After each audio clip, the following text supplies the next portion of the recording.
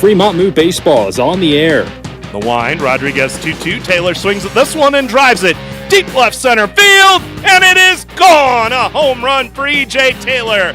And the Moo take a 1-0 lead in the top of the first on Taylor's third home run of the year. Live on Big Dog 1340 AM and 98.9 FM and on FremontMoo.com.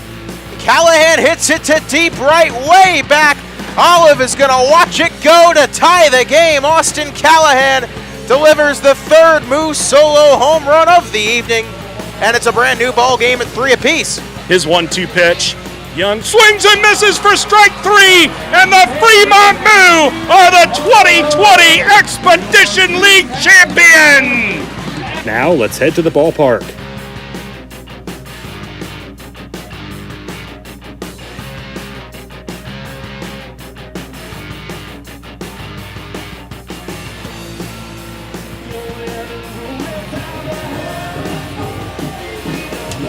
Fremont Moo Baseball is on the air, live from historic Moeller Field in Fremont, Nebraska. It's the 33-16 Spearfish Sasquatch against the 35-15 Fremont Moo. With Zach Berman, this is Nate Rohr reporting it is a hot and muggy night for baseball. The temperature at 90 degrees, the real feel at 99 degrees. Humidity at 62%, so it is a warm, humid night here as the Moo gets set to take on the Spearfish Sasquatch, the team with the second best overall record in the Clark division. But the Moo are riding high. They've won 9 of their last 10 games, and last night a special and historic night in front of a season-high crowd of 1,189. The Moo saw Trent Sellers pitched the first ever no-hitter in Fremont Moo history as the Moo no-hit Western Nebraska by a score of 3-0. Sellers allowed 1 walk, hit 2 batters, 2 others reached on errors. But that was it, and Sellers, very tough and gutsy outing, pitched the Moo to a victory last night and pitched the Moo to a no-hitter. Fremont's pitched pretty well lately, and they're going to need it against a Spearfish team that ranks first in the Expedition League, scoring 9.25 runs a game. They are first in the league with a .321 team batting average, first in the league with a .428 on base percentage. The Moo, by the way, second in all of those categories.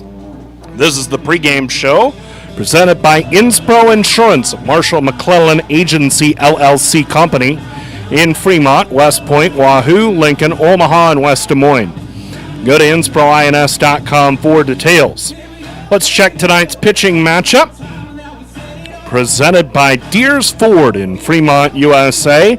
When you're ready to be matched up with a perfect Ford or Lincoln, head to deersford.com. Well, Dawson Linder, the All-Star, will be charged with following the terrific outing by Sellers. Linder, a right-hander, 3-1 with a .325 ERA. He's made 8 appearances, including 6 starts.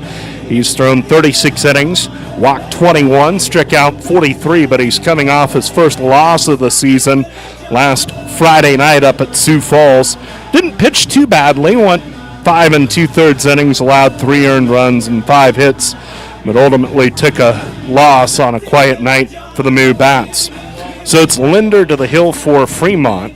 Meanwhile, for the Sasquatch, they're going to go with another left-hander, Hunter Runyon, 3-2, a .423 ERA in 11 appearances, including 6 starts. He's thrown 44 2/3 innings, walked 24, struck out 38. Opponents hitting a healthy .284 against him. His last outing came on Sunday against Mining City in a game the Sasquatch hammered the Tommyknockers 21-3. Runyon, the beneficiary of all that run support, and he went 5 innings and gave up 1 earned run. As we check out tonight's field conditions, presented by Extreme Outdoor Power. If you want your yard ready to play ball, get a Husqvarna mower from Rick LaReger at Extreme Outdoor Power, 805 South Broad Street. Today, the field in fairly good shape, the all-natural grass surface. We are seeing some brown spots because of the oppressive heat and lack of rain that we've had in recent days, but a playing surface holding up pretty well considering we are nearing the stretch run of the 2021 season. So it's the Moo against the Spearfish Sasquatch. A shot for the Moo to take on another of the contenders in the Clark division in the Expedition League. Spearfish sitting in third, 3 games behind the Moo. Sioux Falls holds 2 games behind the Moo, despite the fact that Fremont has won 9 of their last 10. So we'll step aside for a moment. When we return, we'll hear from Moo manager Shea Bennett after this.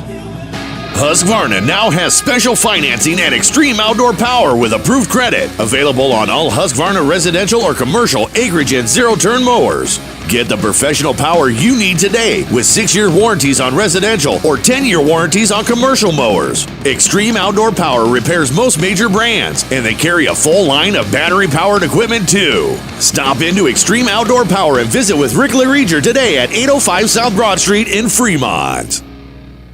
Interested in starting a new career with great pay and benefits? Lincoln Premium Poultry is now hiring for all positions. An innovative company with state-of-the-art technology. Visit www.lincolnpremiumpoultry.com or be referred by a current Lincoln Premium Poultry team member, and you can each earn up to $1,000. Lincoln Premium Poultry. Apply at lincolnpremiumpoultry.com. We want you on our team. Did you know at Deers Ford Lincoln we have a team of highly trained Ford certified technicians that will make all the difference in your automotive service needs? Ford has long been on the cutting edge of automotive technology. Don't trust your Ford to an unqualified mechanic. Get it done right the first time. The Deers Ford way. We service all makes and models, and we welcome the opportunity to be your family certified service technicians. Contact Deers Ford Lincoln Service at 402-721-1472 to schedule a service appointment today. Inspro Insurance is your locally owned and independent insurance agency. Inspro is a Marsh & McLennan Agency LLC company representing many insurance carriers, including EMC Insurance. EMC ranks among the top 60 in the U.S. to give you the best coverage and value. Serving Fremont for over 60 years, Inspro remains committed to providing professional and personal service. Proceeding with confidence. Inspro, a Marsh & McLennan Agency LLC company in Fremont, West Point, Wahoo, Omaha, Lincoln, and West Des Moines. At InSproINS.com on the web. Back with you from historic Moeller Field as we get ready for the third game of this homestand, the first game of the year against the Spearfish Sasquatch, and we're here with Shea Bennett. And last night we were talking about how the starting pitching crew had stepped it up and really pitched well lately, and then you get that from Trent Sellers. What can you say about what Trent did last night? I think there was a lot of things that were falling into place for sure last night. Pretty special moment to be a part of. He threw the ball obviously real well. He had command of everything. He was filling up the zone a lot, and that's what we've been asking our guys to do. So obviously mixing in a lot of soft contact in there, and defense making a lot of big plays behind him. So all around pretty special night. Don't know if we can come out here and expect the same, but another quality outing is what we always strive for. When did you start to feel like a no-hitter, or at least a really special night, was a possibility from him? It's one of those things that you just don't really think about or talk about. Obviously, when he's getting later in the game, I think for me, once he was getting towards 7th, 8th, 9th inning, and his pitch count's getting up, I gotta have guys ready to bring in case he hits that pitch count. Luckily, he was just right there going to that last inning, and also having guys ready if he does give up a hit. So, in a 2-0 ball game too, that made it a little more interesting, and had to have guys ready to go just in case. But didn't end up needing it. He finished all 27 outs, so hats off to him. A very special night last night, and what's been a big homestand continues with Spearfish, and this is a team that has the league lead in runs scored, the league lead in batting average. How ready is your pitching staff for the challenge of facing Spearfish?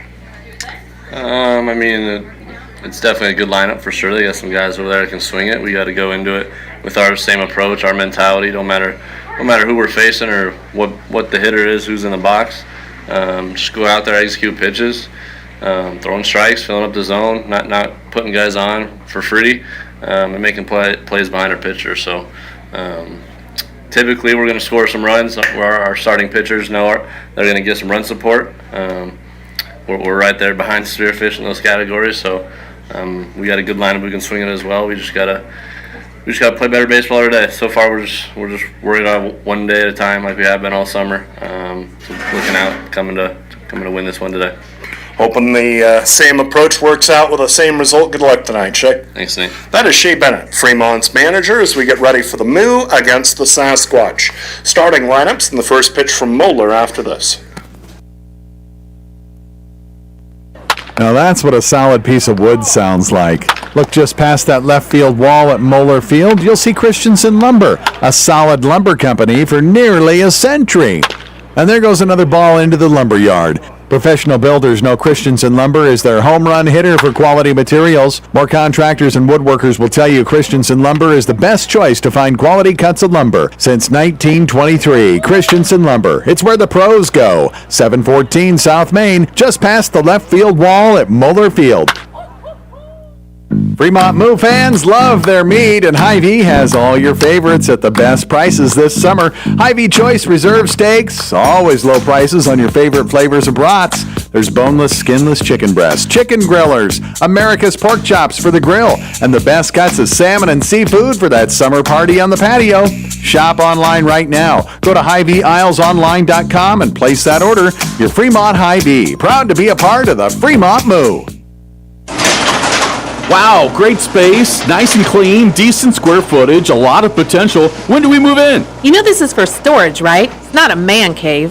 Oh. With storage units this nice, no wonder it feels like home. Morningside Storage is a full-service facility including indoor and outdoor, 5x10, 10x10, 10x20s, and plenty of outdoor storage for campers, boats, and RVs. They're safe and secure with reasonable rates. Morningside Storage, just west of Luther and Morningside. Call 402-317-9261 now. Gentlemen, here at Weesey Plumbing and Excavating, our customer's duty is our duty. Yes, Drill Sergeant. Now, you're Fremont's finest, and I want you people-pleasing plunger wranglers to remember here at Weesey, we don't stop fighting clogged drains, low water pressure, frozen pipes, until our residential and commercial customers are smiling. Am I making myself clear, you toilet snake and sink suckers? Yes, Drill Sergeant. Now, our customers will find us in Fremont, on Facebook, and online at WeeseyPlum.com. Weesey Plumbing and Excavating. Your duty is our duty. Back with you from Moeller Field as we get ready for the Moo against the Spearfish Sasquatch. First game of two between these two squads. First time they've met in either franchise's history. And now it's time to meet tonight's starting lineups, brought to you by your Fremont Hy-Vee. For a lineup that's loaded, shop your Fremont Hy-Vee. Go to HyVeeIslesOnline.com now and place your order. Zach Berman, the lineups, please. So for the inaugural game against the Spearfish Sasquatch, who's Coach Bennett putting out? Leading off for the Moo, Tyler Push at center field, batting second, Austin Baskin at short, batting third, E.J. Taylor at first base, Luke White DHing in the cleanup spot, Jack Simonson batting fifth in right field, batting sixth, Darian Morphew in left, batting seventh behind the plate, Trey Nichols batting eighth. Welcome back to the infield, Chase Reynolds playing third base, Peyton Leeper getting the night off, and batting ninth, Dylan Sears at second base, Dawson Linder on the bump for the Moo. As for the Sasquatch, Johnny McHenry leads off at short, Will Riley batting second at second base, Ben Parker batting third and center, Charles McAdoo batting cleanup in right field, Seth Surratt batting fifth and left, Nicky Winterstein batting sixth and DHing, Matt Crossley batting seventh, and at first base, Chandler Eibach batting eighth behind the plate, and batting ninth at third base is Ryan Bachman, and Hunter Runyon on the bump for the Squatch. I think that's what they call him. The Sasquatch in the base black caps with the powder blue jerseys and the black letters and numbers, the gray pants, the black trim, the black socks, black and white shoes. Moo in the purple caps with the cow head on the front, the purple jersey with the orange Old English F on the front left and the orange number on the front right and the back. The white pants, purple and orange trim, the orange socks and the Black Shoes. Moo and Spearfish tonight here in just a few minutes, and then tomorrow night, 5:35, Family Fun Day Sunday. Love to see you out here at Moeller for that one as we wrap up the next to last homestand of the regular season. It'll be warm, but we've got plenty of cool drinks for you here, and we'd love to see you out at Moeller to help this team push its way into the playoffs for the third time in the franchise's 3 years. Teams have been introduced and we're set to go. The Moo and the Sasquatch. First pitch coming up after this on FremontMoo.com and Big Dog, 98.9 FM and 1340 AM, KHUB, Fremont, Nebraska.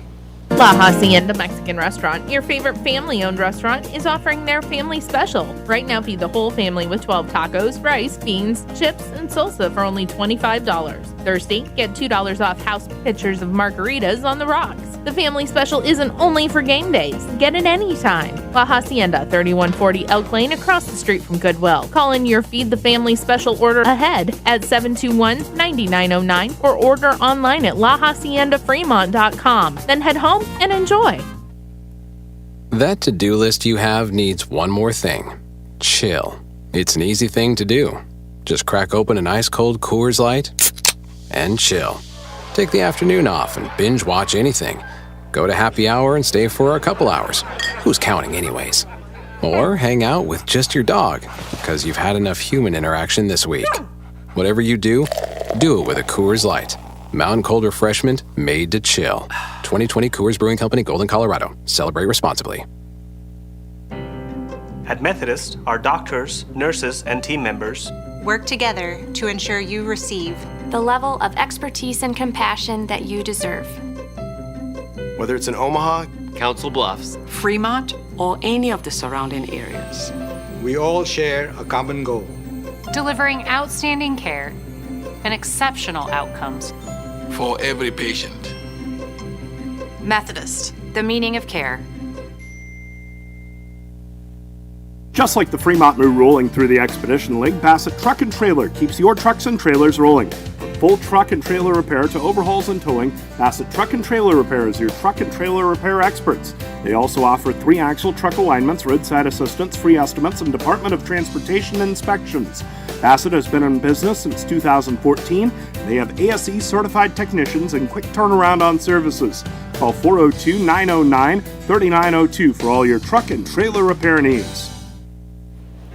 Back with you from historic Moeller Field as we get ready for the Moo against the Spearfish Sasquatch. As we said, the Sasquatch sitting third in the second half Expedition League Clark Division standings, 3 games behind the Moo. And Sioux Falls is 2 games behind Fremont. They're in the bottom of the first inning of a game in Sioux Falls. Make it the bottom of the second inning. Scoreless between Souris Valley and the Sunfish. Rest of the Expedition League schedule coming up here in a few minutes. It'll be Wheat City at Badlands. Hastings is at Western Nebraska after the Pios lost both games here in Fremont. And then later tonight, Casper at Canyon County, Pierre at Mining City. As we told you, the Moo atop the Clark, 2 games ahead of Sioux Falls, 3 ahead of Spearfish, and 5 ahead of Western Nebraska. In the Lewis, a tie atop that division, Souris Valley, which won the first half, and then Mining City, both at 11 and 8. Badlands 1 game behind them, and then Canyon County 3 games behind the leaders. And then Wheat City 4 games back, Casper County 4.5 back. Moo defensively, toward the middle of the pack in the Expedition League. They've got Morphew in left, Push in center, Simonson in right, Reynolds at third, Baskin at short, Sears at second, Taylor at first, and Trey Nichols catching the right-hander Dawson Linder. And I'm sure there's a little pressure on Dawson Linder, as good as the starting pitching has been for the Moo lately, to maybe not match what Trent Sellers did last night. That would be very difficult, but at least be in the same neighborhood.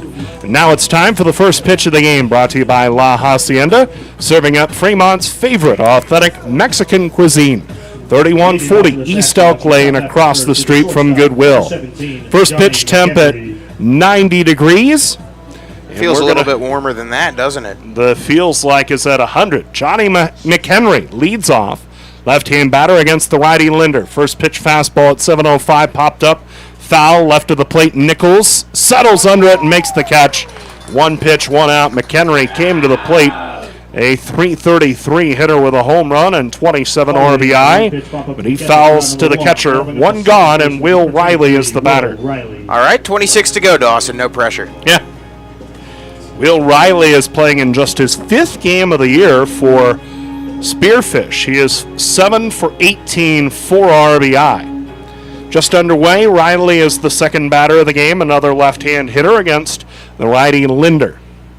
Dawson winds and delivers the first one. Riley takes a fastball high, 1-0. Riley, a native of Australia. Oh, wow. The one-ball pitch from the right-hander Linder. And that slider misses inside now, 2-0. Lismore, Australia. Is he the singular Aussie in this league? I don't know that he is, to be honest. 2-0 the count, the pitch from Linder. And Riley swings and pops it up short left field. Morphew coming in and to his right. Called off by the shortstop Baskin, who goes out and right to make the catch for the second out of the inning. You know, I was having a discussion with Coach Bennett after yesterday's game, and something that really stood out was how rock-solid Austin Baskin has been in that shortstop hole as of recent. Yeah, he's really gained a rhythm at that shortstop spot. The Moo had been shuffling Sears and Baskin and Leaper, trying to get all those guys reps, but since the All-Star break, they've kind of settled on their middle infield, and it's brought stability defensively. Ben Parker, the batter, right-hand hitter, having a great year. He swings at the first one and pops it up. Left side fouling out of play. .419 average, 1 home run, 58 RBI. Oh, my goodness. As we said, the Spearfish team can swing it. They lead the league in runs scored, batting average, on base percentage, second in slugging behind the Moo, the 0-1. Linder's changeup misses inside now, 1-1. Parker with only 1 home run, but don't be fooled, he has power. 21 doubles and 6 triples. Righty to righty, Linder with the 1-1. There's a curveball that drops over the outside corner and a beaut from Linder. Strike 2, 1-2. Just underway here at Moeller. The first 2 batters for the Spearfish Sasquatch retired. And the count 1-2 to Parker. Linder winds and delivers. Parker swings at a curve, grounds it up the third baseline foul. It remains 1-2 in that foul ball, brought to you by Lincoln Premium Poultry.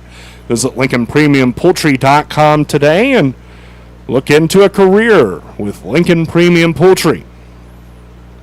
1-2 to Parker. Nobody on, 2 outs. The wind by Linder. His 1-2.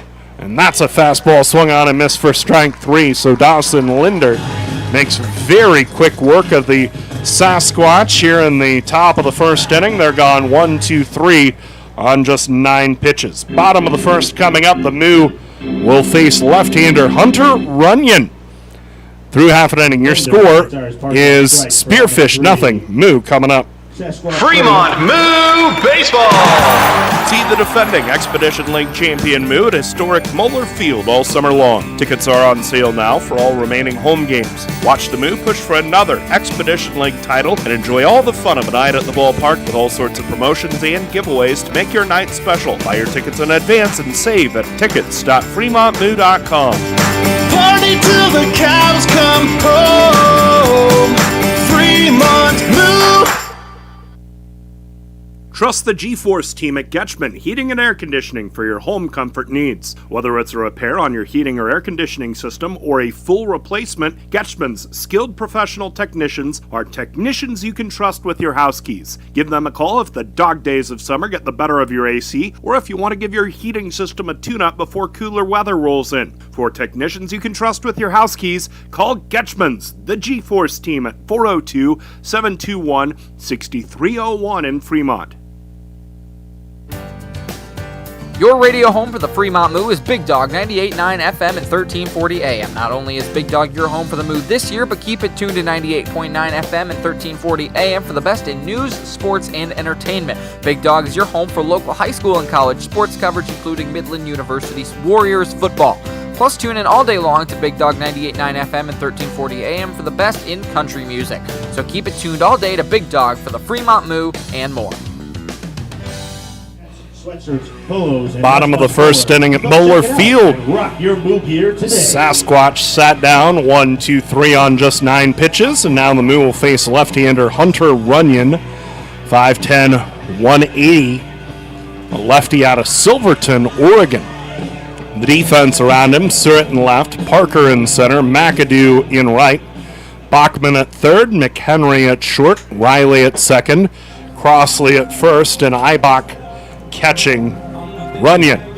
Bottom of the first, no score. And Tyler Push will lead off. 339 average. Home run, 16 RBI. Tyler stretched his hitting streak to 8 games last night, 13 for 36 in the run. 361 average in the hitting streak, slightly better than his season mark. Lefty to righty, the first baseman Crossley way in.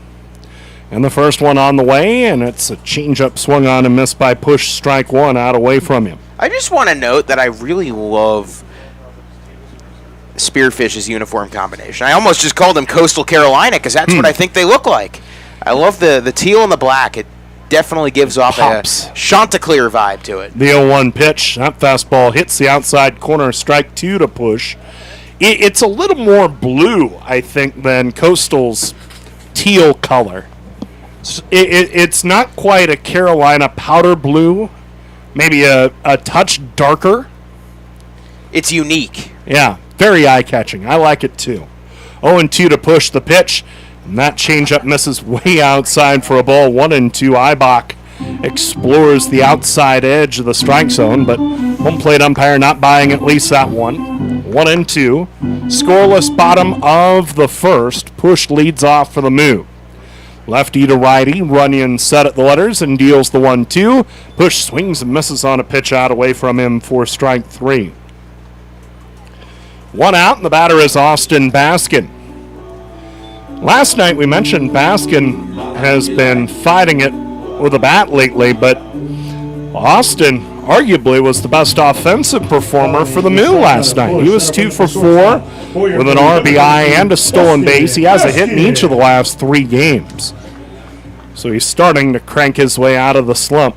One out, no one on. First one on the way. Baskin swings and grounds it past the diving Bachman at third base and on to left field for a hit. And Austin Baskin with a 1-out single make it a 4-game hitting streak for Bam. I really hate to use this phrase considering that it's riffing on a certain Yankee manager, Aaron Boone, but I think Austin Baskin might just be turning that hypothetical corner.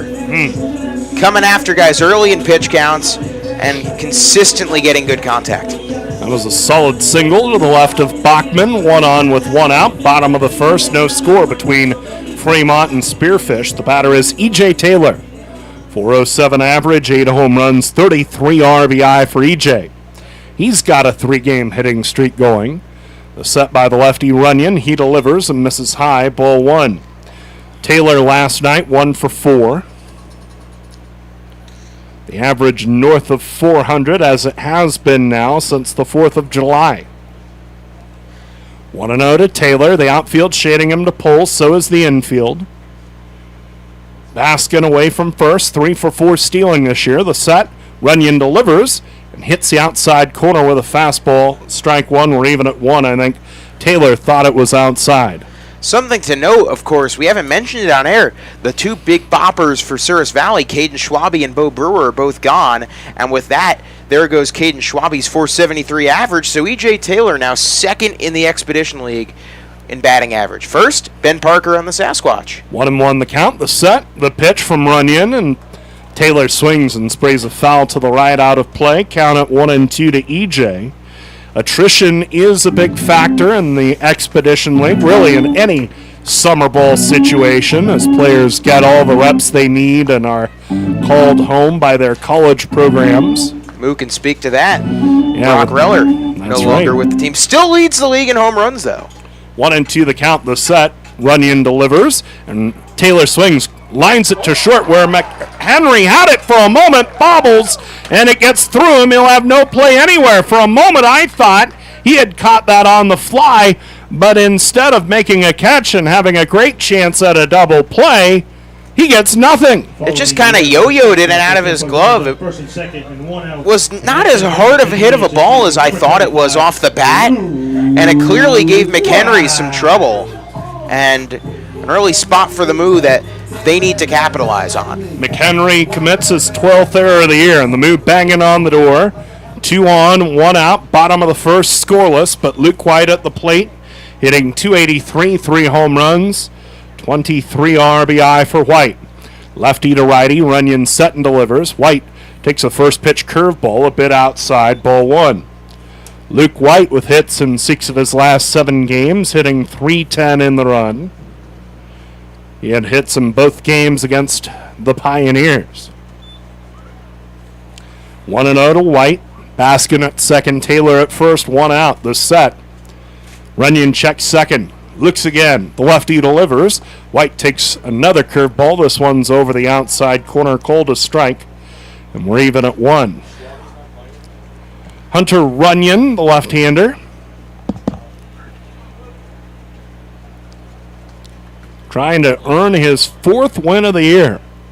Won his last start, we mentioned that, the win over Mining City. The 1-1 pitch, curveball, and White jammed, rolls the ground ball to first. Crosley has it, throws to second for 1. McHenry's turned to first, and the ball caromed off of the first baseman to the second baseman, who lobs the ball in toward the plate. Meanwhile, Baskin hangs on at third. I actually think that might have clocked DJ Taylor in the helmet on the throw off. There you go. It did get Taylor on the throw. Well, as soon as it hit Taylor and it was going towards the outfield, White signaling over to Bam, go, go, go, go, go.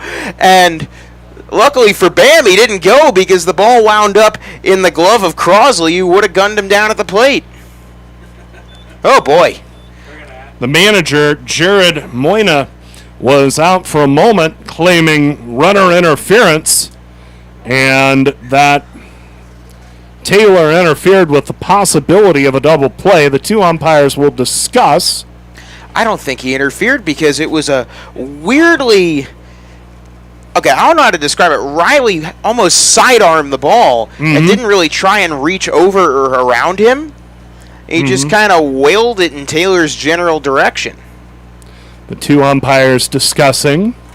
Sometimes the pivot man on a double play ball will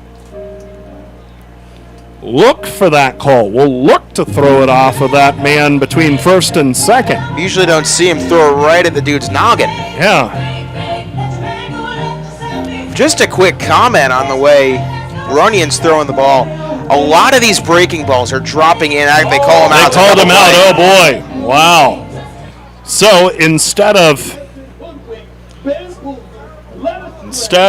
the 3-6 fielder's choice, it'll be a double play after the lengthy discussion between the home plate umpire and the base umpire.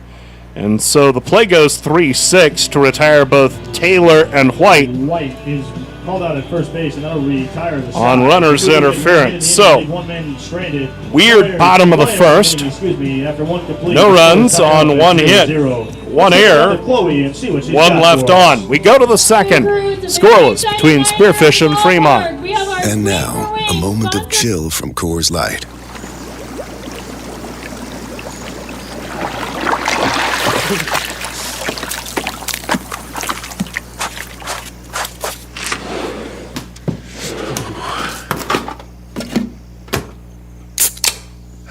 Coors Light, mountain cold refreshment, made to chill after the short but cold beer run from hot tub to cabin.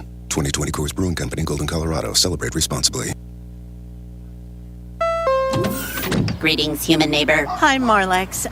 Yesterday your husband Zendar was cutting your lawn with a... Semi-conducting laser device? Yeah. Well, he zapped one of my rose bushes. Our apologies. Please accept this Nebraska Pick 5 ticket. It has a $50,000 starting jackpot with drawings 7 days a week. Oh, I love Nebraska Pick 5, but come on, you didn't have to do that. I did. He also accidentally incinerated your charcoal grilling apparatus. Pick 5 from the Nebraska Lottery. Top prize odds 1 in 501,000.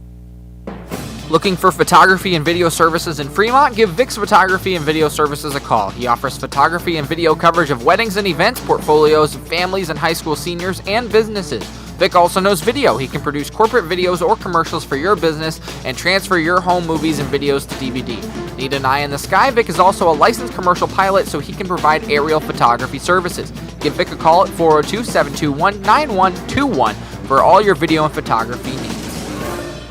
Fremont Moo Baseball! Catch the defending Expedition League champion Moo as they push for a playoff bid this weekend at historic Moeller Field. Thursday and Friday at 7:05, the Moo take on Western Nebraska. Enjoy $3 drinks on Thirsty Thursday and a post-game fireworks show Friday. Then the Spearfish Sasquatch come to town for games Saturday at 7:05 and Sunday at 5:35. Buy your tickets today and save at tickets.fremontmoo.com.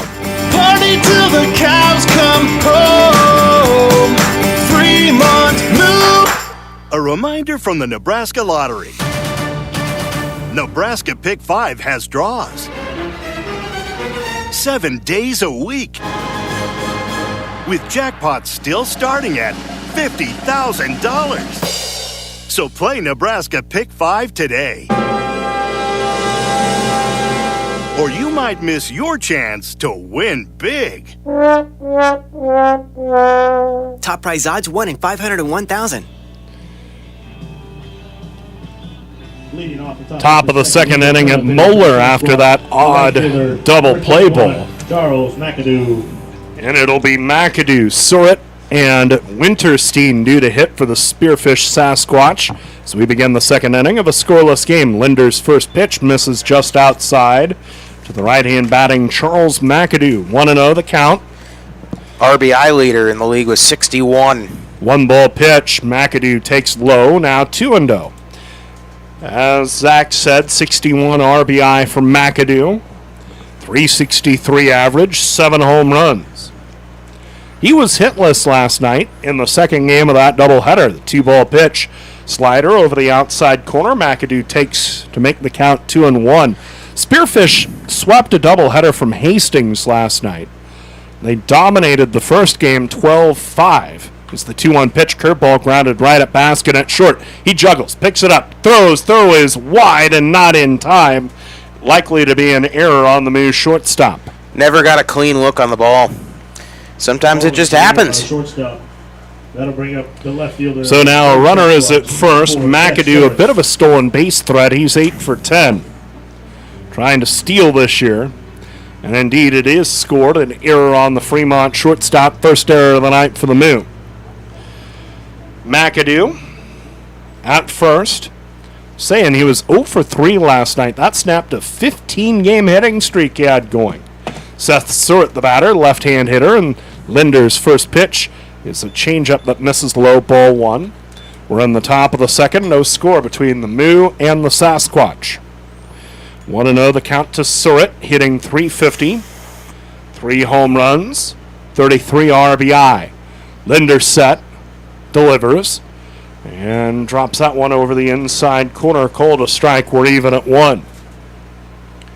Dawson Linder, a Lincoln native, pitches for the Louisiana Monroe Warhawks. Middle infield double play depth. 1-1 to Surratt. The pitch. Surratt swings and misses. Pitch gets away from Nichols, the catcher, and then McAdoo hustles to second, and he'll take second on the pass ball. That ball had a ridiculous amount of spin on it. I thought it was foul tipped off first glance. Oh no. Yeah, I thought Surratt got a piece of that one too, but apparently not. Got his 1-2 runner at second. Nobody out. Top of the second of a scoreless game. The 1-2 from Linder, and that curve is in the dirt. Now 2-2. Surratt was 2 for 3 with an RBI last night in the second game of the doubleheader against Hastings. hits in 10 of his last 12 games. Lefty hitter against the righty Linder. Runner at second, no outs. The 2-2. Surratt swings and pops it up.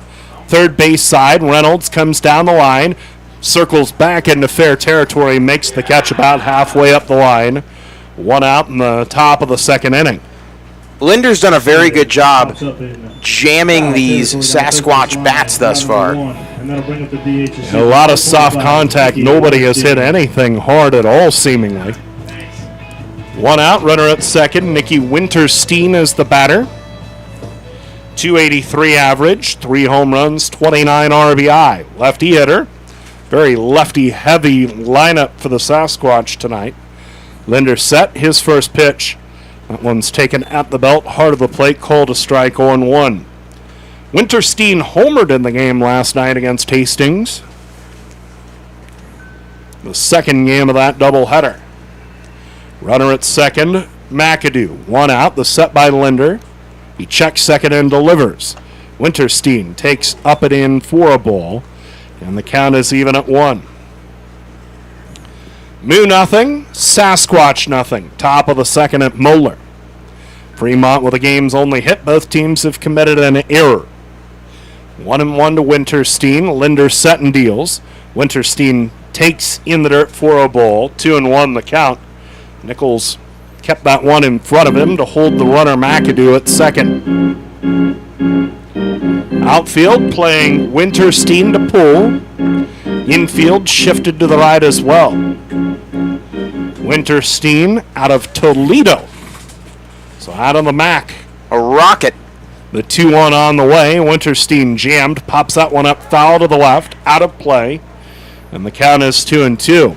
Good number of D1 guys on this roster. McAdoo at second, for instance, from San Jose State. Surratt, who hit earlier this inning. Newburgh, New York. Out of Long Island University.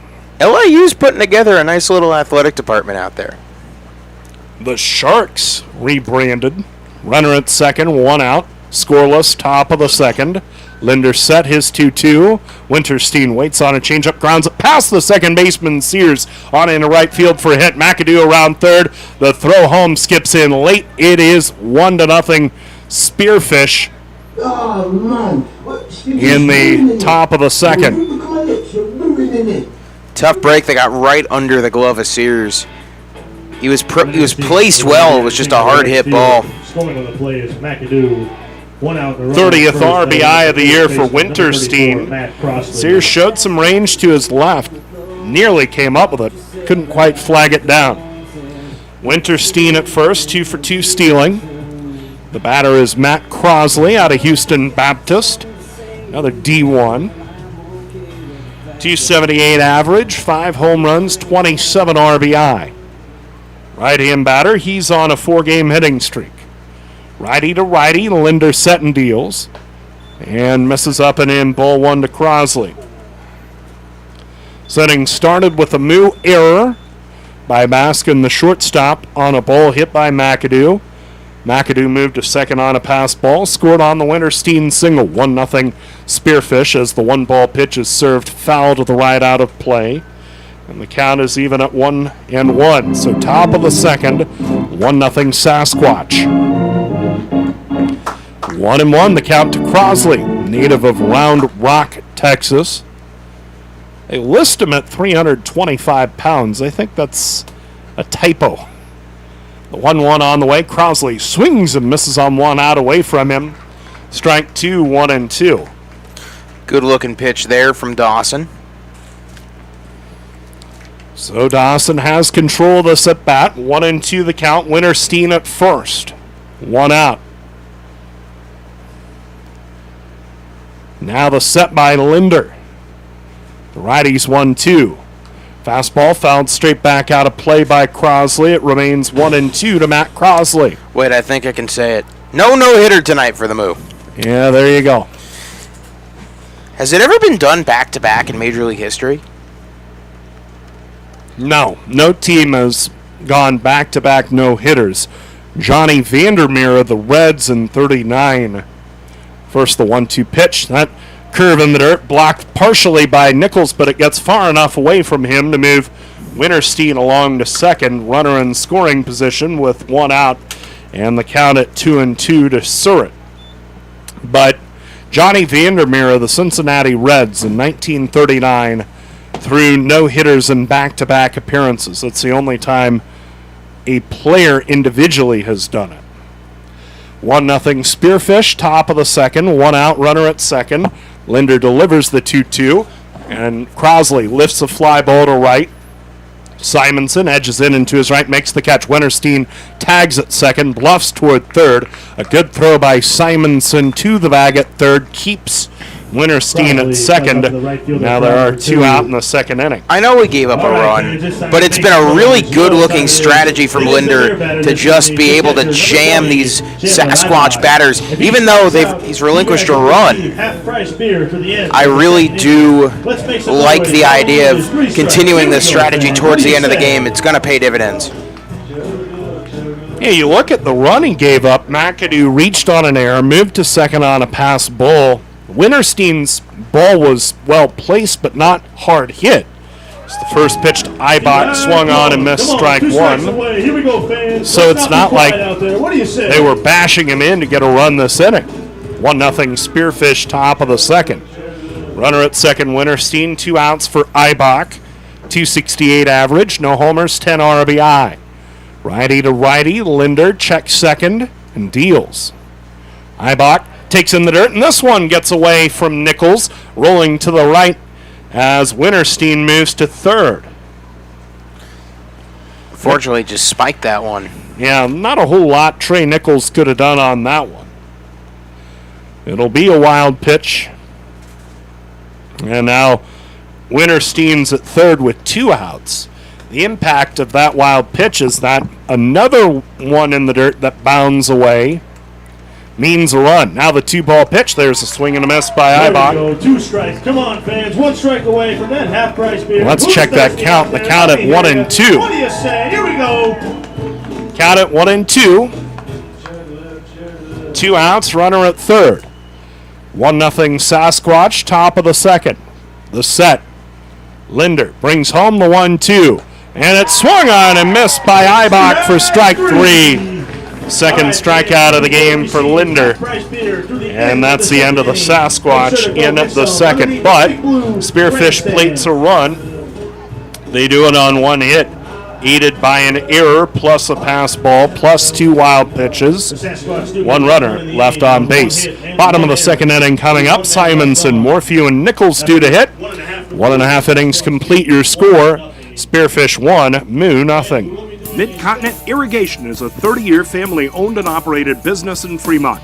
Mid-Continent Irrigation sells new Valley brand irrigation equipment and Suckup brand grain bin equipment in their local trade area. They service all brands of irrigation and grain bin equipment and are staffed with highly skilled and trained professionals. Their staff has over 120 years of combined experience that still attends service school annually to stay on top of the latest technology. Give them a call at 402-727-9373. At Methodist, we know when a diagnosis changes your life. You want complete care personalized for your unique needs. When you're fighting for your health, taking on cancer, or battling heart disease, we treat you with a skill level only our dedicated network of experts can provide. We promise to deliver your care with the innovative treatments you need and the compassion you deserve. Methodists, the meaning of care. Navigator Motor Coaches can take care of all of your traveling needs, from church groups to touring professionals, as well as professional sports groups, schools, and colleges. Navigator can take the stress out of driving your group to its destination. Visit navigatorbus.com or give them a call, talk to their sales representatives, and leave the driving to their trained professional operators. Navigator Motor Coaches, proud partners of the Fremont Moo.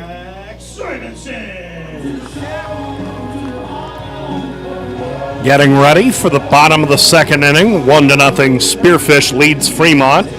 Simonson, Morphew, and Nichols 5, 6, and 7 in the order, due to hit.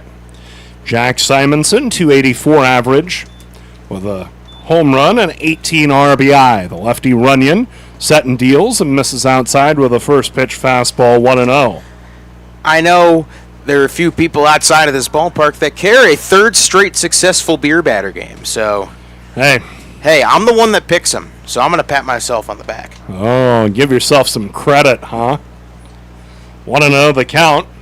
The pitch, Simonson takes over the outside corner. Cole to strike, I guess. Looked like it was a touch low and a touch outside, but called a strike, 1-1. Saw a very generous outside corner last night. Apparently it has carried over. Simonson leads off for the Moo in the bottom of the second, 1-0 Sasquatch. The set, the 1-1, and that's well outside for a ball, 2-1 to Simonson. See, what you don't know, Zach, is that in actuality a tab is being run up. And for every half-price beer that is sold after a beer batter strikeout, that comes out of your check at the end of the year. The 2-1. Makes the fans happy. Yeah, there you go. 3-1, pitch down and in. Jack with a hit in both games against Western Nebraska. So hits in 8 of his last 10 games. Simonson leads off here in the bottom of the second inning. Lefty to righty, Runyon with the 3-1, and it's a changeup taken over the outside corner, called a strike, 3-2. Runyon does not display a whole lot of velocity. You gotta watch that breaking ball that dips down towards the heart of the plate. It comes in late. The Moo batters are going to adjust to it. He's throwing a lot of meatballs. The Moo are laying him off right now. I expect that to change. Full count to Simonson, the pitch. Jack swings, grounds it up the third baseline foul. It remains 3-2. 1-0 Sasquatch. We're in the bottom of the second. Spearfish scored in the top of the inning on an error, a pass ball, and a ground ball with eyes by Winterstein. We mentioned Runyon won his last start on July the 18th, so Sunday, the game before the All-Star break. That was his first win in a month plus a day. He also beat Mining City in that one. 3-2. Simonson takes in the dirt. Ball 4. And it's a leadoff walk. First walk of the game for the Moo. Fremont with a runner at first and nobody out. And the batter is Darian Morphew. And Moo fans, I come with good news for the time being. The Souris Valley SaberDogs have taken the lead about 2.5 hours up the road at Karis Park. They lead the Sunfish 1-0, and I never thought I would say this. Go SaberDogs. Yeah, Sioux Falls 2 games behind the Moo, and the Clark race is the first pitch to Morphew. Is a curveball outside corner, strike 1. Darian did not play last night, hitting .313. No home runs, 27 RBI. Did have a hit in the first game of the Western Series and drove in a run. Lefty to lefty, Runyon set. Simonson at first, nobody out. The set. Runyon deals and misses low and away for a ball. We're even at 1. What makes Darian so valuable is even when he doesn't get hit, he gets on base. He's almost guaranteed to either work a walk or manage a way to get hit by a pitch or something. He's always finding his way in the base paths. Morphew a tough at bat and gets tougher as the game goes on. Simonson at first, nobody out. The set by Runyon. The lefty checks Simonson and deals the 1-1.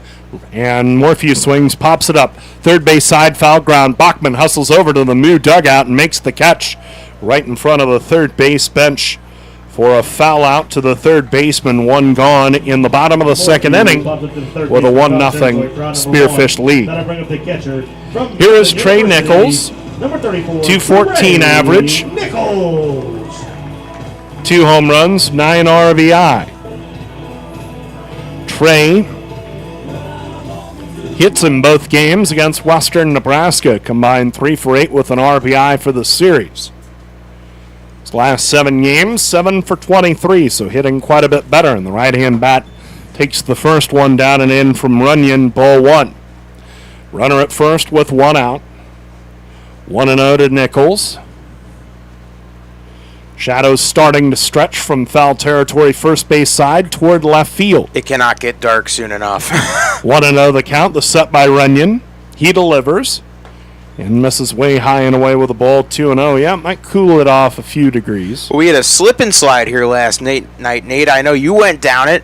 I was going down it with a few of the other interns until 1 in the morning. I wish we could bring it back because I think it might be a little bit more necessary today. It's very humid tonight. 2-0 the count. The set by Runyon. His pitch is a curve which drops over the heart of the plate at the knees. Called a strike. 2-1 to Nichols. Humidity is very Floridian, for lack of a better term. I suppose so. You just came back from there, so you This know. might be worse. Oof. Because at least Florida, you're usually on the water. Runner at first, 1 out, 1-0 Spearfish, bottom of the second. The set by Runyon, the 2-1 pitch. And that curveball curls around the outside corner and misses for a ball. Now 3-1.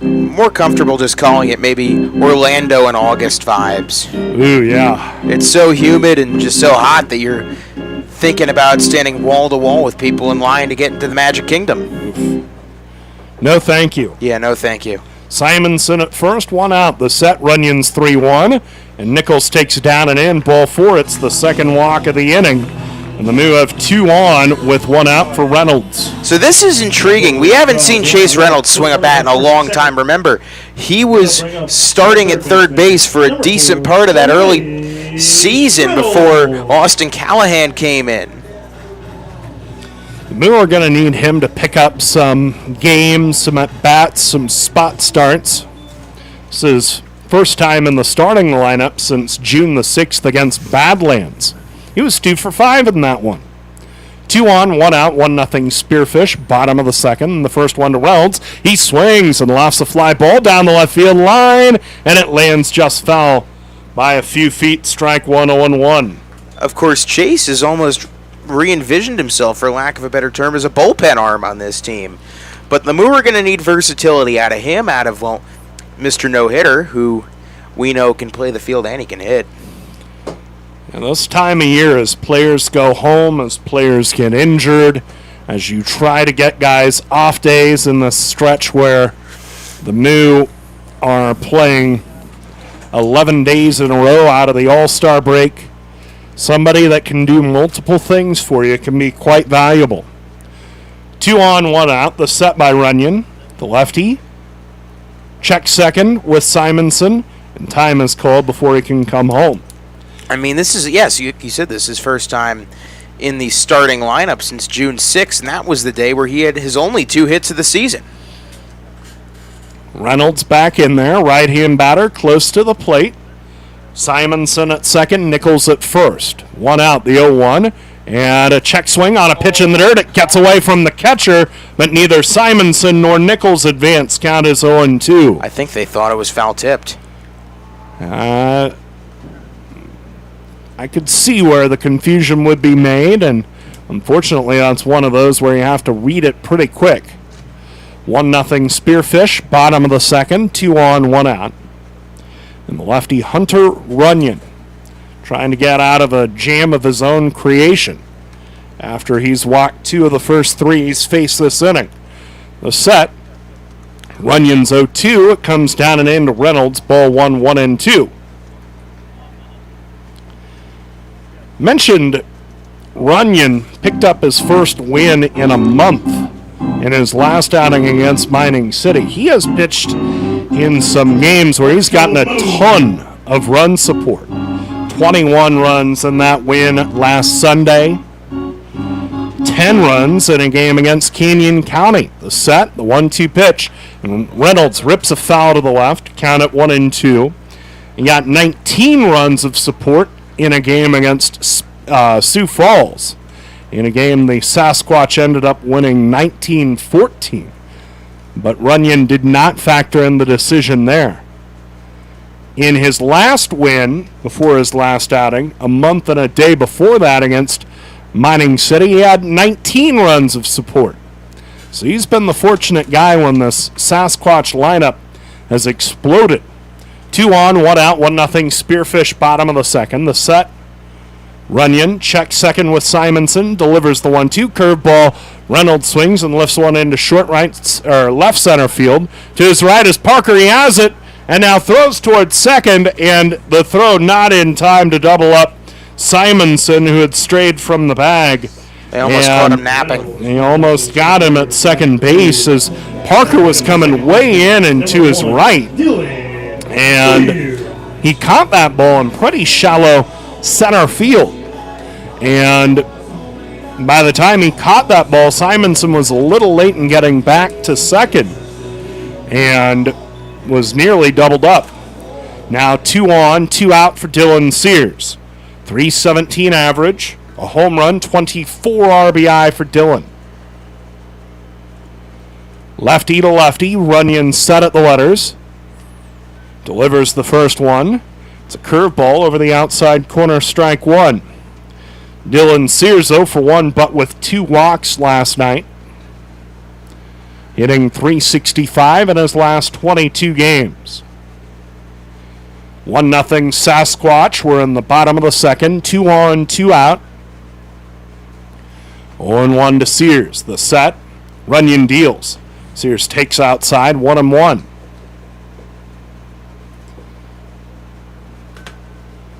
Runyon's been nibbling around the strike zone, and of course Sears knows the zone pretty well. So he'll make Runyon come with something to him. The outfield shading him to the left, the infield playing Sears to pull. The set. Runyon checks Simonson at second and delivers the 1-1 curveball. That one hits the inside corner at the knees. Strike 2, 1-2. Runyon comes across as a guy the Moo are going to figure out as they go tonight.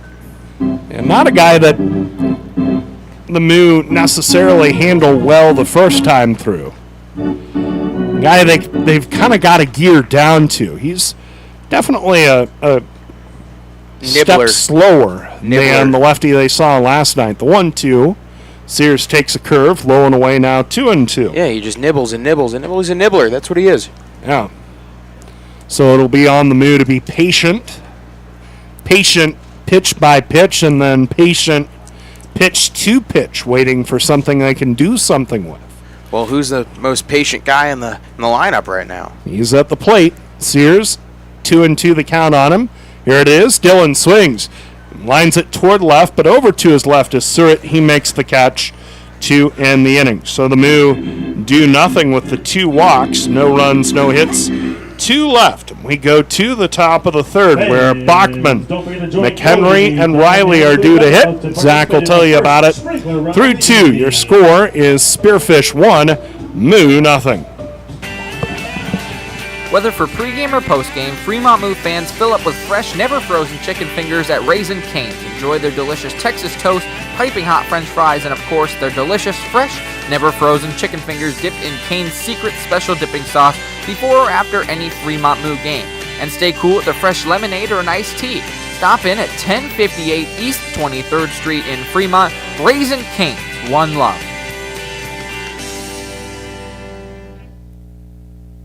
The Fremont YMCA is the largest YMCA in the United States and has everything you need to strengthen your family in mind, body, and spirit. The nearly 250,000 square foot facility includes 4 full-size gymnasiums, an Olympic-sized swimming pool, a steam sauna, a hot tub, 5 indoor tennis courts, an Olympic-sized ice arena, 5,000 square feet of wellness center, and an air-conditioned fitness studio, 3 racquetball courts, a fully equipped gymnastics center, an indoor suspended track, and more. Visit the YMCA at 810 North Lincoln Avenue and see what the Y can do for you today.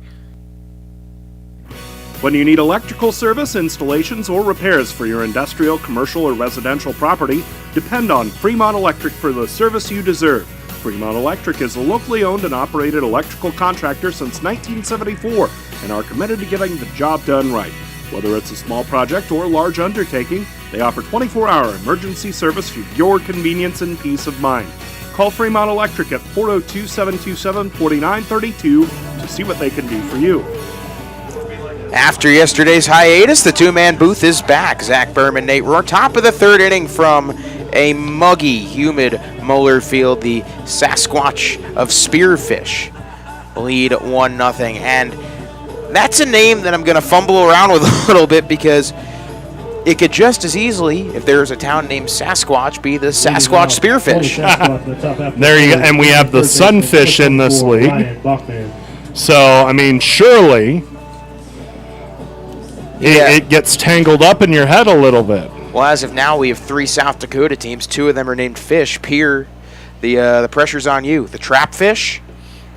First pitch to Ryan Bachman, the 9-hitting third baseman, swung on and fouled back from Dawson Linder.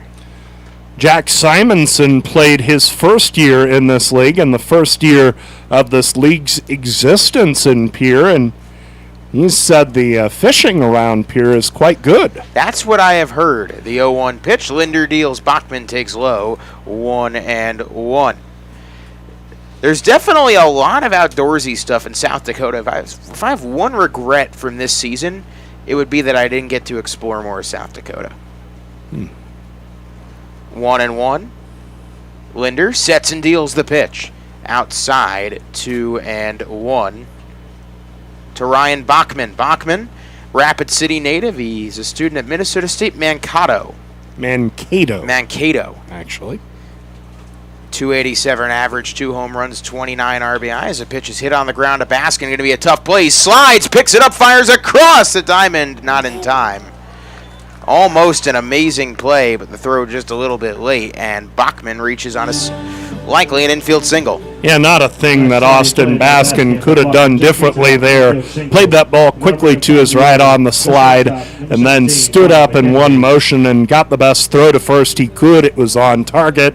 You just have trouble throwing the ball hard enough to get a guy out in that scenario. So, yeah, Baskin did what he could, but nothing more he could have done. Lineup flips over to Johnny McHenry. McHenry popped up to the catcher his first time up. He draws a bunt, and it's going to be a tough play. Reynolds fields and fires. It's a wild throw. It gets behind the glove of E.J. Taylor, goes into the outfield, and everybody will move up. So now second and third, nobody out. Likely on an E5 on Chase Reynolds. Yeah, sacrifice and then an error on the Moo third baseman. So it'll be the second error of the night on the Fremont defense. And, you know, last night the Moo defense was pretty sharp. The couple of errors that were charged were tough errors. They were errors, legit errors, but thankfully they were called errors. Yeah, Moo not as sharp defensively tonight. That brings up Will Riley. Riley second and third, nobody out. First pitch to the lefty Riley, inside 1-0. Thankfully they were charged errors as opposed to being charged as hits. 1-0, second and third, nobody out, 1-0 Sasquatch. Bachman off of third, McHenry off second, the pitch taken inside, 2-0 to Riley. Riley, like you mentioned, a native of Australia. I believe he's the first Aussie we've come across this year. 389 average, no home runs, 4 RBIs in 4 games. 2-0 to the lefty Riley. Linder sets and deals, and that one hit on the ground to Sears. He fields and fires in time. A run scores, make it 2-0 Spearfish. It's an RBI ground out for Riley, and that's his 5th RBI in the campaign. Speaks to the confidence the Moo have in their offense. Even though they have not scored in this game, they were playing back, and they were willing to trade a run for an out there. I think the Moo share the confidence that you have that after the Fremont lineup gets a second look at the lefty Runyon, they'll start hitting him a little harder. Now the first pitch to Ben Parker, taken on the outside corner, called strike one. This game is quickly shaping up to be a must-win with the way the scores are jumping out. Make it 2-0 Souris Valley in the bottom of the 5th. And also, Western Nebraska trails 1-0 to Hastings. 0-1 to Parker. He takes low. Nice block by Nichols. 1-1. Of course, Trey Nichols, the starting catcher for the time being, as Ryan Hayes works his way back from a concussion. 1 ball, 1 strike, 1 out. Infield playing deep. The runner off a third. Outfield shallow, righty to righty. The pitch is taken low again, 2-1. You're talking about the importance of winning this game. And Sioux Falls and the Moo in the second half have been basically dead even, except when they play each other. The Moo 6-4 on the Sunfish this year. 2-1 pitch taken inside, 3-1. And the more you think about it, that comeback on the Sunday night before the All-Star break might be a season-defining win up until this point. It might be a season-defining win, period. 3 balls, 1 strike, 1 out. The pitch from Linder outside, and Parker draws a 1-out walk That does set up a double play. However, the man coming up to the plate doesn't hit into him very often. That being Charles McAdoo. McAdoo reached on an E6 and scored his first time up. Top of the third, 2-0 Sasquatch. McAdoo. Lanky, tall, right-hand hitting power bat.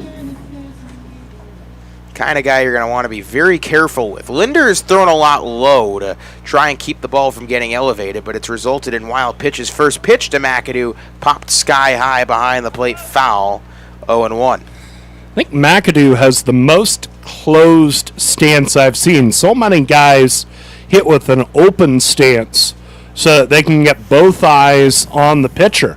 McAdoo's left foot is all the way on the inside line. The right back foot is basically in the dead center. 0-1 to McAdoo, the pitch. Breaking ball over the heart of the plate, called strike two. McAdoo, an Antioch, California native, and a student at San Jose State. He's teammates with James Shimashita of the Sodbusters. Runners on the corners, infield shaded to double play depth. Outfield a little bit shallow. 0-2, Linder to McAdoo, righty to righty. Dawson sets and deals the pitch, taken just outside and high, 1-2. I think the move picked up on this from McAdoo, and you would think with McAdoo's stride taking him toward the third base dugout, he'd have a lot of trouble with outside pitches, and that's where Fremont's working it. 1-2, runner goes, a pitch ripped fair, no, foul down the line. Yeah, it is fair down the line.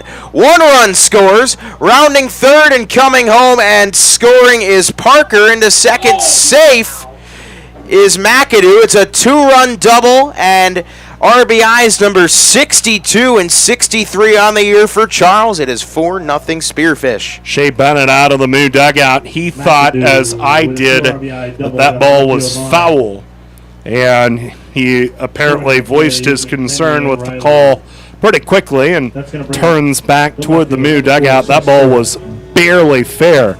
But if it was fair at all. Yeah. And it scores 2 runs. Now the batter is the lefty Sage Surratt. First pitch to Surratt. Breaking ball called strike one inside corner. So a 2-run double for McAdoo, and he ups his RBI count to 63, and that leads the league by a country mile. He's also a threat to steal off of second. 0-1, righty to lefty. Linder checks off second and deals. Surratt takes low, 1-1. I'm not sure that was very close. I called it initially foul. I think the Moo thought it was foul as well. Even McAdoo stopped about halfway up first. Which made it a very close play at second. 1-1, Linder deals, and oh boy! Swinging and fouling it off his leg is Surratt, and he is down in a heap. Hopefully he is okay, but that looked like it caught him right on the leg. He's back up and shaking it off. Well, he's up, but he's still in a whole lot of pain. The athletic trainer from Fremont Methodist Health is out of the dugout and walking towards Surratt. As Surratt walks up the first baseline, he still has his hands on his hips. He is not very happy about things right now, as that leg is still giving him a whole lot of trouble. We'll keep an eye on him. He may finish this at bat, but I wouldn't be surprised if somebody else is in left field next half inning. He stays in the game, gets a round of applause from the crowd here. Get that man an ice pack. That's one you're going to feel in the morning. He's feeling it right now. 1 ball, 2 strikes, 1 out. Surratt winds that leg up a couple times. Righty to lefty, runner off second, McAdoo. Linder sets and deals, and Surratt hits it on the ground to Taylor. He bobbles it, flips it over to Linder in time for the out. Surratt advances to third, 2 down. McAdoo moves up to third. Surratt barely made it up the line to first. You know, I have read about Charles McAdoo all season. Of course, this is the first time we've seen Spearfish as a franchise. Ever. Yep. Ever. But especially this year, and you know, when you keep eyes on guys around the league, there's someone whose name keeps on popping up in highlights and stats, and it's this McAdoo. Let me tell you, folks, the hype is warranted. Mm-hmm. Kid's a stud. The batter is Nicky Winterstein, Lefty bat, first pitch to Winterstein called ball one, just a bit high. Winterstein, like you said, out of Toledo. The runner off third, McAdoo. 1-0, and it's inside. Almost gets away from Nichols. The count will go to 2-0. McAdoo yesterday, I'm going off these highlights, he hit a ball over the scoreboard out in left center in Spearfish. So we haven't seen it yet tonight, but he's got some pop in addition to everything else he brings to the table. 2-0 to Winterstein, runner off third. The pitch swung on and missed from Linder, 2-1. 2 balls, 1 strike, 2 outs. Moo in a bit of a hole, and some might say they were due for a dud after the way they'd been playing. Still very early in this game, though. 4-0 Spearfish. Righty to lefty, Linder, the 2-1 pitch. McAdoo a lead off of third, and the pitch is swung on a hit on the ground to second. Sears fields and fires in time to end the frame, but 3 runs cross for Spearfish in the top of the third, and the Sasquatch take a 4-0 lead into the bottom of the third. Your home away from home is Baymont Inn & Suites in Fremont, 2700 North Dyers Parkway in Fremont, just off of US Route 275 and Route 30. Baymont offers free Wi-Fi, a 24/7 diner, and fitness center. Rest in clean, comfortable rooms before you come out to Moeller Field for a Fremont Moo game, or whatever brings you to Fremont. Ask for the Fremont Moo Friends and Family rate and stay at Baymont Inn for just $55 a night. My husband and I love to live in Nebraska. It's the good life. We always vacation here. Love those Nebraska state parks. We love to eat here. Where are you going to get a better steak? And we love to play here, especially Nebraska Pick 5 from the Nebraska Lottery. It has a $50,000 starting jackpot, drawing 7 days a week, and all the proceeds go back to our state. Hey, honey, this weekend, let's buy some Nebraska Pick 5 tickets, go to a state park, and grill some steaks. Like our first date. I'm no amateur. Top prize odds 1 in 501,000. Pinnacle Bank isn't just a bank in Nebraska. They're Nebraska in a bank. Visit Pinnacle Bank's 3 locations in Fremont or any one of their 61 locations across Nebraska to experience Pinnacle Bank's superior service. Whether it's a checking account, a mortgage, a home loan, or a savings account, see why Pinnacle Bank is Nebraska in a bank today. Stop by 99 West 60th Street, 45 West 23rd Street, or 1520 East 23rd Street in Fremont, or visit pinbank.com today. University, number 5, Tyler Bush. We go to the bottom of the third, and the Moo have some ground to make up in against Hunter Runyon. They trail 4-0 in the bottom of the third. It's 1-2-3 in the lineup. Push, Baskin, Taylor.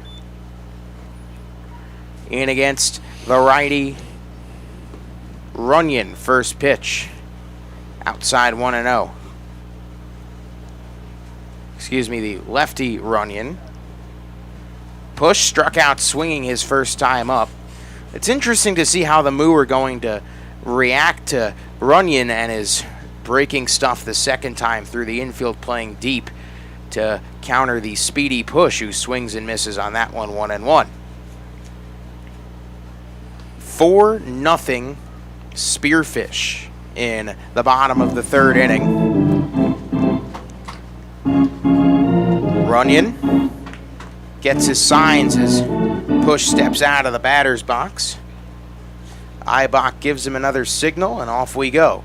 1-1. Runyon sets and deals the pitch. Push takes a breaking ball inside, 2-1. The Moo made some traction in both their first and second innings, but nothing to show for it. That's becoming a bit of a trend if it hasn't already.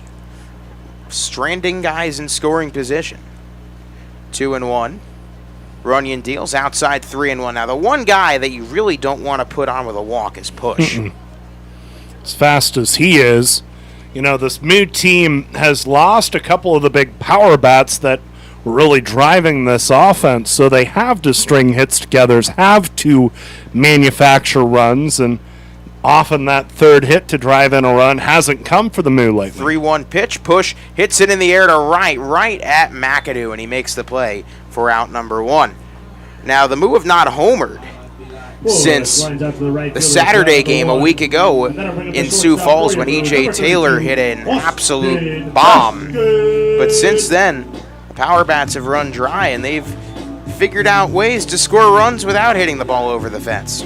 Remember, the Moo lead the Expedition League in slugging percentage, a measure of power hitting, with Spearfish in second.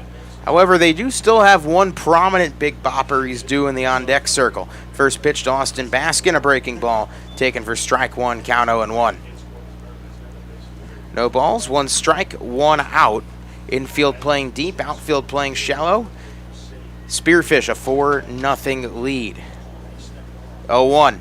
Baskin, oh boy, cuts and misses on the breaking ball. 0-2. Of course, penultimate game of this 4-game homestand is taking place right here, right now. Tomorrow night, a 5:35 first pitch against Spearfish. Then after that, only 4 scheduled home games to go, and we hope those aren't the last. No balls, 2 strikes, 1 out. The pitch to Baskin. He bloops it into shallow right field. Coming over is Riley to make the catch for out number 2. Baskin pops up to the second base. That brings up E.J. Taylor. And that'll bring up your move. Taylor reached on an E6 his first time up. Taylor. And, of course, with Reller and Callahan gone, he is the big-time slugger in this Moo lineup. E.J., now second in the league in batting average at .419. Batting right-handed against the lefty Runyon. First pitch from Runyon to E.J. Taylor. The Moo trail 4-0. Infield deep, outfield deep. Shaded pole. It's a breaking ball way outside. 1-0. Spearfish scoring their runs in the second and third inning. 1 in the second, 3 in the third. 4 runs, 3 hits, 1 error. The 1-0 to Taylor taken inside. 2-0 for the Moo. No runs, 1 hit, 2 errors. An uncharacteristically sloppy day in the field for them. 2 balls, no strikes, 2 outs. Lefty to righty, Runyon sets, gets his signs, and it deals. A pitch taken outside, 3-0. Now, once again, we've seen this happen before, especially with some of these Sioux Falls pitchers. Sometimes the best strategy can be to work a guy's pitch count up, because where do most teams have their biggest weaknesses in this league? It's the bullpen. Moo did it, of course, to Western Nebraska, survived 2 very good starts from Pio's pitchers. 3-0 to Taylor, taken for a strike count, 3-1. As both Pioneers pitchers went 6 innings, gave up 3 runs combined. But considering that the Moo shut both games out, ended up not mattering. 3-1, 2 outs, the pitch to Taylor. He takes up high, and E.J. works a 2-out walk. So the Moo had a base runner in every inning. Still waiting to do something with him, as they've already left 4 on base. Third walk surrendered by Runyon, so his control little questionable in the Moo. Though they're not getting hits, they're at least seeing it a little better out of Runyon's hand, and you hope that as this game goes along, Runyon is less able to locate and leaves a pitch where the Moo can do something with it. Batter is Luke White, who grounded into that weird double play his first time up. He takes a first pitch, low ball 1. Now White hit it to short. It was flipped to second for the out, and then Riley spiked it off of E.J. Taylor. They ended up calling runners interference, and that resulted in the second out. 1-0, 2 outs, runner on first. Lefty to righty. Runyon sets and deals to White. He takes a strike, low strike. Definitely caught part of the plate. Don't know if it was high enough, but who am I to judge? 1-1. 1 ball, 1 strike, 2 outs. Runyon checks off first. Gets his signs from the catcher Eibach and deals. Runner goes, pitch line to left field. Over the leaping glove of McHenry into left center field. Rounding third is Taylor. He's on his way home. The throw from left center cut off. The Moo are on the board. It's an RBI double for Luke White, and the Fremont Moo have cut it to 4-1. Taylor was going on the pitch, and that was very fortunate as Taylor ripped that ball, or White ripped that ball to to left center field. That thing landed in shallow left center, rolled all the way to the wall as hard as White hit it, and that was some good wood. Brought to you by Christensen Lumber, the best choice to find quality cuts of lumber since 1923. Christensen Lumber is where the pros go. We have been talking so much about how important it was losing Brock Reller and Austin Callahan, but Luke White has definitely turned it up as of late. Even when he's not on the base paths, he's hitting them hard almost consistently, and that was a great display of contact and skill. It's now runner off second is White. The batter is Jack Simonson. They go back to second. There's nobody watching White, who dives back anyway. Better to be sure. Indeed. But you think of White, I mean, that Sioux Falls series, I don't know how many balls he hit hard. It was just right at somebody. RBI number 24 on the year for Luke White.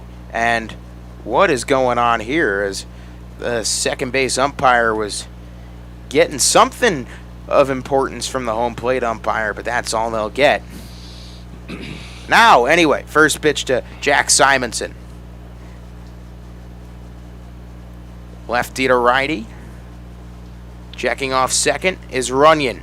He sets and deals the first pitch. Simonson swings and pops it foul right field side out of play. 0-1. For Simo, the Sioux Falls native, 284, 1 home run, 18 RBIs. He's become a bit of a walk machine. He's already reached base on the base on balls 23 times before today, make it 24. And you can never have enough of those in the lineup. 0-1, 2 outs. The Moo trail 4-1. They're on the board because of the man on second, Luke White. As Runyon wipes some sweat off his brow. Like I've said, it is sticky out there tonight. Humidity at 65% as I just checked in between innings. 0-1, Runyon deals. Simonson hits it into right center field. Could be a tough play coming over as McAdoo to end the inning. But the Moo get on the score sheet courtesy of the RBI double from Luke White, and that's all they'll get. No run, or excuse me, 1 run, 1 hit, and 1 left on base after 3. 4-1, Sasquatch. Husqvarna now has special financing at Extreme Outdoor Power with approved credit. Available on all Husqvarna residential or commercial acreage and zero-turn mowers. Get the professional power you need today with 6-year warranties on residential or 10-year warranties on commercial mowers. Extreme Outdoor Power repairs most major brands, and they carry a full line of battery-powered equipment too. Stop into Extreme Outdoor Power and visit with Rick LaReger today at 805 South Broad Street in Fremont. Inspro Insurance is your locally owned and independent insurance agency. Inspro is a Marsh & McLennan Agency LLC company representing many insurance carriers, including EMC Insurance. EMC ranks among the top 60 in the U.S. to give you the best coverage and value. Serving Fremont for over 60 years, Inspro remains committed to providing professional and personal service. Proceeding with confidence. Inspro, a Marsh & McLennan Agency LLC company in Fremont, West Point, Wahoo, Omaha, Lincoln, and West Des Moines. At InSproINS.com on the web. Wow, great space, nice and clean, decent square footage, a lot of potential. When do we move in? You know this is for storage, right? It's not a man cave. Oh. With storage units this nice, no wonder it feels like home. Morningside Storage is a full-service facility including indoor and outdoor, 5x10, 10x10, 10x20s, and plenty of outdoor storage for campers, boats, and RVs. They're safe and secure with reasonable rates. Morningside Storage, just west of Luther and Morningside. Call 402-317-9261 now. La Hacienda Mexican Restaurant, your favorite family-owned restaurant, is offering their family special. Right now, feed the whole family with 12 tacos, rice, beans, chips, and salsa for only $25. Thursday, get $2 off house pitchers of margaritas on the rocks. The family special isn't only for game days. Get it anytime. La Hacienda, 3140 Elk Lane, across the street from Goodwill. Call in your Feed the Family special order ahead at 721-9909 or order online at lahaciendafremont.com. Then head home and enjoy. At Methodist, our doctors, nurses, and team members work together to ensure you receive the level of expertise and compassion that you deserve. Whether it's in Omaha, Council Bluffs, Fremont, or any of the surrounding areas. We all share a common goal. Delivering outstanding care and exceptional outcomes for every patient. Methodist, the meaning of care. In the top half of the fourth. Moo are on the board, and the top of the fourth is Dawson Linder talking to the second place or second plate ump. I said second place. 7, 8, and 9 due up for the Squatch. I believe that is what they call them on their social media page, like hashtag Go Squatch. It's a cool name for sure. They have their own page on their website for their mascot. Forget the name of it, but that will come after this first pitch to Crossley, who rips it deep to left, and that ball is way out of here. Oh my. What a shot by Matt Crossley, as he just turned on a first pitch breaking ball from Linder, and Spearfish immediately gets the run back. 5-1. Sasquatch. Yeah, no doubt about that one, as right off the bat you knew it was going to fly a ways, and Crossley got everything behind that one and lofted over the Molar Monster. It rolled into the lumberyard across the street. Third home run for Crossley. Let's cheer him on and make some noise. Who's thirsty? Wow, that was hit a ways away. That brings up Chandler Eibach, who struck out his first time, first pitch taken low. These Sasquatch can hit, but man, oh man, that is a shot that we haven't seen at this ballpark in a long time. 1-0, the pitch taken outside. 2-0. Another score update, and this is one that the Moo are going to want to hear. 5-0. Excuse me, now it is 5-1. Hastings over Western Nebraska. 2-0 pitch swung on, hit in the air, foul by Chandler Eibach. Count 2-1. We're 2 strikes away. So in the bottom of the second, Hastings breaks their 23-inning scoreless streak. Oof. It's been rough lately offensively for the Pioneers. 2-1. The pitch to Chandler Eibach swung on and ripped foul. Count 2-2. Come on, more importantly for the Moo, 3-0 Souris Valley over Sioux Falls in the top of the 7th. At the very least, if this score holds, the standings might not. But still an opportunity the Moo would like to take advantage of. 2-2. Linder deals to Eibach. He rips it to third. Reynolds fields, fires across the diamond in time, 1 down. No second round of half-price beer through the rest of the inning, but the result's still the same on the score sheet, 1 down. That brings up Ryan Bachman, who singled his first time up. 5-1 Spearfish, top of the 4th on a tape measure home run by Matt Crossley. And when I say tape measure, I don't know of any tape measures finding where that thing landed. First pitch, over the heart of the plate, but high, 1-0. If you had to guess, because there are no dimensions up on the Molar Monster. I believe it's like 320 or something along those lines. Yeah, I think it's 315 actually. 1-0, the pitch taken for a strike on the outside corner, 1-1. If I had to guess, because that thing looked like it got all the way to the lumberyard across the street, that might be hitting around 400 feet. I would not go that far, but I'd say a solid 360, 370. 1-1 pitch taken up and in 2-1. I still believe the longest home run we saw hit here was in that Sunday marathon loss against Souris Valley when Luke White hit one straight dead center over the batter's eye on a line. 2-1 pitch to number 9 hitter Bachman, taken outside, 3-1. We've definitely seen some long home runs this year. E.J. Taylor, of course, hit one for sure in that Sioux Falls game a week ago today. And then, of course, who could forget Brock Reller's power display at Badlands seemingly eons ago. 3 balls, 1 strike. The pitch is taken over the heart of the plate. And Bachman did not agree. Count will go full. Pitch barely got the outside corner. Bachman thought it was too far outside, but nicked the black, and strike 3 the call. Linder is 2 strikeouts, looking to make Bachman his 3rd victim. payoff pitch, the 3-2, and Bachman swings and misses on the breaking ball outside. Nice slider from Linder. 2 down. Yeah, Linder can't do anything about the 5 runs that are on the board. He's got to come after the men he's facing right now. And looks like that home run was a little splash of cold water for Linder. He looks a little sharper after that.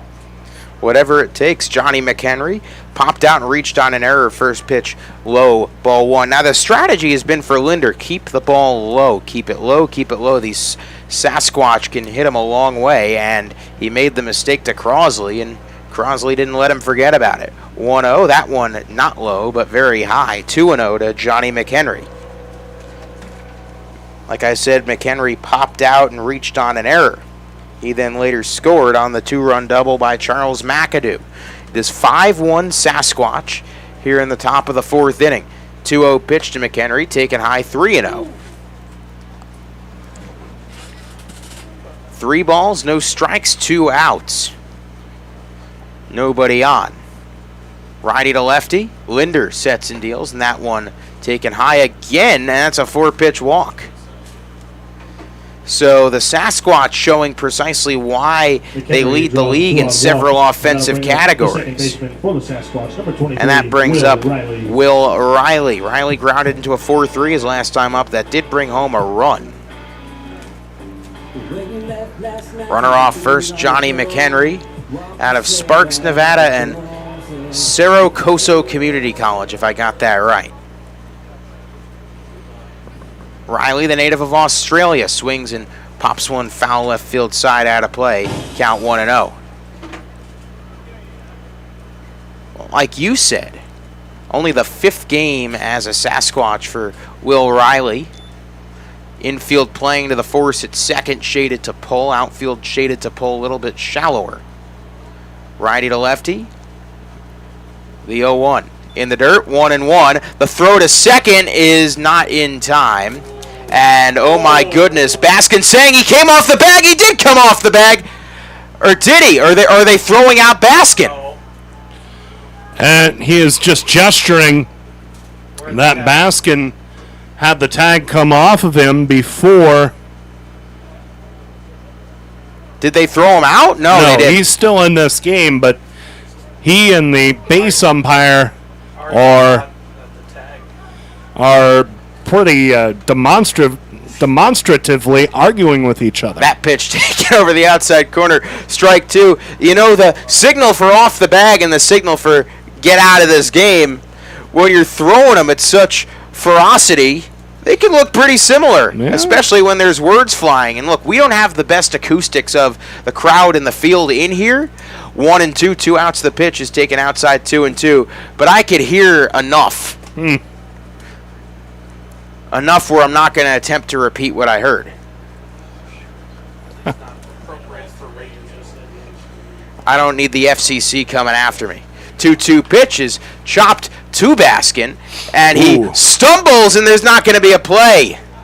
And the throw back to third, and it's bobbled by Reynolds, and Reynolds can't see it. The runner going to second, and he comes in without a throw. Oh, my goodness. Everything falling apart there.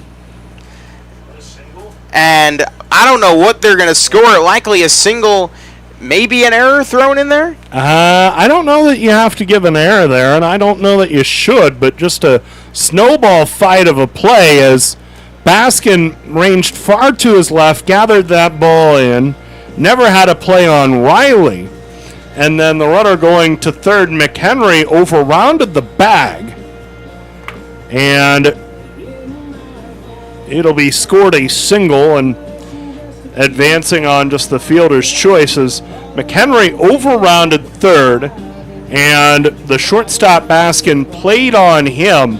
Riley, credit him for his hustle, as he flew over to second and got himself in scoring position. So some pretty heads-up base running right there by the Sasquatch to take the extra base, and now the Moo in some trouble. And Shea Bennett out of the dugout, and I think this is pretty wise to calm everybody down. Yeah, settle everybody down, get Linder a breath, because I think the Moo have been a step slow, a little disjointed tonight. I mean, last night was such a great night for this team, for this franchise, and this is not the sharpest Fremont Moo version they can put out there right now.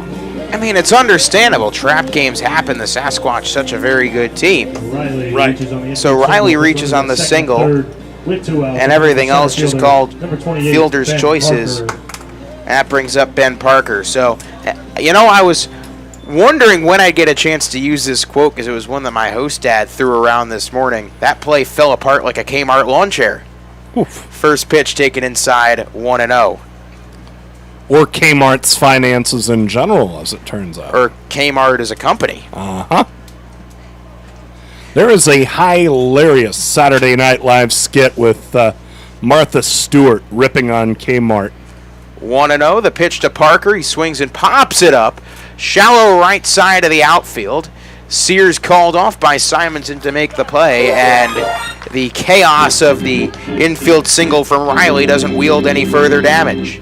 So another run crosses on the Matt Crosley home run, and after 3.5 innings of play, it is 5-1 Spearfish. Get back to me on that SNL sketch in the bottom of the fourth. Now that's what a solid piece of wood sounds like. Look just past that left field wall at Moeller Field, you'll see Christensen Lumber, a solid lumber company for nearly a century. And there goes another ball into the lumber yard. Professional builders know Christensen Lumber is their home run hitter for quality materials. More contractors and woodworkers will tell you Christensen Lumber is the best choice to find quality cuts of lumber. Since 1923, Christensen Lumber. It's where the pros go. 714 South Main, just past the left field wall at Moeller Field. Interested in starting a new career with great pay and benefits? Lincoln Premium Poultry is now hiring for all positions. An innovative company with state-of-the-art technology. Visit www.lincolnpremiumpoultry.com or be referred by a current Lincoln Premium Poultry team member, and you can each earn up to $1,000. Lincoln Premium Poultry. Apply at lincolnpremiumpoultry.com. We want you on our team. La Hacienda Mexican Restaurant, your favorite family-owned restaurant, is offering their family special. Right now, feed the whole family with 12 tacos, rice, beans, chips, and salsa for only $25. Thursday, get $2 off house pitchers of margaritas on the rocks. The family special isn't only for game days. Get it anytime. La Hacienda, 3140 Elk Lane, across the street from Goodwill. Call in your Feed the Family special order ahead at 721-9909 or order online at lahaciendafremont.com. Then head home and enjoy. In the home half of the fourth. Bottom of the fourth inning. Number 7. The Moo trail 5-1, and it's 6, 7, and 8 due up for the Moo against Hunter Runyon. Now, last night, Trent Sellers threw a no-hitter for the Moo. We have 2 no-hitters going in the majors right now, one for the Astros and one for the Angels. And more few swings and misses on that one. 0-1. God, we've gone a whole, 6 weeks without one? Patrick Sandoval threw 8 for the Los Angeles Angels of Anaheim. 0-1 to Morphew, inside 1-1. Are they still called that? Or is it just the Los Angeles Angels? I think it's just LA Angels. God, I hope so. And Framber Valdez threw 6 innings for the Astros. 1-1. Runyon deals out. Oh, boy, swung on and missed, and there was a lot. And when I say a lot of movement on that one, that ball just seemed to jump. I don't know what Morphew's supposed to do about that. 2-1. Or 1-2. That was beyond filthy. Goodness gracious. 1 ball, 2 strikes, no outs. Morphew popped out his first time up. Infield playing deep outfield shallow to the right-hand hitting, or the left-hand hitting contact bat. Lefty on lefty. 1-2. Runyon sets and delivers inside 2-2. And almost hit him, didn't quite catch him. So Patrick Sandoval on the Angels has never thrown a shutout. He's never thrown a complete game, and obviously he's never thrown a no-hitter. And he is so close to doing all 3 of those things at once. 2-2 to Morphew, and the breaking ball gets him. Swing and a miss. Out number 1. Just the second strikeout of the night for Runyon, but Man, the stuff the Moo are just having trouble gearing down to it, but Runyon's not throwing with much velocity, but as you mentioned, the breaking stuff moves a lot, and the Moo are having trouble gearing to that. Well, let's see if they can catch up to it or do enough to try and knock him out of the game. The batter is Trey Nichols in against the lefty Runyon. Nichols worked a walk his first time up, first pitch high and away, 1-0. 5-1 Sasquatch here in the bottom of the fourth inning. Zach Berman, Nate Rohr spinning it on this sticky Saturday night. 1-0 to Nichols. The pitch from Runyon, low and inside, 2-0. You're talking about Patrick Sandoval of the Angels having never thrown even a complete game. I suspect that's often the case with these pitchers trying to finish off no-hitters. You think about it, in the old days, guys threw many more complete games. 2-0, the pitch to Nichols, swung on and popped straight up high in the infield. Is someone going to call it? It is the first baseman Crosley calling it off. 2 outs. Now remember, the last no-hitter thrown in the majors was Corey Kluber, and that certainly was not his first rodeo with a complete game. But Kluber is decidedly the exception. I mean, for the most part, unless you are an elite starting pitcher, you often don't get the chance to complete your start, let alone throw a complete game shutout. They're usually yanking you after 100 pitches, and very often you can't get through 6 innings without throwing 100. Well, of course, the Moo have had one complete game this whole season. It was last night as Chase Reynolds swings on the first pitch, rips it foul, count 0-1. So that was the first no-hitter in Moo history, the longest outing a Moo pitcher has had this year. Of course, the previous longest outing was Nolan Meredith throwing a 7-inning shutout gem and a 1-0 win over the Sunfish on a Monday night in Sioux Falls. 0-1, 2 outs, the pitch to Reynolds. Breaking ball taken just low and away, 1-1. By the way, 81 pitches thrown by Linder, so talking about pitch count and how far into a game a guy will go. Linder might come out for the 5th. It looks like the Moo bullpen's quiet, but the Moo would be very fortunate to get any more than 5 out of him tonight. 1-1 pitch to Reynolds up high, 2-1. Now, surely the Moo had to have gone through a bunch of their bullpen arms last night, now didn't they? Oops. Yep. But Shea Bennett talked about this. He had guys up and ready if that game got away from Trent Sellers. He had to. Of course he had to. I mean, I was stunned they were bringing him out for the top of the 8th. 2-1 taken outside, 3-1. He was well over 100 pitches by that point.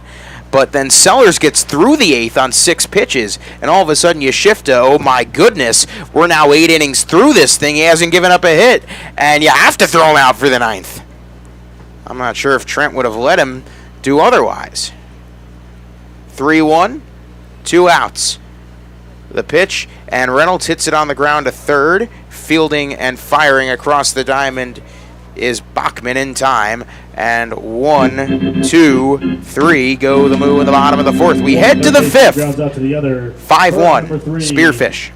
Fremont Moo fans love their meat, and Hy-Vee has all your favorites at the best prices this summer. Hy-Vee Choice Reserve Steaks, always low prices on your favorite flavors of brats. There's boneless, skinless chicken breasts, chicken grillers, America's pork chops for the grill, and the best cuts of salmon and seafood for that summer party on the patio. Shop online right now. Go to HyVeeIslesOnline.com and place that order. Your Fremont Hy-Vee, proud to be a part of the Fremont Moo.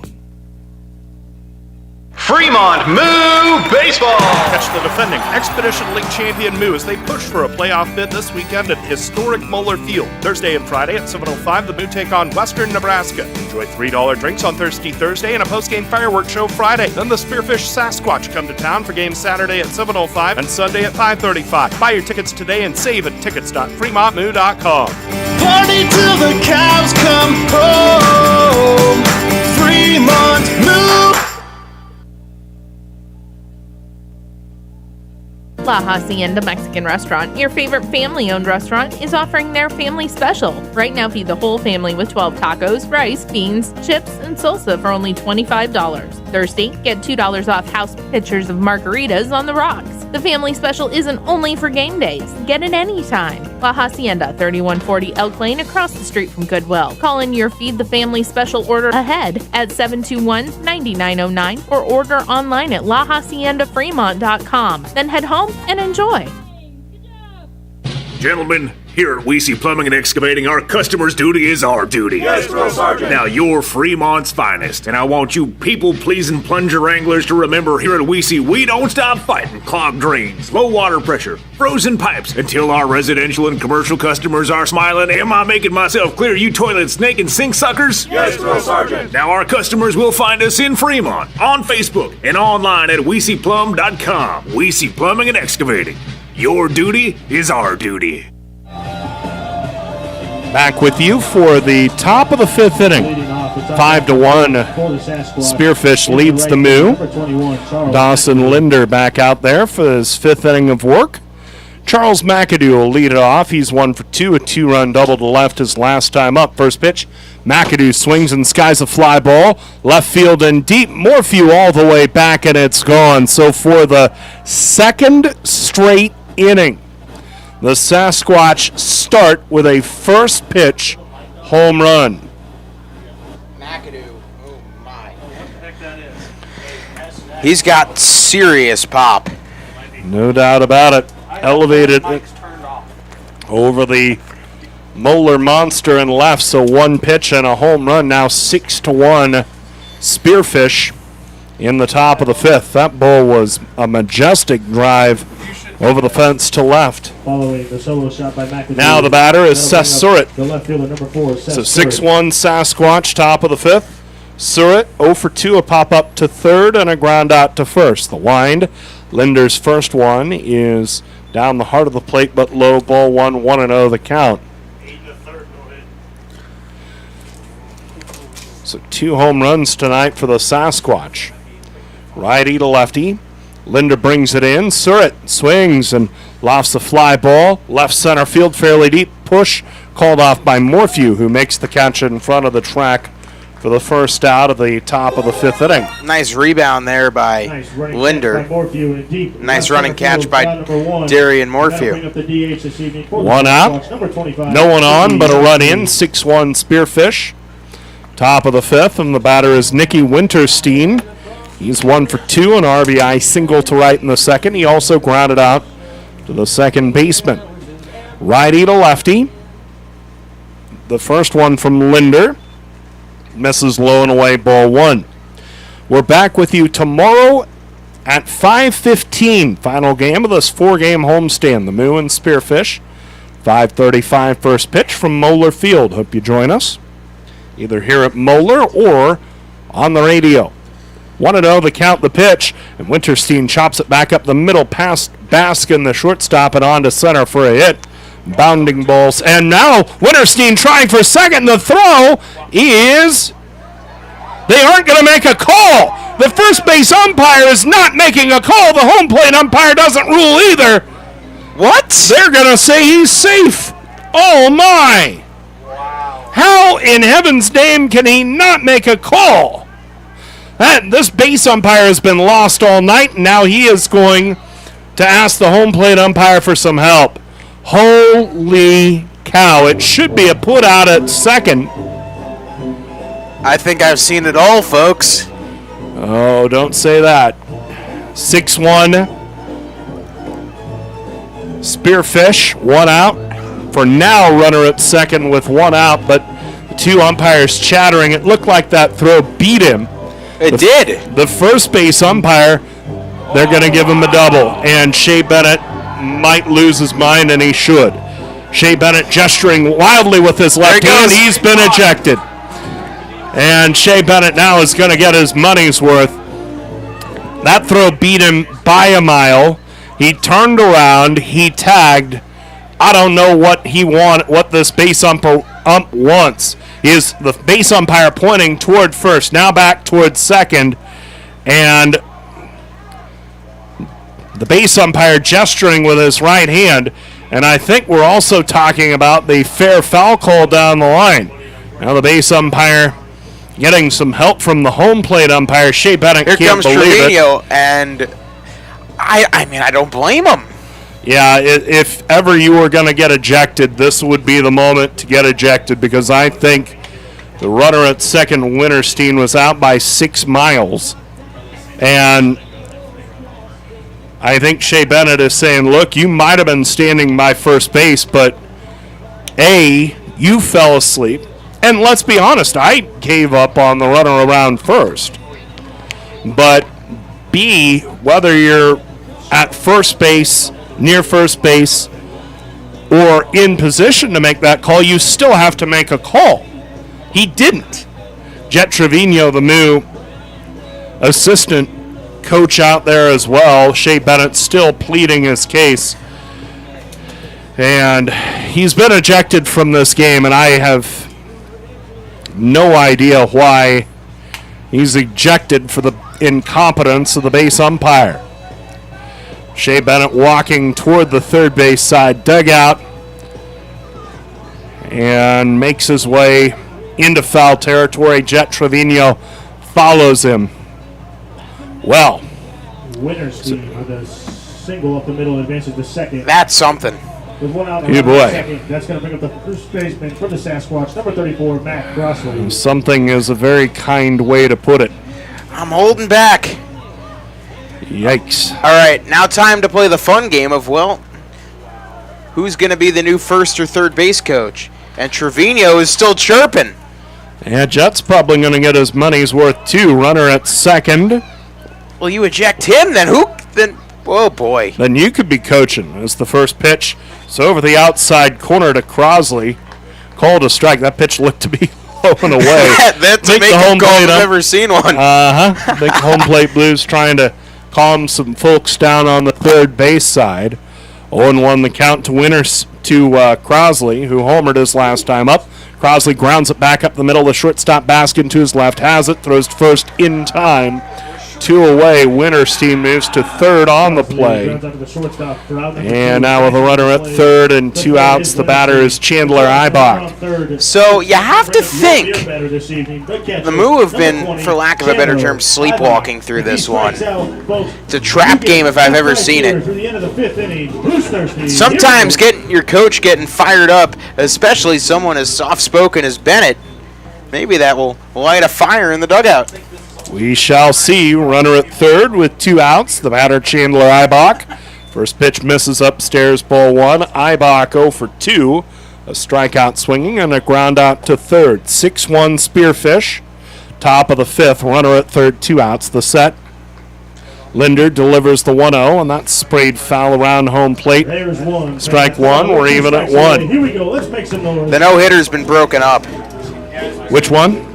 Patrick Sandoval's no-hitter broken up in the bottom of the 9th after 9 1/3, and or 8 1/3, you mean? Yeah, 8 1/3, and it saved the Twins from being no-hit at home for the first time in franchise history. 1-1 pitch misses inside. Now 2-1 to Eibach. Can't believe Minnesota's never been no-hit at home. The franchise has been around for 60 years. 2-1 the count, the set, the pitch. That misses in the dirt. 3-1. I say the franchise has been around for 60 years. That's not quite the case. In fact, the franchise has been around for 120 years, but they have been in Minnesota for the last 60. 6-1 Spearfish, top of the 5th. Runner at third, 2 outs, the 3-1. Misses high, ball 4, and it's a walk. Third walk of the game for Linder. And now runners first and third with 2 outs, and the batter is Ryan Bachman.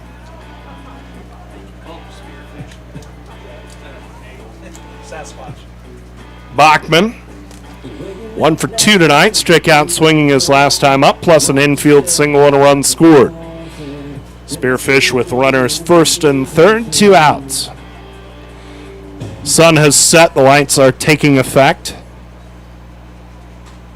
First pitch on the way, and that's a slider, misses in the dirt for ball one, skips back to the screen. Winterstein scores. The throw back toward home plate is above the pitcher's head, and fortunately, Ibach has no further advance. He stays at second on the wild pitch.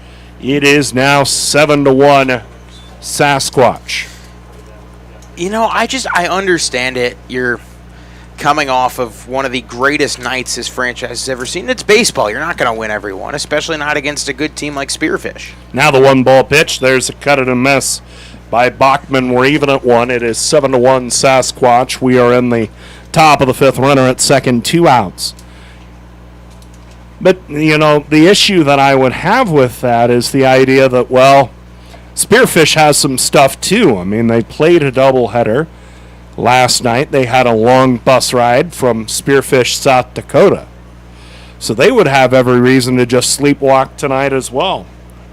1-1 the count. Runner at second, 2 outs. The pitch from Linder. Swing and a miss by Bachman. Strike 2, 1-2. I mean, hey, the baseball season, especially in this league, is such a test of endurance and focus. Nights like this will happen. But it's a shame that it is happening on a night after such a special night for the Fremont Moo organization. Count is 1-2 to Bachman. The runner at second, Ibach. 7-1 Spearfish. We're in the top of the 5th. The 1-2. And Bachman swings, lifts one down the right field line. Simonson gives chase, but he'll play it off a hop. It's down for hit. Simonson slips. Meanwhile, Ibach scores, and Bachman hustles into second with a double, make it 8-1 Spearfish. Well, when it rains, it pours tonight, seemingly. With an RBI double down the right field line. That'll bring up the shortstop, number 17. We've seen other teams have innings like this against the Moo. It's pretty rare you see them have an inning like this in return. Yeah, a tough night for the Moo, and now Jet Trevino walks toward the mound, and this may be the end of the road for Dawson Linder. It's been a rough night for Dawson. He's allowed 8 hits, 8 runs. Jet Trevino acting as manager after the ejection of Shea Bennett, and Dawson Linder has been lifted. So Linder leaves with the runner at second, 2 outs, 8 runs in. And your scores, Spearfish 8, Fremont 1.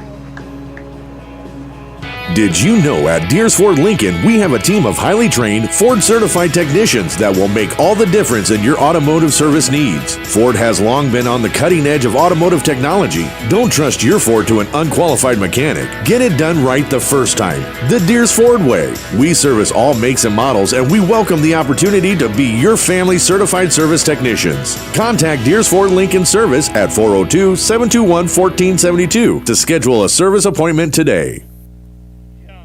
That to-do list you have needs one more thing. Chill. It's an easy thing to do. Just crack open an ice-cold Coors Light and chill. Take the afternoon off and binge watch anything. Go to happy hour and stay for a couple hours. Who's counting anyways? Or hang out with just your dog, because you've had enough human interaction this week. Whatever you do it with a Coors Light. Mountain cold refreshment made to chill. 2020 Coors Brewing Company, Golden, Colorado. Celebrate responsibly. Just like the Fremont Moo rolling through the Expedition League, Bassett Truck and Trailer keeps your trucks and trailers rolling. From full truck and trailer repair to overhauls and towing, Bassett Truck and Trailer Repair is your truck and trailer repair experts. They also offer 3-axle truck alignments, roadside assistance, free estimates, and Department of Transportation inspections. Bassett has been in business since 2014. They have ASE certified technicians and quick turnaround on services. Call 402-909-3902 for all your truck and trailer repair needs. Trust the G-Force team at Getchman Heating and Air Conditioning for your home comfort needs. Whether it's a repair on your heating or air conditioning system or a full replacement, Getchman's skilled professional technicians are technicians you can trust with your house keys. Give them a call if the dog days of summer get the better of your AC, or if you want to give your heating system a tune-up before cooler weather rolls in. For technicians you can trust with your house keys, call Getchman's, the G-Force team at 402-721-6301 in Fremont.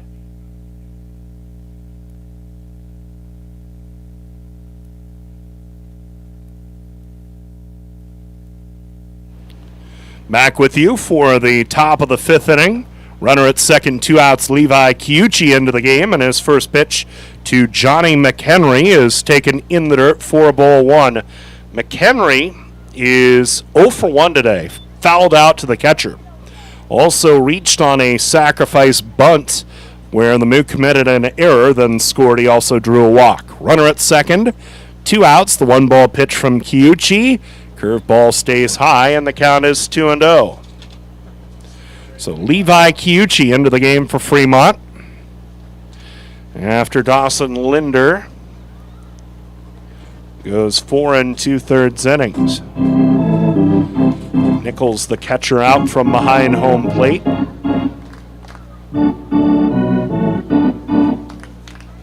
Two balls, no strikes, the count. An 8-1 Spearfish lead, top of the 5th inning. The 2-ball pitch, swinging a ground ball at the first baseline foul, and the count is 2-1. Just a rather stunning turn of events tonight, as the Moo are, let's just face it, tonight they just look flat. Yeah, that's a good way to put it. 2-1 the count, the set. Chiuchi checks second and deals. And that one's hammered down the right field line, but well fouling out of play, 2-2. The reality is, I mean, it happens, and you're not out of the woods yet. We've seen this team be able to score 7 runs in a flash. Who says they can't do it tonight? But the matter is limiting this hard-hitting Spearfish team to just 8 runs, and that might prove difficult. 2-2 the count. Runner at second, 2 outs, 3 runs in. Chiuchi's pitch inside for ball 3, and it skips all the way back to the screen, and it'll be a wild pitch to move the runner to third. Lucky it didn't hit him. Honestly, you'd almost rather have the hit by pitch, because now you got the runner at third. The count full at 3-2. 2 outs. Bachman at third, 8-1 Spearfish, top of the 5th, the 3-2. There's a swing and a miss by McHenry, and the inning is over. But it's an ugly inning in which the Moo lose their manager to ejection after a blown call at second base. And Spearfish adds 3 more runs. They do it on 3 hits. Correction, 4 hits. No Moo errors, 1 left on. We go to the bottom of the 5th with the score. Spearfish 8, Moo 1.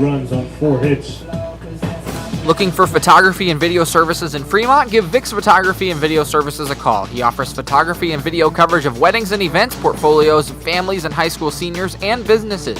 Vic also knows video. He can produce corporate videos or commercials for your business and transfer your home movies and videos to DVD.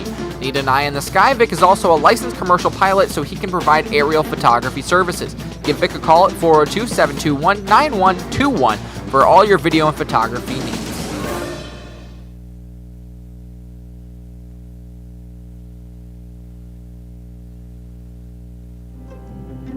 At Methodist, we know when a diagnosis changes your life. You want complete care personalized for your unique needs. When you're fighting for your health, taking on cancer, or battling heart disease, we treat you with a skill level only our dedicated network of experts can provide. We promise to deliver your care with the innovative treatments you need and the compassion you deserve. Methodists, the meaning of care.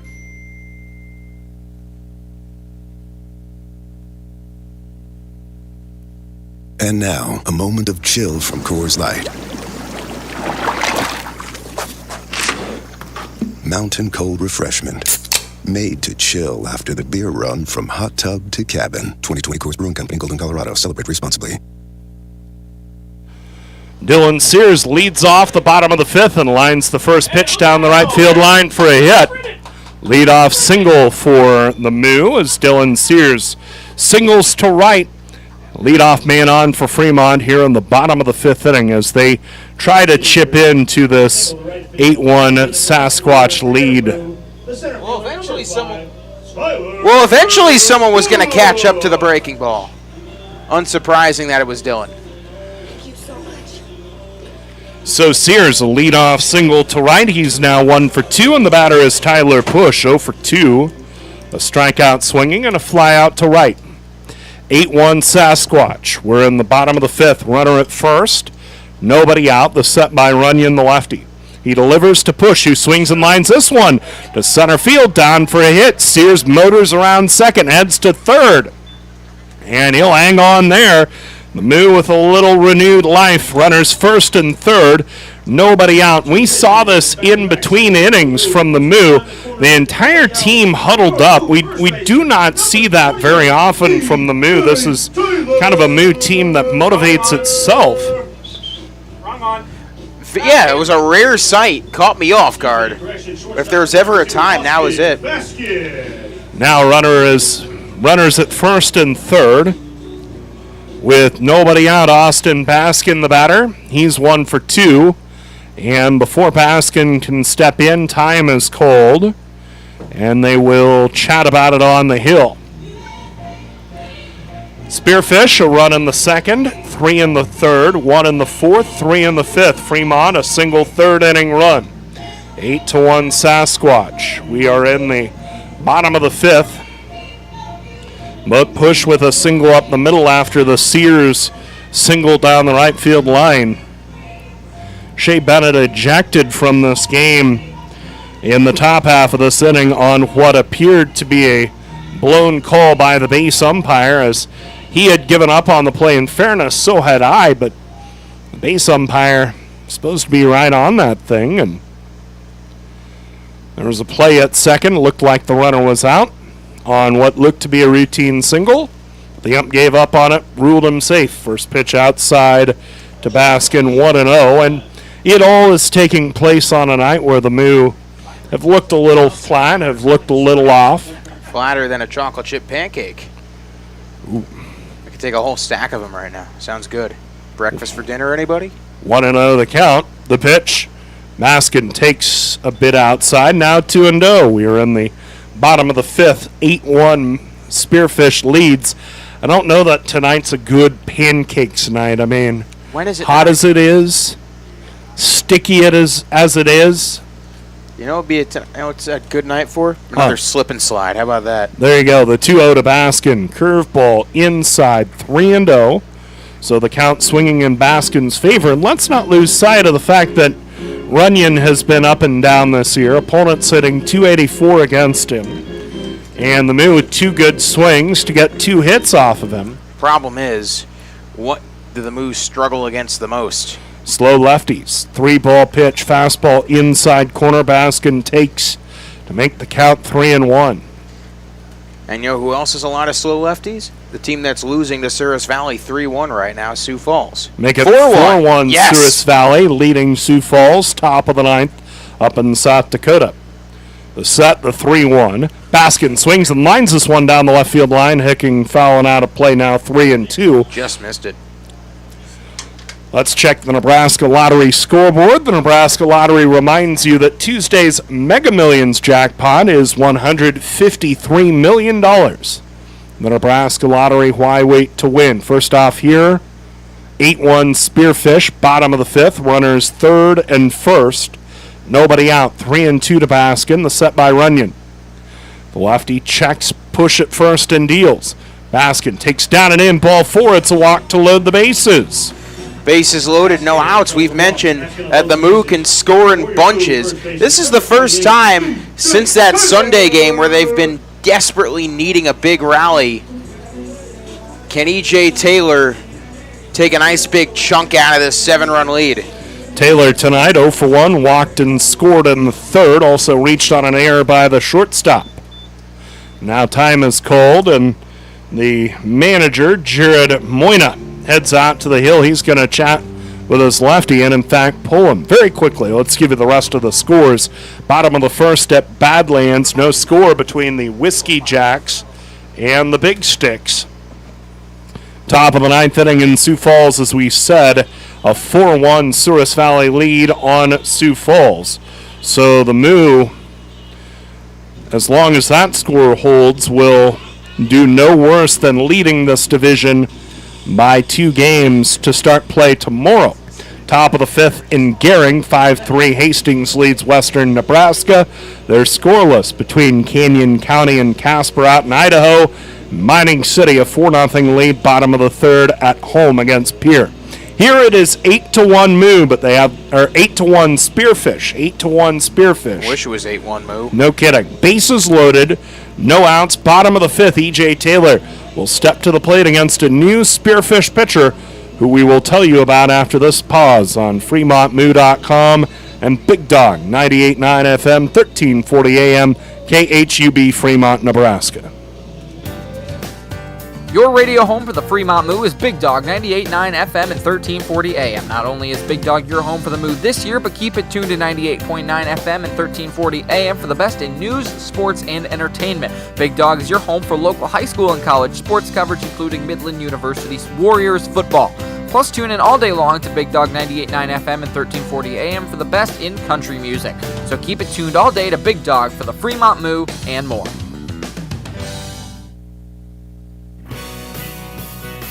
Your home away from home is Baymont Inn and Suites in Fremont, 2700 North Dyers Parkway in Fremont, just off of U.S. Route 275 and Route 30. Baymont offers free Wi-Fi, a 24/7 diner, and fitness center. Rest in clean, comfortable rooms before you come out to Moeller Field for a Fremont Moo game, or whatever brings you to Fremont. Ask for the Fremont Moo Friends and Family rate and stay at Baymont Inn for just $55 a night. Fremont Moo Baseball! See the defending Expedition League champion Moo at historic Moeller Field all summer long. Tickets are on sale now for all remaining home games. Watch the Moo push for another Expedition League title and enjoy all the fun of a night at the ballpark with all sorts of promotions and giveaways to make your night special. Buy your tickets in advance and save at tickets.fremontmoo.com. Party till the cows come home. Fremont Moo! The new pitcher is right-hander Sebastian Munoz. No record on the year, an ERA of 3 even. This is just his second appearance for the Sasquatch. He has thrown 3 innings, given up 5 hits, 1 run. It was earned, walked 1, struck out 1. Bases loaded, nobody out, bottom of the 5th. 8-1 Spearfish leads Fremont. Taylor at the plate, 0 for 1, reached on an error plus a walk. But a big inning here could get the Moo right back into this thing. The set, Munoz's first one, is a fastball that misses low and away, 1-0.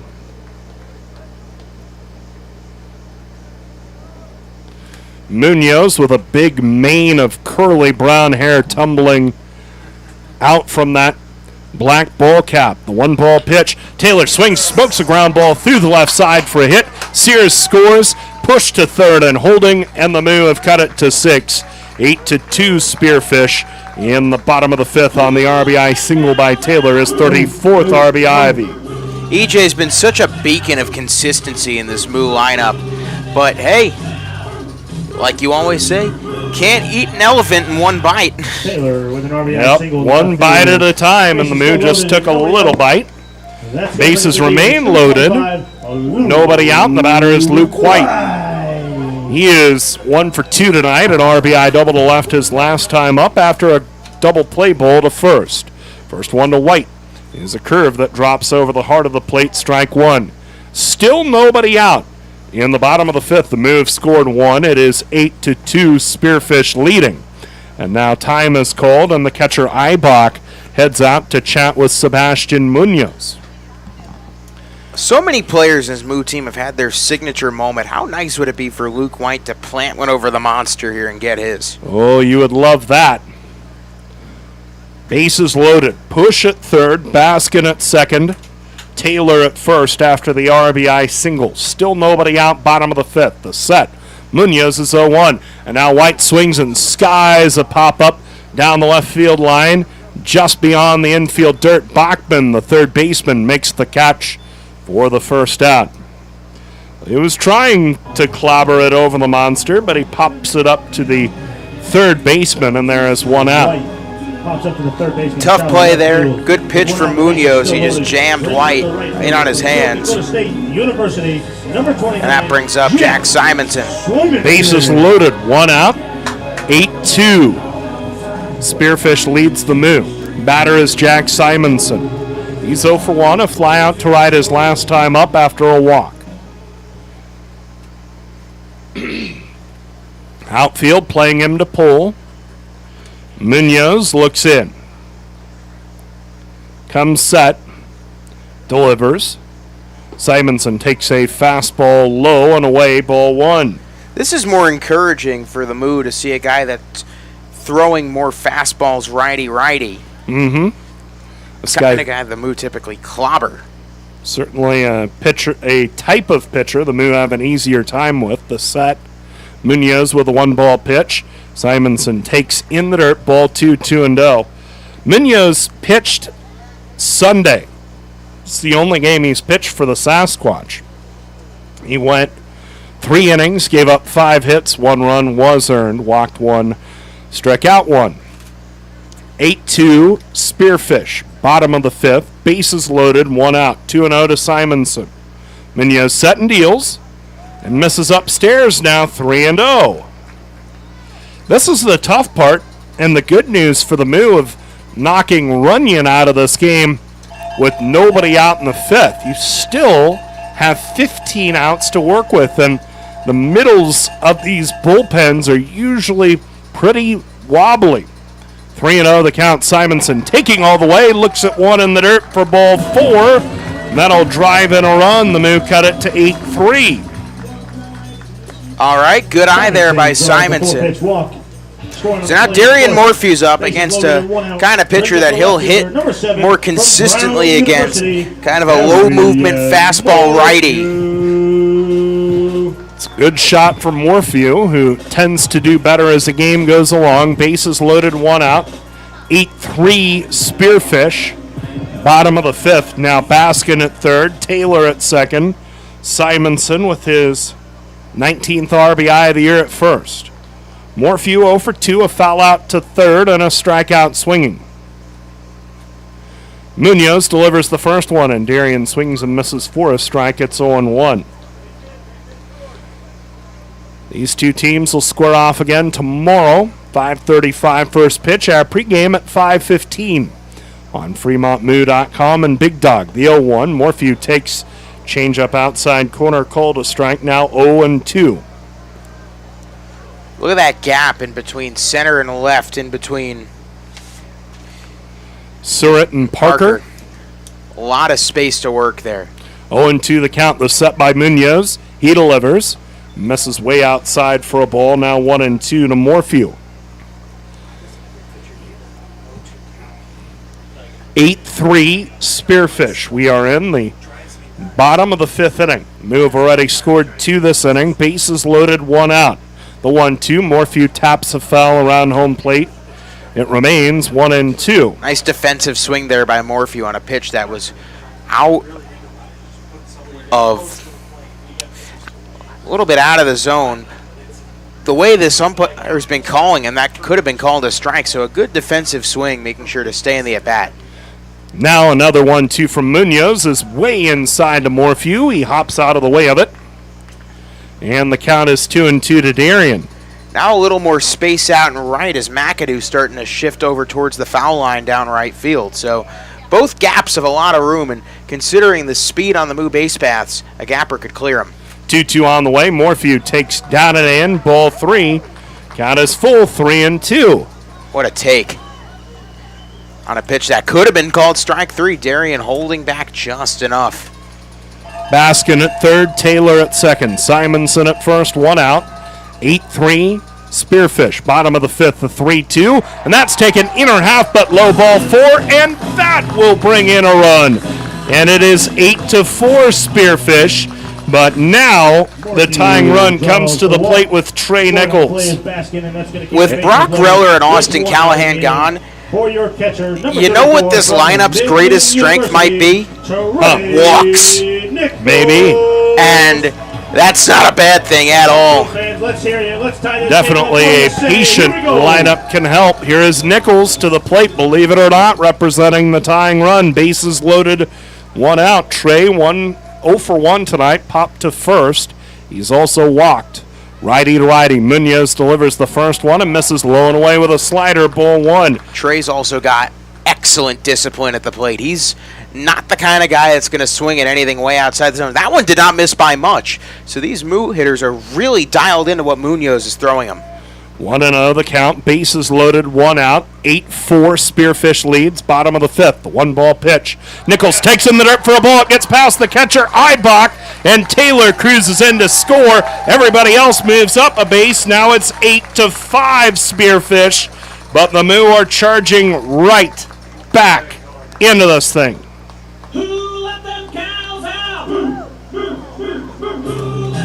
On the play, Simonson to third, Morphew to second, and Munoz in a world of trouble.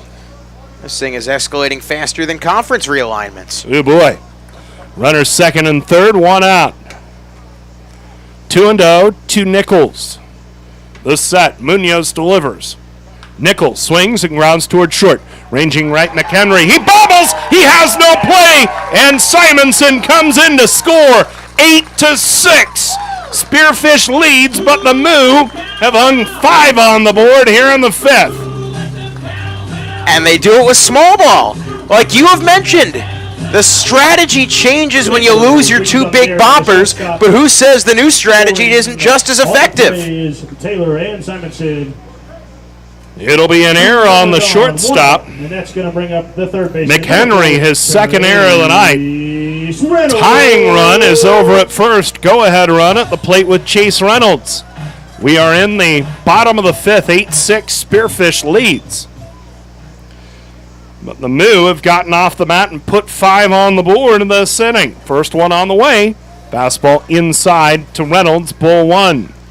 Remember what I said last inning, that sometimes a manager getting tossed can fire a team up? It has happened before.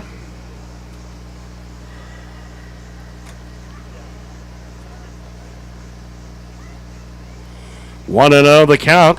The pitch. Reynolds swings, lofts it right side foul down the line. And the count is even at 1-1. Fremont has batted around here in the bottom of the 5th inning. Now 8-6, Spearfish leading in the bottom of the 5th.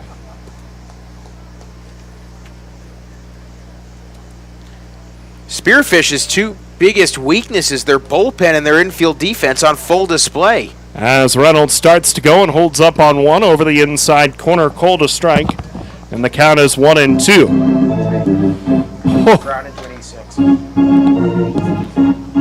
Morphew at second after drawing a bases loaded walk.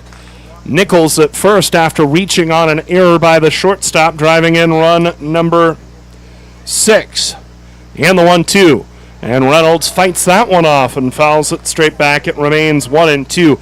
Dylan Sears started this whole mess of an inning with a first pitch flare single to right. He is on deck right now. 8-6 Spearfish, bottom of the 5th, but the Moo have stormed back with 5 runs this inning. Morphew at second, Nichols at first. 1 out. The set. The 1-2. That's taken low by Reynolds. 2-2. These hitters are totally dialed in right now. Nothing is fooling them.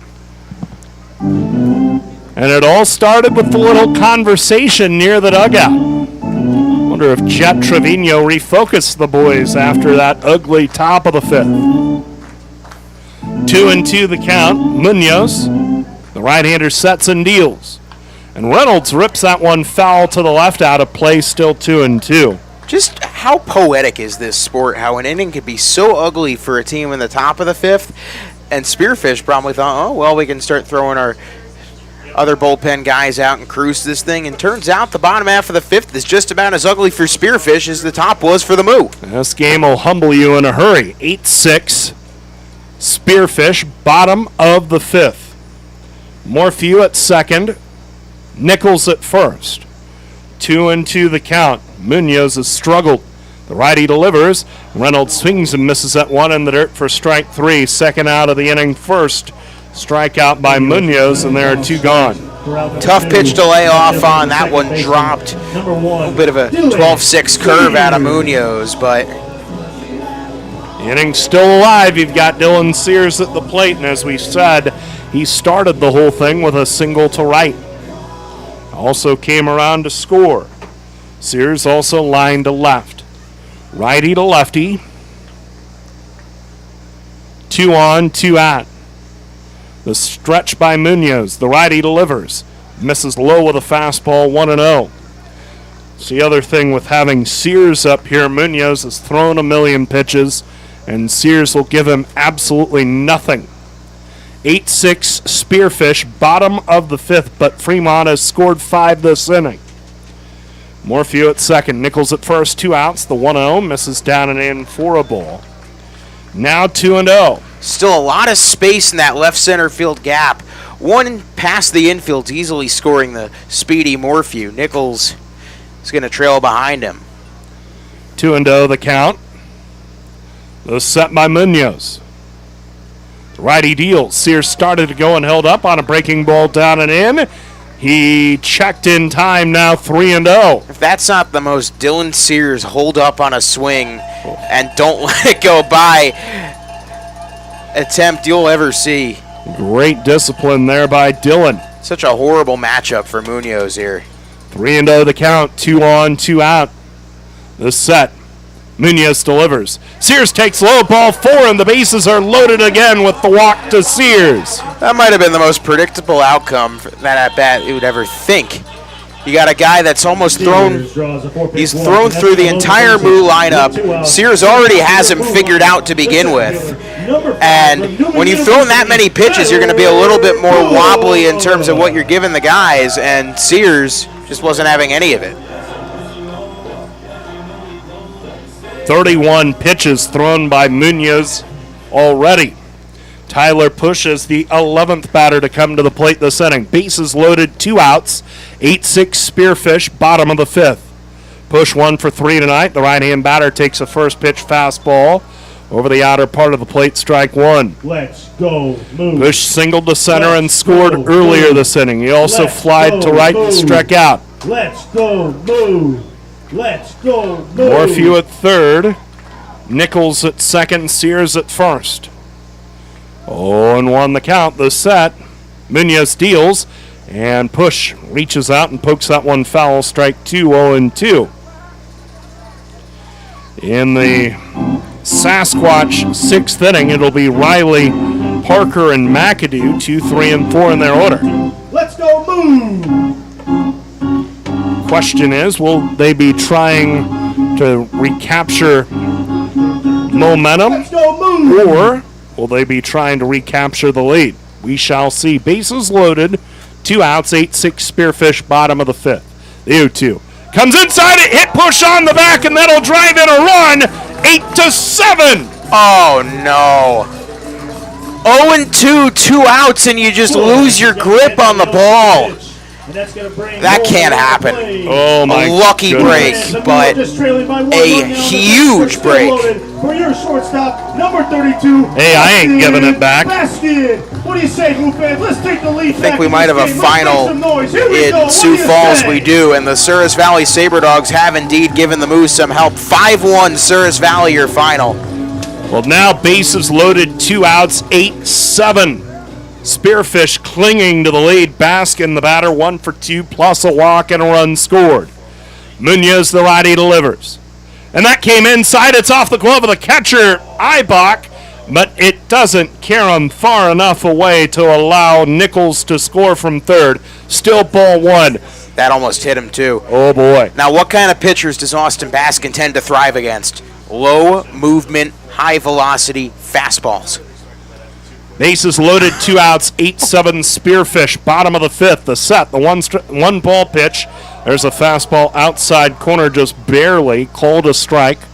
We're even at 1. The crowd has been so accustomed to strikes and balls not getting called as such. That was a clear strike, and the crowd reacted as if it was 5 miles outside.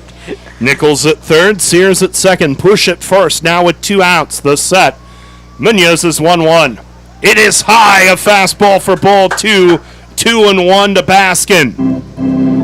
And Baskin has been hitting it well lately for the Moo. So this is the man you would want up there. Outfield shading him to pull, infield to the left as well. Here we go. 2-1 the count. Nichols at third, Sears at second, push at first. 2 outs, the 2-1. And that slider nicks the outside corner at the knees. Called a strike. Count is 2-2. Before this inning is over, I just want to note that usually the Moo would use their discipline at the plate to set up their big boppers with runners on the bases. They've never used purely their discipline and discipline alone to put together a big rally. 8-7 Spearfish, bottom of the 5th, 2-2 the count, 2 outs.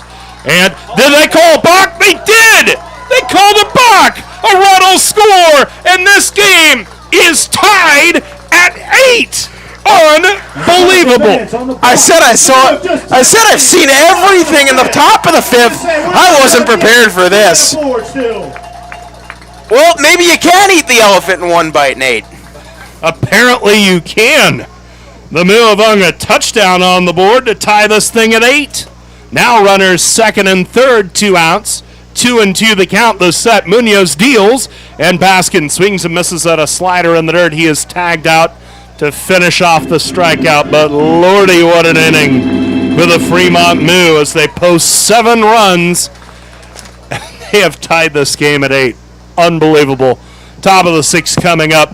Zach Berman will call it for you because I'm out of words. Moo and Spearfish tied at 8 here at Moeller.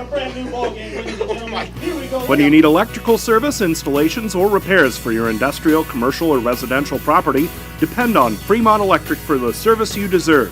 Fremont Electric is a locally owned and operated electrical contractor since 1974 and are committed to getting the job done right. Whether it's a small project or a large undertaking, they offer 24-hour emergency service for your convenience and peace of mind. Call Fremont Electric at 402-727-4932 to see what they can do for you. My husband and I love to live in Nebraska. It's the good life. We always vacation here. Love those Nebraska state parks. We love to eat here. Where are you going to get a better steak? And we love to play here, especially Nebraska Pick 5 from the Nebraska Lottery. It has a $50,000 starting jackpot, drawing 7 days a week, and all the proceeds go back to our state. Hey, honey, this weekend, let's buy some Nebraska Pick 5 tickets, go to a state park, and grill some steaks. Like our first date. I'm no amateur. Top prize odds 1 in 501,000. And now, a moment of chill from Coors Light.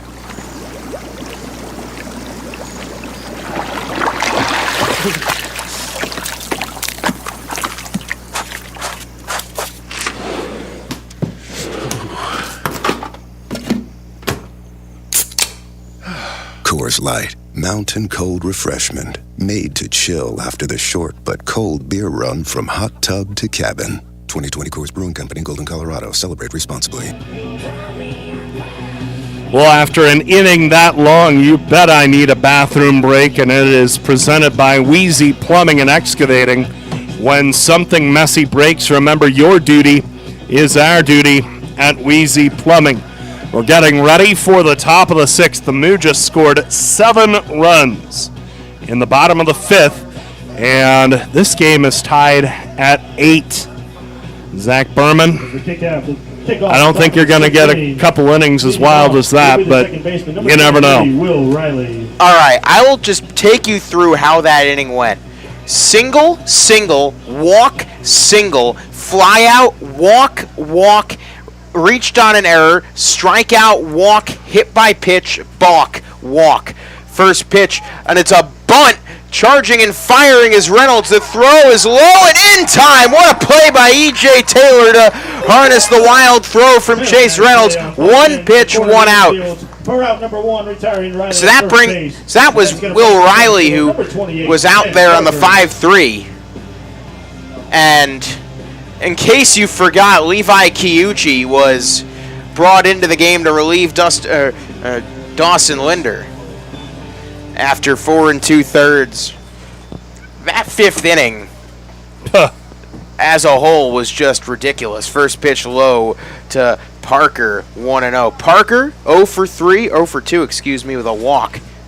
But Spearfish scored 3 on a home run and a whole bunch of extracurriculars.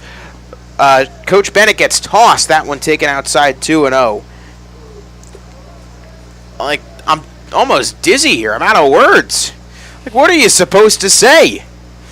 2-0, 1 out, nobody on, 8-8. 2-0 pitch, outside corner fastball, strike 1 on Parker. Now, Kiyuchi has definitely become one of the most reliable relievers this team has. He has more or less effectively taken the spot of Marco Ozuna, who's no longer with the club. 2-1, Kiyuchi deals. Breaking ball breaks a little bit low, 3-1. But especially after his struggles to start the year, it's just such a nice surprise for Levi to roar back with a vengeance. 3-1 to Parker. Kiyuchi sets and deals. That one, I think that plunked him. Or either way, it's inside for ball 4. Did it hit him? I don't think it did. No, I think it is just a straight-up walk. Home plate umpire never indicated dead ball, so just a walk. That brings up Charles McAdoo, and a lifetime ago he hit a solo home run to make it 6-1 Spearfish. McAdoo has reached all 3 times and has shown why he is, in fact, one of the most dangerous hitters in this league. Runner off first is Parker. He's got a big lead. Righty to righty, first pitch to McAdoo. Fastball on the outside part of the plate taken for a called strike 1. Charles McAdoo, the California native, San Jose State student, 362, 7 home runs, 63 RBIs. He has done it all today. 0-1, 1 out, the pitch to McAdoo. Breaking ball breaks a bit low, 1-1. Infield shaded to pole double play depth, especially out and left. Morphew recognizing McAdoo's right-handed pole power. Almost out in the warning track. Deep left, a lot of space between center and left. 1-1, Kiyuchi, righty to righty. Sets and deals. Here's the pitch, and McAdoo takes just outside on the slider, 2-1. So this crowd that was silenced in the top of the 5th has roared back to life in the bottom of the 5th, and now in the 6th inning of an 8-8 ball game. Not a packed house like yesterday, but a very vocal crowd on hand tonight. 2-1. Kiyuchi goes back to first, and diving back is Parker. What a game. What a game. Looney. Reminds you of that Souris Valley series. Yes. Back here about a month ago. 2-1. Kiyuchi sets and deals righty to righty. The pitch swung on and popped foul. Count will go 2-2. From what we understand, emotions running pretty high down on the field. Plenty of talking going on between the two sides. I think both these teams understand that they are the cream of the crop, especially offensively, and now they're trying to figure out who's better. 2-2 pitch. Runner off first is Parker. Runner goes. A pitch taken outside. The throw to second. It is wild, and it gets into the outfield. Count will go full 3-2. So a stolen base for Parker. And now a big pitch incoming to McAdoo. Of course, the Moo, last thing they want to do after staging that wild and wacky comeback is to relinquish the tie ball game immediately after. 3 balls, 2 strikes, 1 out. Righty to righty, Kiyuchi sets and deals the pitch. Swung on and missed. He dialed up the heater, and McAdoo couldn't handle it. That's out number 2. What a pitch. Second strikeout for Kiyuchi, and that one had a little life on it, a little fire on it. And the sitting's looking all the better right now. Good pitch by Levi. And a very tough batter to get out of that. So Seth Surratt, who we saw foul a ball off his shin earlier in the game, was down in a great deal of pain, got back up, completed the at-bat. He's 0 for 3, and obviously he stayed in the game because he's on with a runner on second. Righty to lefty, first pitch to the lefty. Surratt takes a breaking ball over the inside part of the plate called strike 1. Surratt, student at LIU, the Long Island University Sharks, and a native of Newburgh, New York, Orange County, just a little bit north of the city. 0-1. Pitch inside to Surratt, count 1-1. Now I say a little bit north. It's a little bit to maybe people around this neck of the woods. Back home, Newburgh's about an hour and change north. Because it's what, 2 miles north of the city? It's 3? A couple exits up I-87. 2 or 3 miles then. 2 or 3 miles. Well, it's considering that the speed limit is 65. Yeah, you could say 2 or 3 miles. 1-1. Runner off second. The pitch to Surratt. He swings and fouls it back. Count 1-2. I think what caught me off guard the most about driving in this part of the country was when I drove up to Sioux Falls and it hits you that the speed limit is 80 miles an hour. Now in New Jersey, if you're driving 80 miles an hour, half the state troopers will be close behind you. What's the speed limit there? The highest you can go 65. Ooh. 1-2. Runner off second. The pitch from Kiuchi. He deals. Surratt swings and it's a strike 3. It gets behind the glove of Nichols, who fires to first in time. The inning is over. Nice recovery from Levi Kiuchi, and he spins a scoreless 6th. We head to the bottom of the 6th. The Moo can take the lead. It's an 8-8 ball game from historic Moeller Field. Greetings, human neighbor. Hi, Marlex. Yesterday your husband Zendar was cutting your lawn with a... semi-conducting laser device? Yeah. Well, he zapped one of my rose bushes. Our apologies. Please accept this Nebraska Pick 5 ticket. It has a $50,000 starting jackpot with drawing 7 days a week. Oh, I love Nebraska Pick 5, but come on, you didn't have to do that. I did. He also accidentally incinerated your charcoal grilling apparatus. Pick 5 from the Nebraska Lottery. Top prize odds 1 in 501,000. Mid-Continent Irrigation is a 30-year family-owned and operated business in Fremont. Mid-Continent Irrigation sells new Valley brand irrigation equipment and Suckup brand grain bin equipment in their local trade area. They service all brands of irrigation and grain bin equipment and are staffed with highly skilled and trained professionals. Their staff has over 120 years of combined experience that still attends service school annually to stay on top of the latest technology. Give them a call at 402-727-9373. Navigator Motor Coaches can take care of all of your traveling needs. From church groups to touring professionals, as well as professional sports groups, schools, and colleges, Navigator can take the stress out of driving your group to its destination.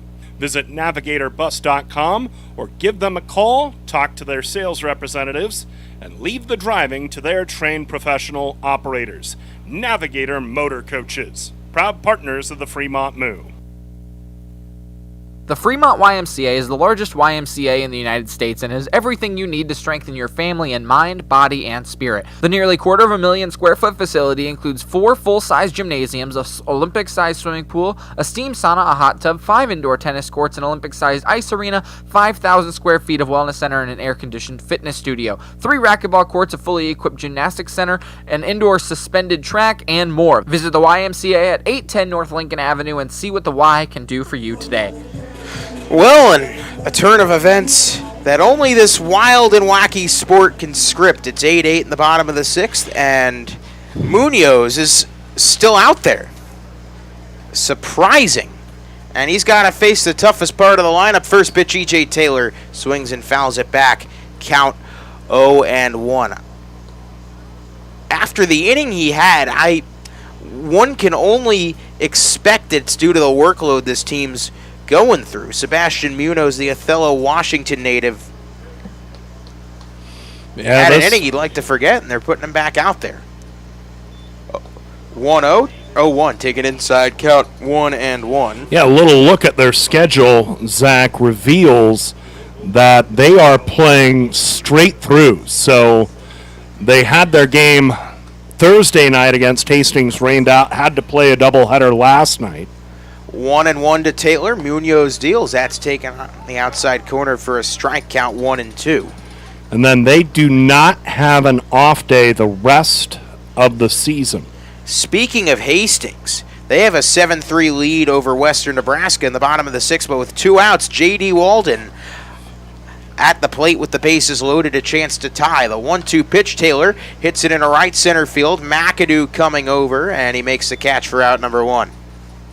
So to finish the thought, this Spearfish team is going to end the season 17 games in 16 days. And they got to put up with a tough Sioux Falls team and Souris Valley, who won tonight.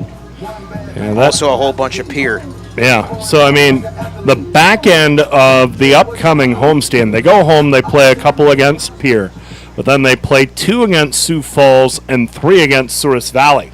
That's a tough 5-game stretch. Indeed. Luke White swings and fouls it back, count 0-1. White hit into a double play, doubled, and flew out. He's 1 for 3 with an RBI. Now, like I said, I really wish we got to go to Spearfish. I have only heard amazing things about how pretty that part of the country is. I've seen the pictures of the ballpark. If you're from the Expedition League and you're listening to this, please make sure to send the Moo to Spearfish next year. That pitch low, 1-1. Oh, it's called a strike, 0-2. Well, it's been that kind of night. Yeah, the strike zone has been a little inconsistent. Yeah, temperamental's a good word for it. No balls, 2 strikes, 1 out, 8-8 our score.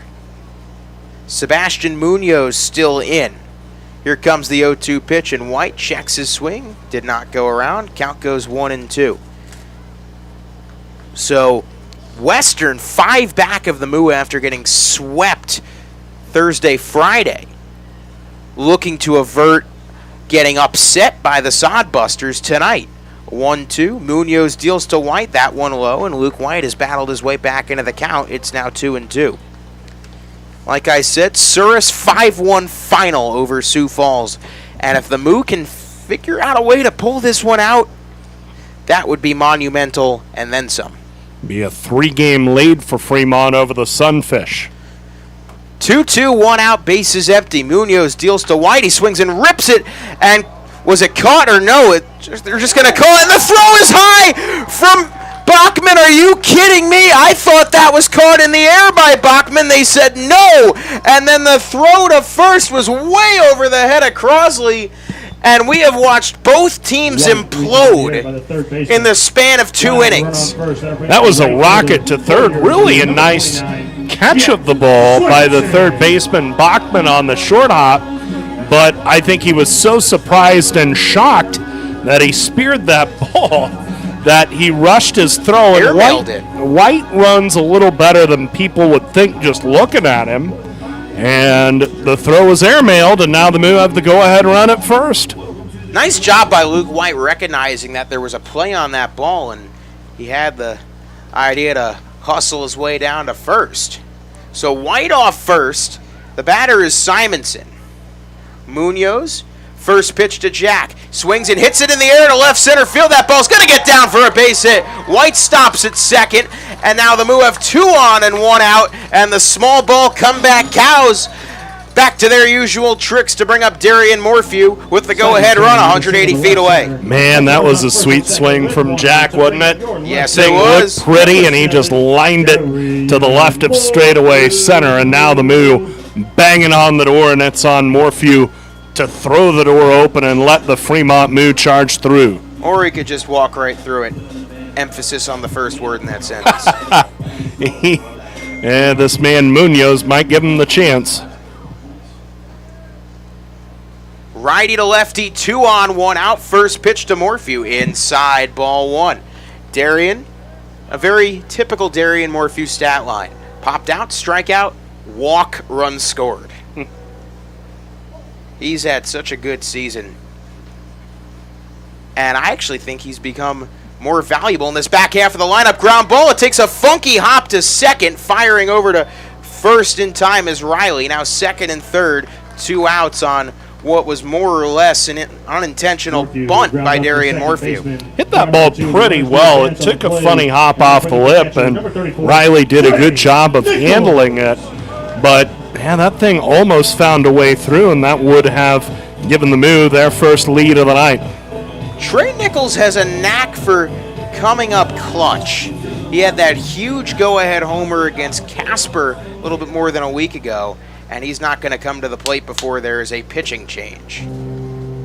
So, 2 on, 2 out, Morphew grounding out, and Nichols at the plate. We'll tell you who the new pitcher is after the break.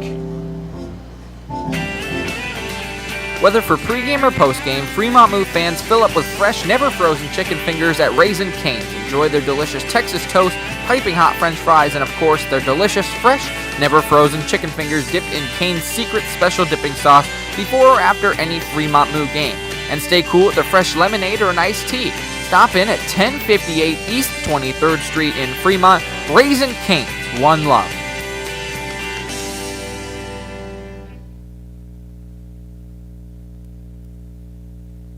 Pinnacle Bank isn't just a bank in Nebraska. They're Nebraska in a bank. Visit Pinnacle Bank's 3 locations in Fremont or any one of their 61 locations across Nebraska to experience Pinnacle Bank's superior service. Whether it's a checking account, a mortgage, a home loan, or a savings account, see why Pinnacle Bank is Nebraska in a bank today. Stop by 99 West 60th Street, 45 West 23rd Street, or 1520 East 23rd Street in Fremont, or visit pinbank.com today. A reminder from the Nebraska Lottery. Nebraska Pick 5 has draws 7 days a week, with jackpots still starting at $50,000. So play Nebraska Pick 5 today,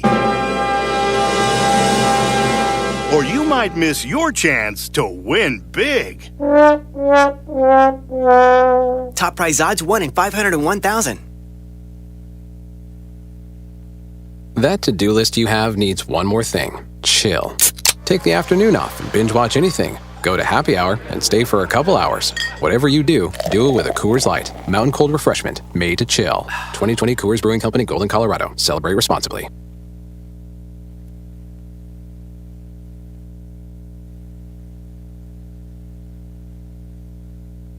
Husqvarna now has special financing at Extreme Outdoor Power with approved credit. Available on all Husqvarna residential or commercial acreage and zero-turn mowers. Get the professional power you need today with 6-year warranties on residential or 10-year warranties on commercial mowers. Extreme Outdoor Power repairs most major brands, and they carry a full line of battery-powered equipment too. Stop into Extreme Outdoor Power and visit with Rick Lereger today at 805 South Broad Street in Fremont.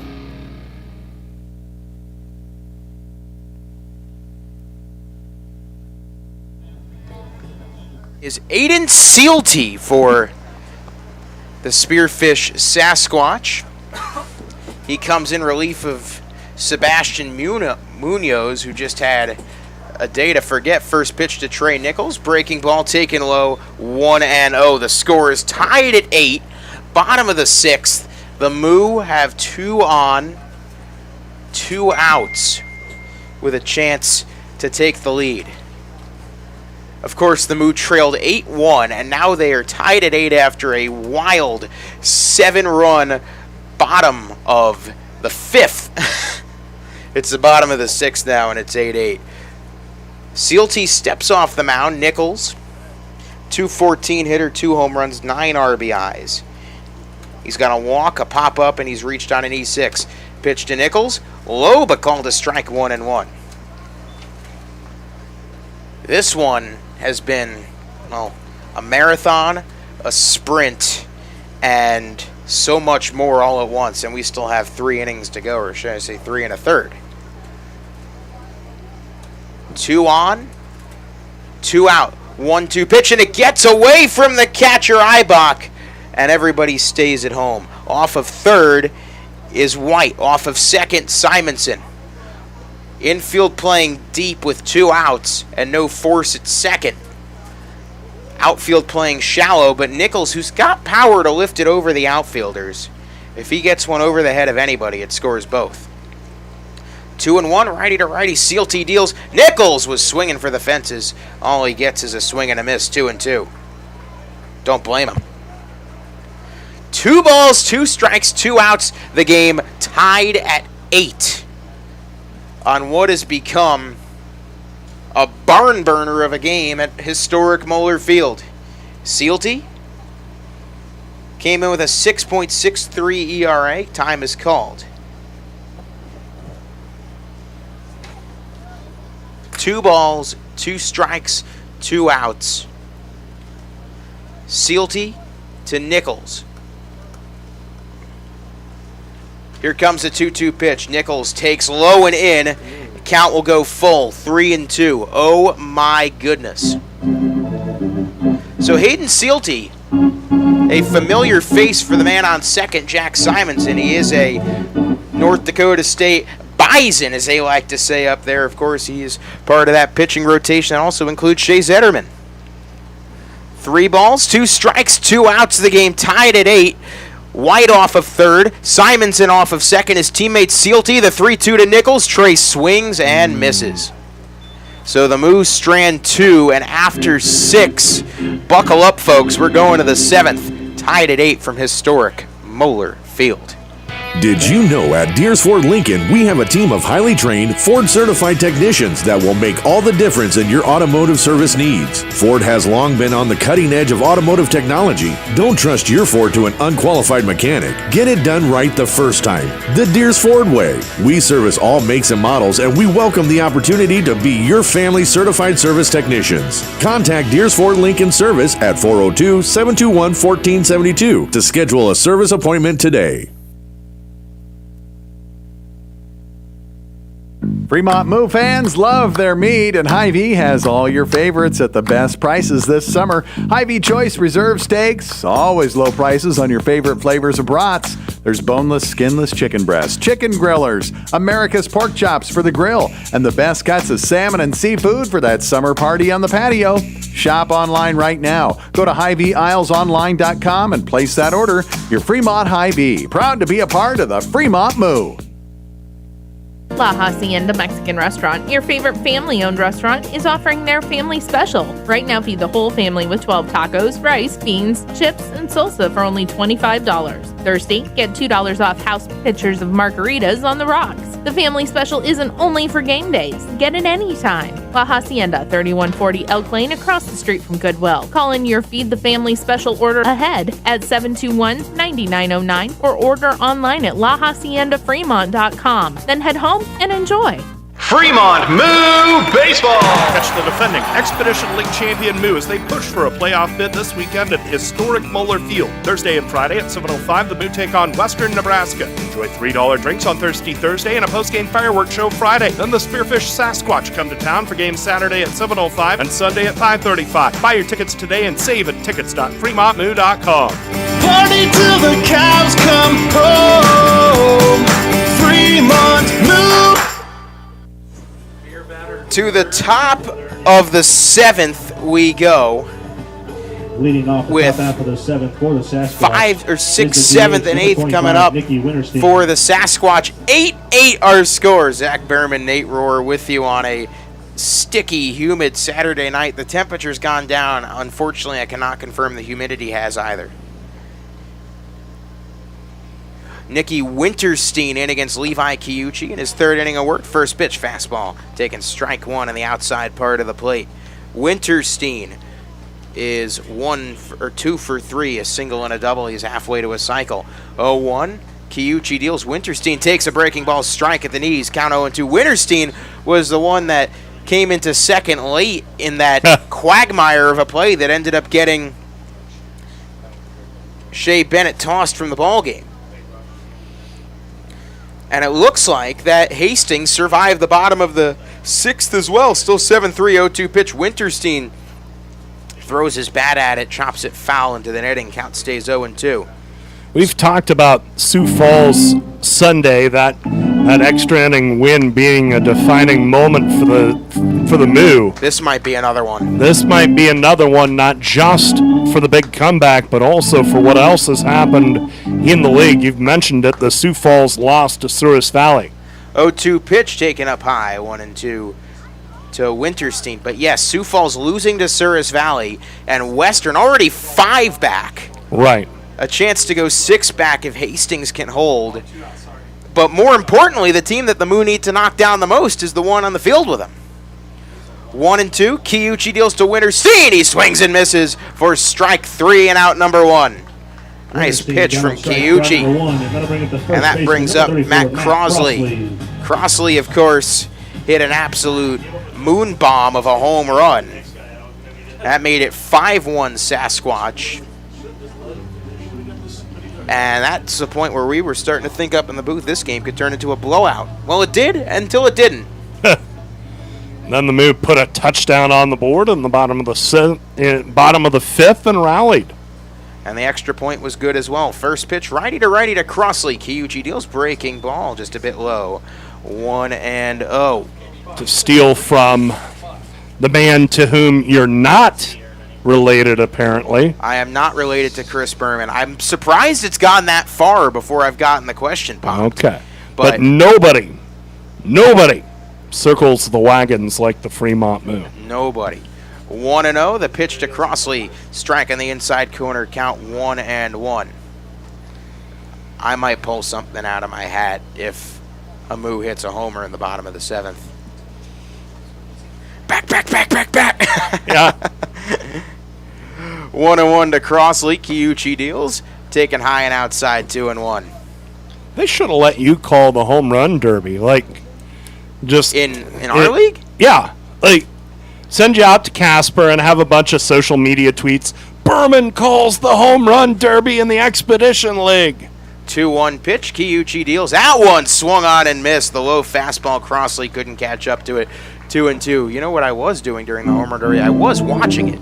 I was watching it poolside in Delray Beach, Florida. Oh, well, that was nice. I have to be honest. I was in and out on it. I watched E.J. Taylor's 2 runs, his 2 rounds of competition. I did not watch the other batters, though. 2-2 pitch. Kiyuchi deals way outside, 3-2. The All-Star game was good as well.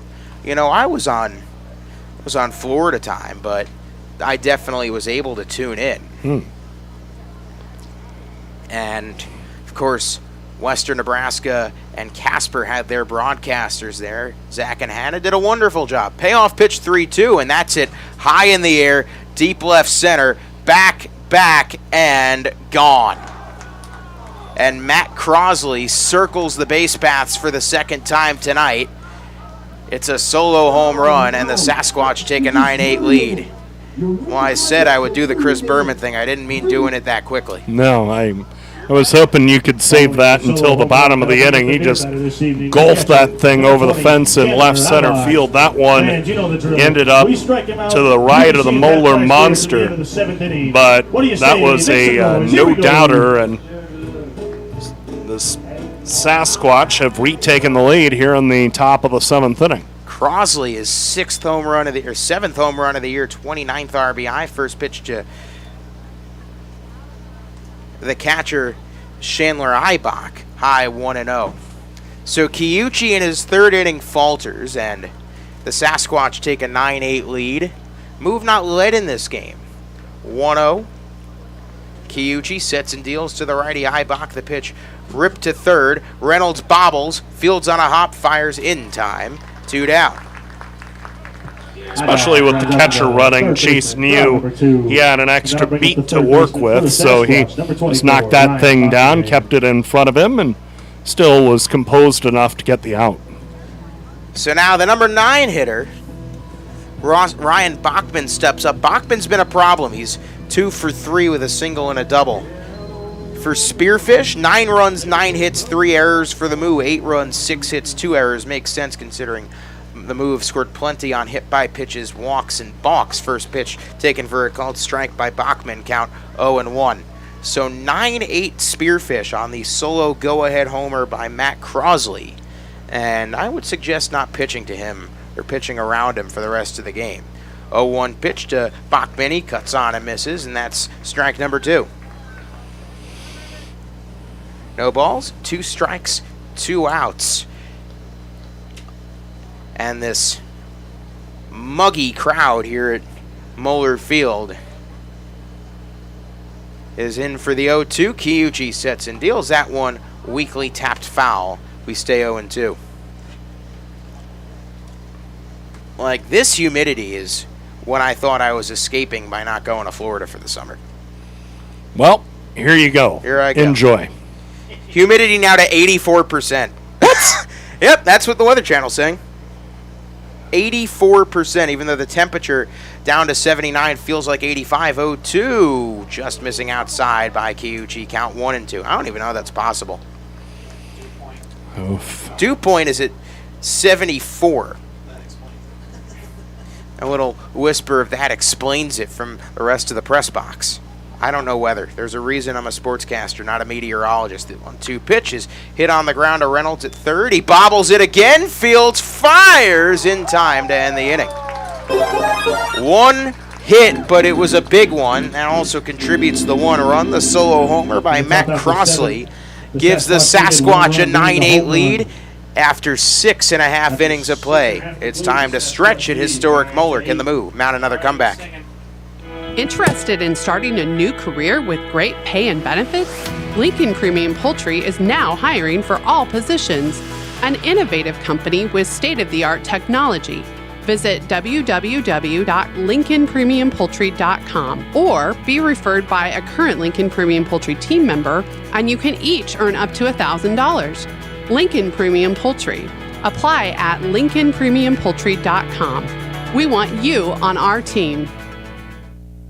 Gentlemen, here at Weesey Plumbing and Excavating, our customer's duty is our duty. Yes, Drill Sergeant. Now, you're Fremont's finest, and I want you people-pleasing plunger wranglers to remember here at Weesey, we don't stop fighting clogged drains, low water pressure, frozen pipes, until our residential and commercial customers are smiling. Am I making myself clear, you toilet snake and sink suckers? Yes, Drill Sergeant. Now, our customers will find us in Fremont, on Facebook, and online at WeeseyPlum.com. Weesey Plumbing and Excavating.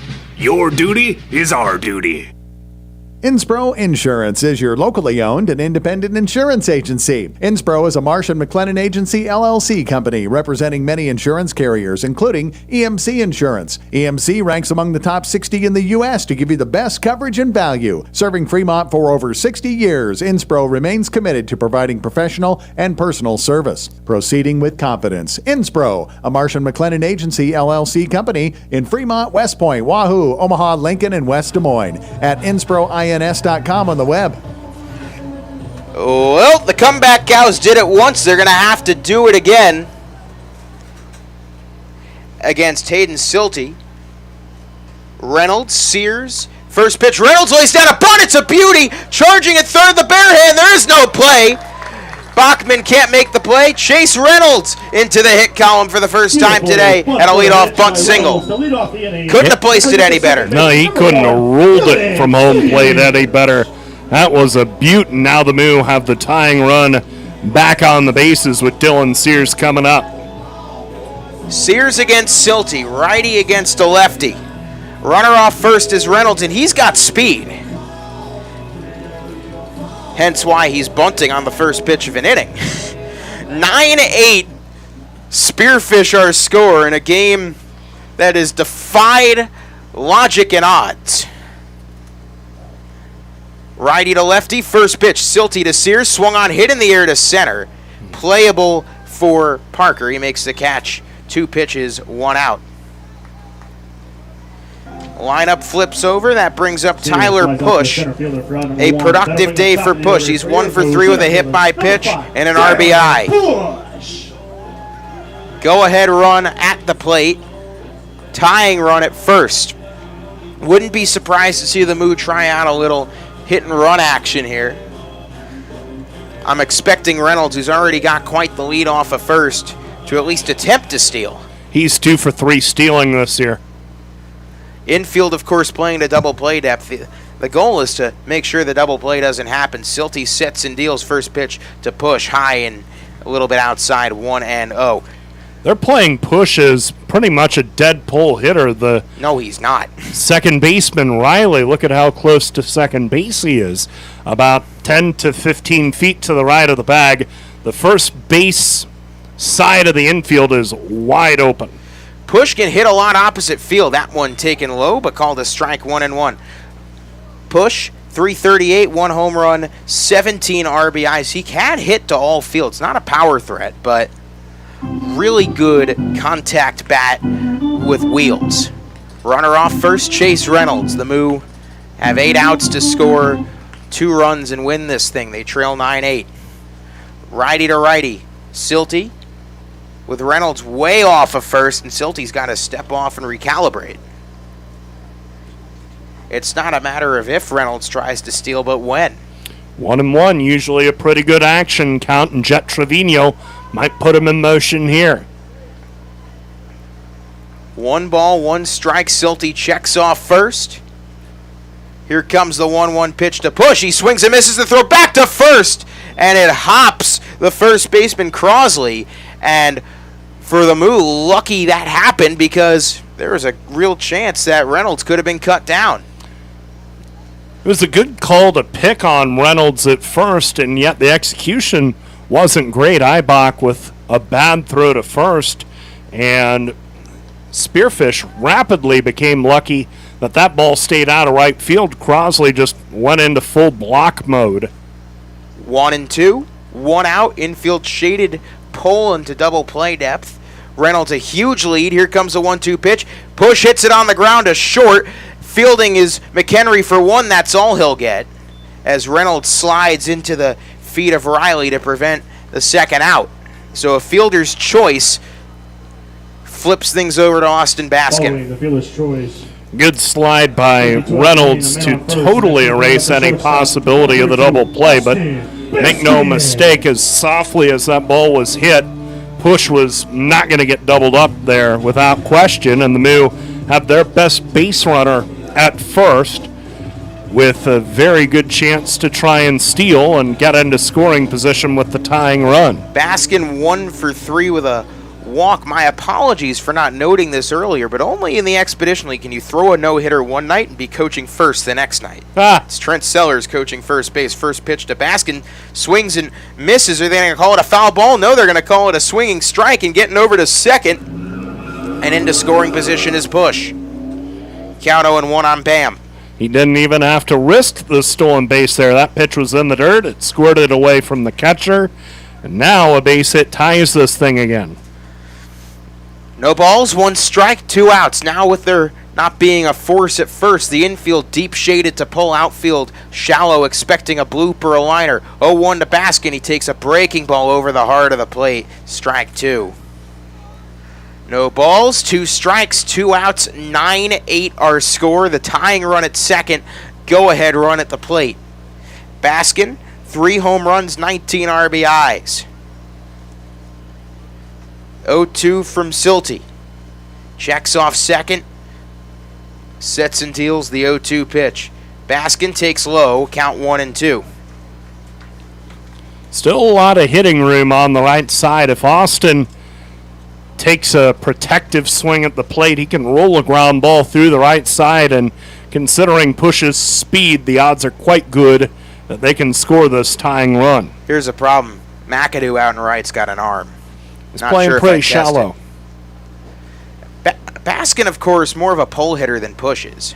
1-2, 2 outs. Silty sits and deals. Baskin rips it just foul down the third base side. Sasquatch get lucky there. A lucky bounce could have very easily tied this ball game. We stay 1-2. Of course, we saw that double by McAdoo earlier in this game up the left field line that appeared to be foul. The Moo dugout thought it was foul, but it was called fair. 1 ball, 2 strike, 2 outs. A big pitch incoming with a runner off second. Push. He's got a lead. Don't know if he tries to steal. Silty checks off second. Here comes the 1-2. Baskin rips it into center field. That one's going to drop for a base hit, and it gets past the center fielder Parker. Rounding third and scoring is Push. Austin Baskin ties the game. It's an RBI single. It's 9-all. Bam comes up big time. We got a brand new ball game. That was a rocket to straightaway center. Parker was lucky to get a glove on it as that thing shot out there, but Push, running on contact, absolutely was able to score easily, and now you've got the go-ahead run with Bam at first, and you're getting to the meat of the order. With all the power in the lineup in the early part of the year, we didn't see a lot of hit and runs from the Moo, and that has changed with the way the lineup has changed, and so much credit to this coaching staff for adapting with the team as they've adapted. because that's not a play they draw up early in the season. Tie game, 9-9. Runner off first is Baskin. E.J. Taylor in against Hayden Silty. First pitch to E.J., and it's low for ball one. The go-ahead run at first. Austin Baskin is 20th RBI of the year, and I don't think any of them were bigger. I think that's the hit of the year for Austin, especially if the Moo can finish off this comeback and take the lead and end up winning it. 9-9 in the 7th in a de facto playoff game in this Clark division. 1-0 to Taylor. Strike on the outside corner from Silty. 1-1. Now the infield playing to the force at second. Of course, they have E.J. shaded pole. A lot of space out in those gaps. The outfield, shallow in right and center. A little bit deeper in left is Surratt. Runner off first is Baskin. Silty sets and deals righty to righty the pitch. E.J. takes a breaking ball over the outside part of the plate. Strike two. Remember, Bam was down 0-2 in the count and battled back and had that hit on the 1-2. Could E.J. Taylor conjure up some magic of his own down in the count here? 1 ball, 2 strikes, 2 outs, 9-9 between the Sasquatch and the Moo. Won't be an easy night's rest for whoever loses this one. 1-2, Silty deals. Pitch taken low, 2-2. And a reminder, this broadcast comes your way on FremontMoo.com and Big Dog 98.9 FM, 1340 AM, KHUB, Fremont, Nebraska. 2 balls, 2 strikes, 2 outs, a runner on first. In a tie ball game, Silty against DJ. 2 balls, 2 strikes, 2 outs. Silty checks off first. Baskin's got the lead. 2-2 pitch. Silty deals. Taylor swings and pops it in the air. Foul territory. Right field side out of play. 2-2. EJ's going to keep battling until he gets one to hit. At the very least, make this Silty guy throw some pitches to where you can wear him down. He's primarily a bullpen arm. He's had an okay year, ERA of 6.63. But you figure that if you keep fouling off pitches, you'll see something you can do something with. And EJ's one that won't typically let a mistake go by you. 2 balls, 2 strikes, 2 outs. The pitch to Taylor. He swings and pops it in the air. Silty got him right side of the infield. Everybody converges. Making the catch is Riley to end the inning. But Austin Baskin comes up clutch. An RBI single ties the game at 9 as we head to the 8th. 9 apiece from historic Moeller. Buckle up. We got a finish coming. Now that's what a solid piece of wood sounds like. Look just past that left field wall at Moeller Field, you'll see Christensen Lumber, a solid lumber company for nearly a century.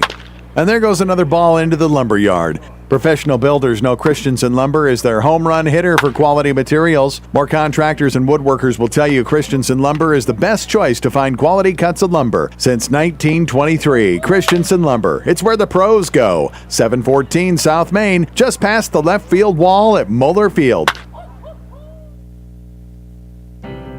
At Methodist, our doctors, nurses, and team members work together to ensure you receive the level of expertise and compassion that you deserve. Whether it's in Omaha, Council Bluffs, Fremont, or any of the surrounding areas, we all share a common goal: delivering outstanding care and exceptional outcomes for every patient. Methodist, the meaning of care. Wow, great space, nice and clean, decent square footage, a lot of potential. When do we move in? You know this is for storage, right? It's not a man cave. Oh. With storage units this nice, no wonder it feels like home. Morningside Storage is a full-service facility including indoor and outdoor, 5x10, 10x10, 10x20s, and plenty of outdoor storage for campers, boats, and RVs. They're safe and secure with reasonable rates. Morningside Storage, just west of Luther and Morningside. Call 402-317-9261 now.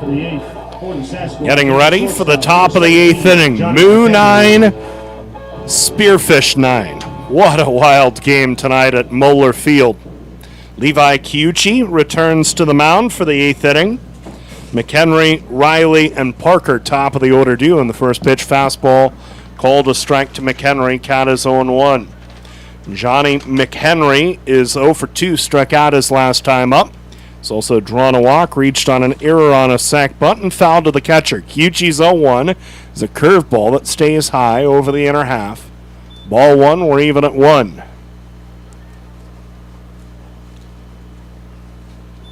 One and one the count. Kiyuchi winds and deals.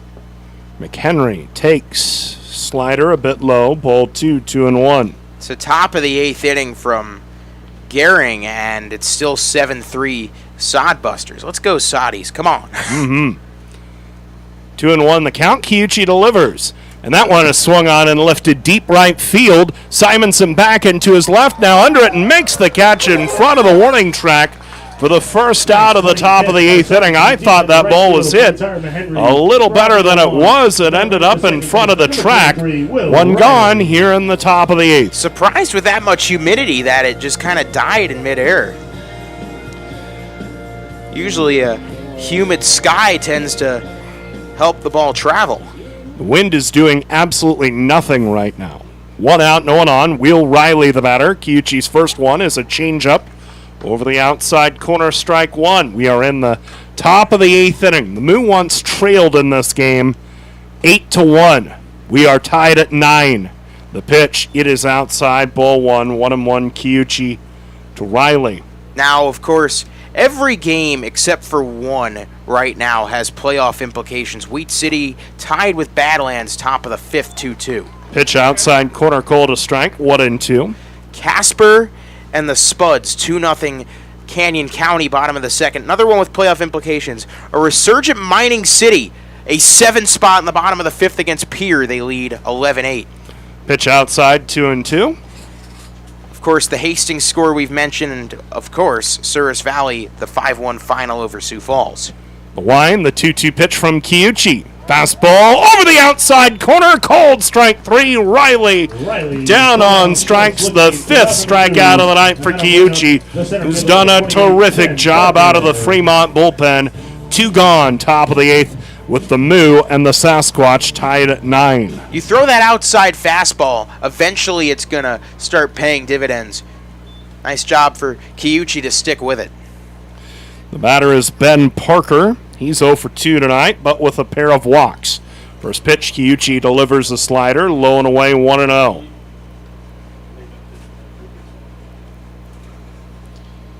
Parker has scored 1 run.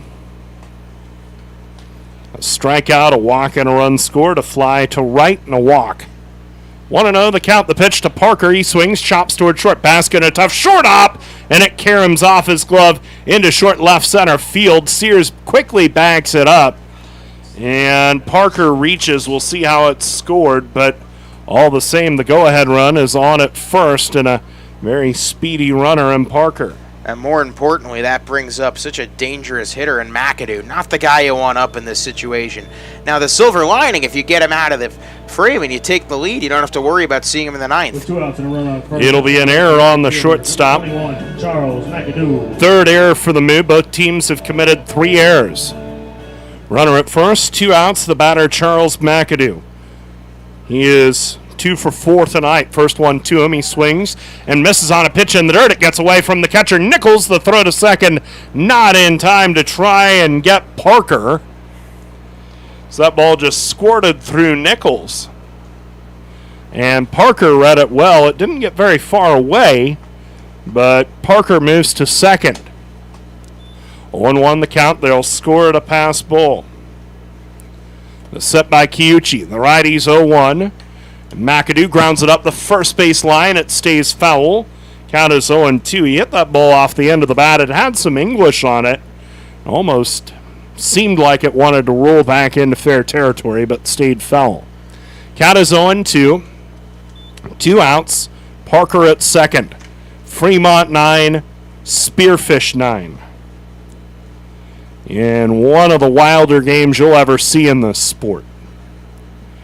Spearfish led 4-0 through 2.5. They led it 8-1 going to the bottom of the 5th, but then a 7-run 5th for the Moo got him back in it. The 0-2 curveball inside from Kiyuchi. Now 1-2.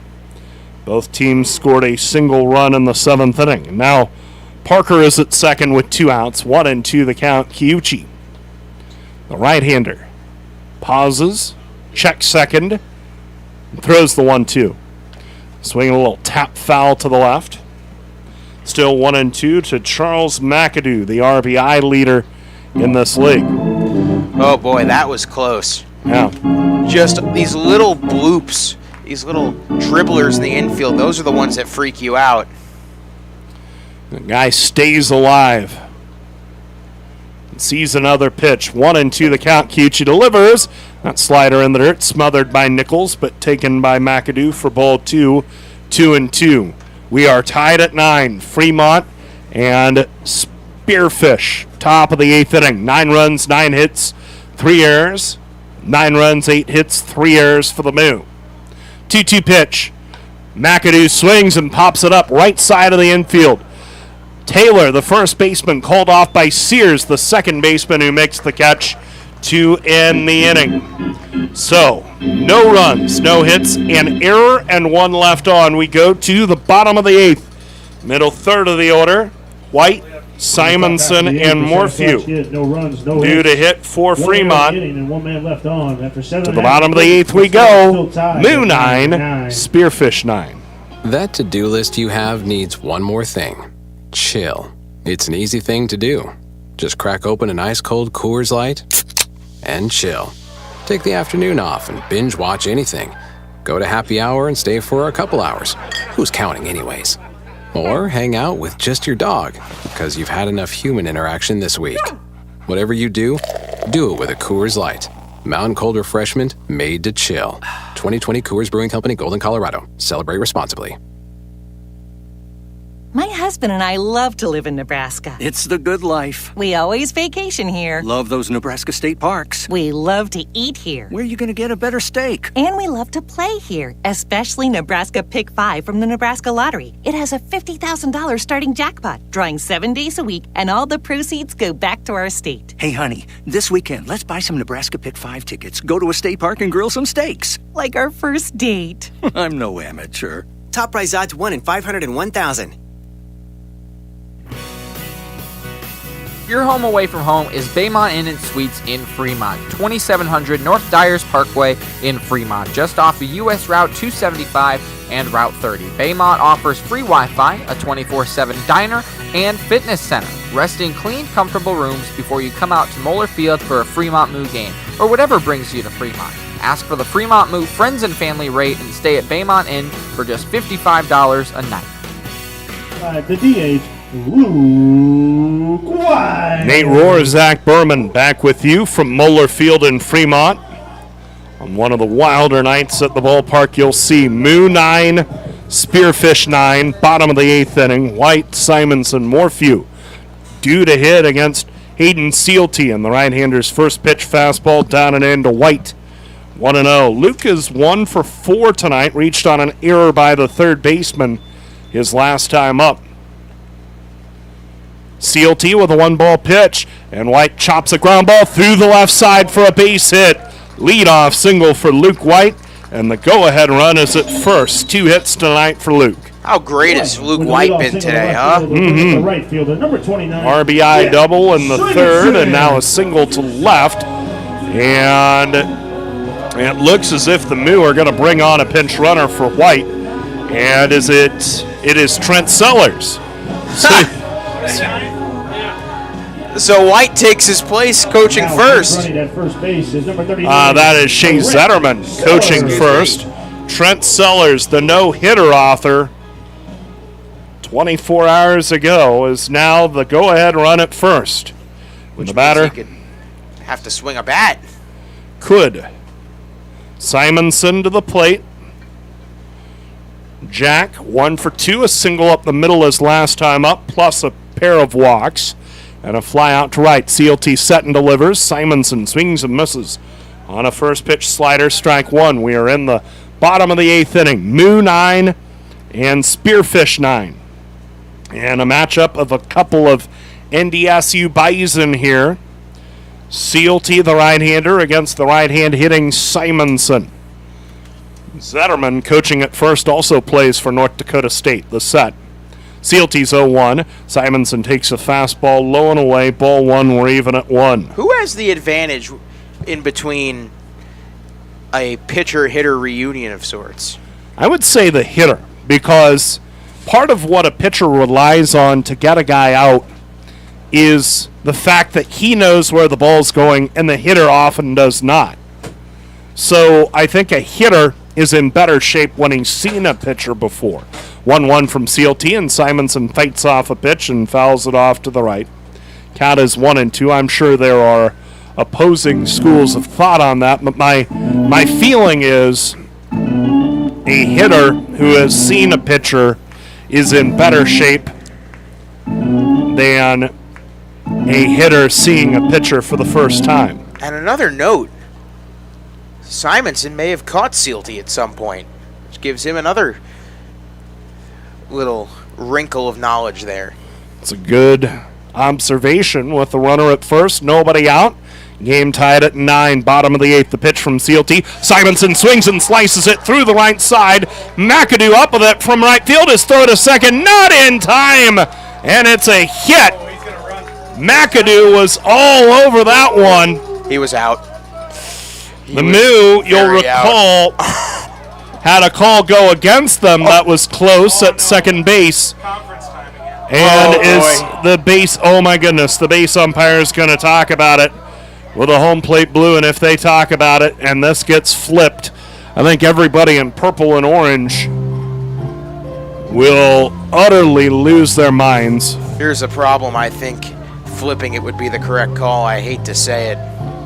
It was a bang-bang play. Like I said, don't test McAdoo's arm. He's got a cannon. He plays shallow, and that ball lined to right by Simonson. Sellers was on at first. He, I think, operated properly. He went about halfway, and McAdoo came up throwing. Very close play, but the longer they talk about this, the more worried I get. I don't know, man. We've seen it all tonight. We haven't seen it all yet, but hang on. They're still talking about it. Oh, my goodness. The two umpires still talking about it. It's out or safe.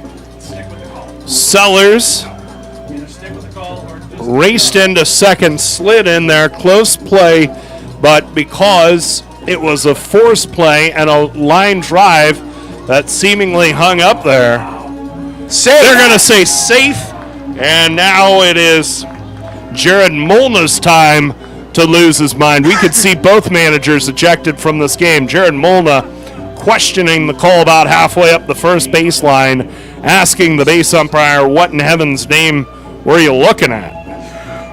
Oh, my goodness. The conversation continues, and now Molna turns away from the discussion, puts his hands on his knees, and now squares back up to the home plate umpire. He is gesturing wildly, or the base umpire, I should say. This guy is going to let Molna give him a piece of his mind, but he's let this go on long enough. He has to eject Jared Molna. How long can Jared Molna oppose this call? The crowd's going, toss him, toss him, toss him. Ibach, the catcher there, ideally to usher the manager off, but Molna still discussing the call. This game tied at 9, bottom of the 8th, 2 on, none out. The argument continues. Molna gestures with the right hand, throws up his head, shakes it in utter disbelief. The conversation continues, and Molna now is talking with the home plate umpire. So you have a three-man discussion 30 feet up the first baseline. Jared Molna's been out there forever. And remember, Shea Bennett was tossed and in a hurry earlier in this game. Jared Molna is still speaking his piece. And at this point, this umpiring crew has to throw Jared Molna out of this game. The home plate umpire pointing strongly towards second. If he doesn't get tossed, wouldn't surprise me if the Moo just pour out of the dugout themselves. And the discussion is continuing on. And the home plate umpire claps, breaks up the discussion. They didn't toss him. Oh, my goodness. Well, Simonson. How long was he out there arguing? Longer than the national anthem, I'll tell you that much. Oh, and that was not a short national anthem either. All right, back to the game, because now you've got 2 on, none out. Bottom of the 8th. Moo 9, Spearfish 9. Morphew at the plate. The first baseman Crossley all the way in, anticipating bunt. Darian tonight 0 for 3 with a walk and a run scored. The set. Sealty brings it home. Morphew swinging away, takes high and away, ball 1.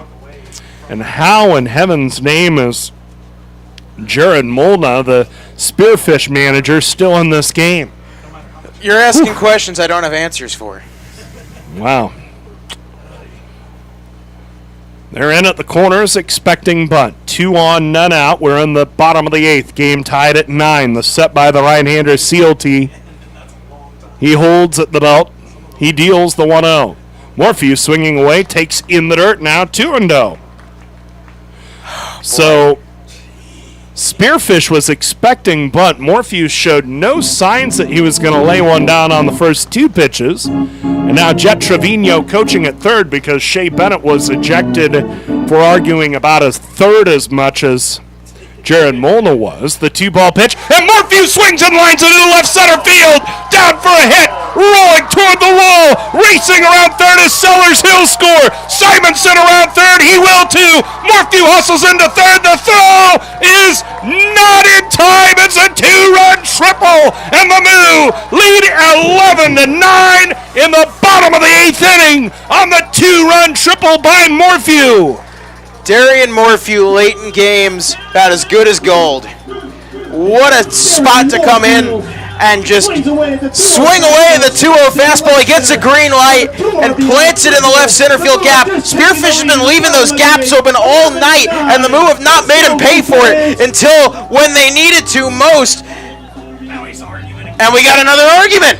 Jared Molna arguing the call at third. It looked like the base umpire was looking toward home plate going, do you have anything? He had nothing.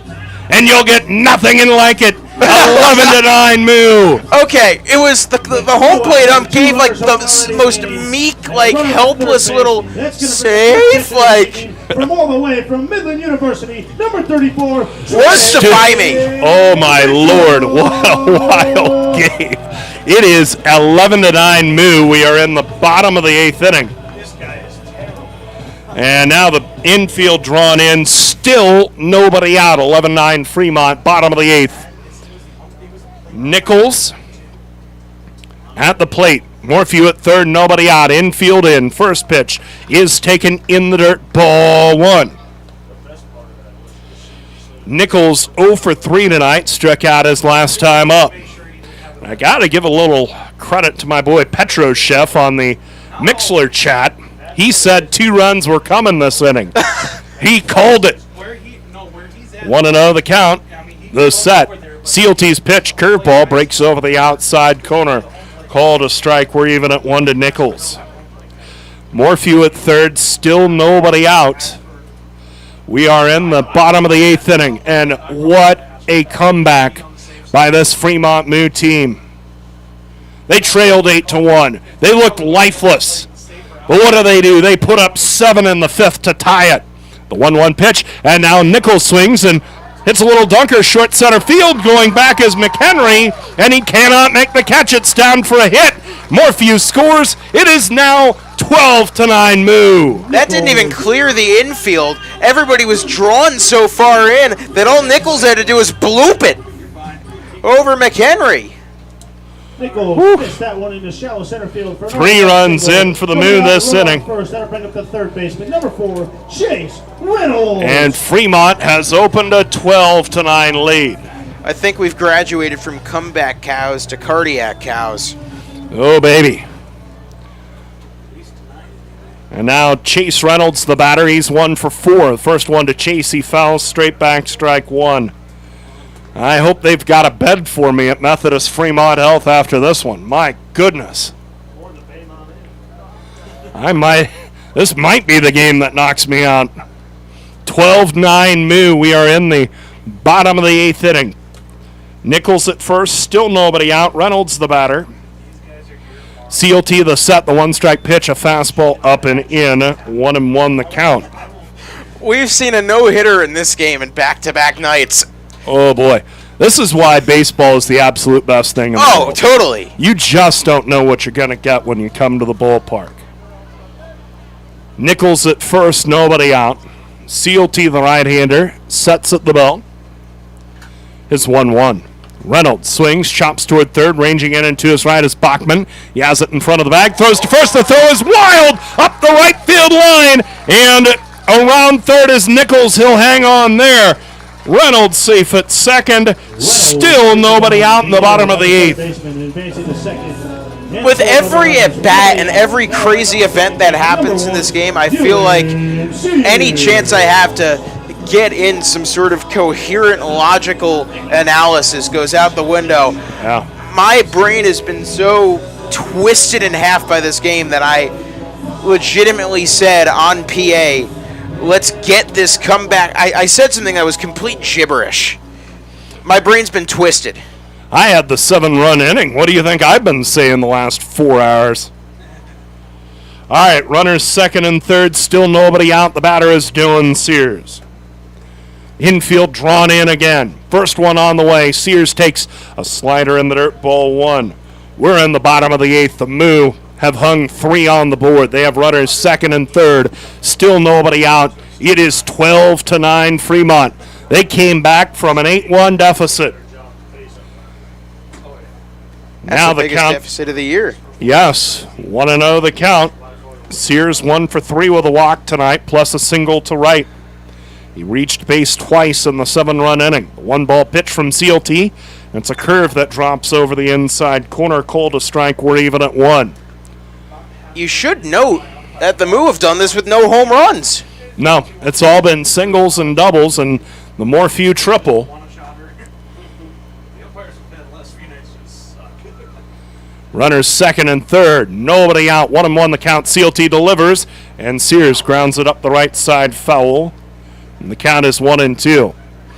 Yes, we will take more runs here, Petroshev. The Moo have put 3 on the board already. A hit would likely push it to 5. We are in the bottom of the 8th inning. 12-9 Moo.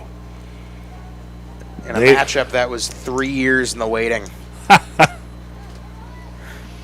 It's been a classic. Now Sears has to go to the dugout to grab a new bat.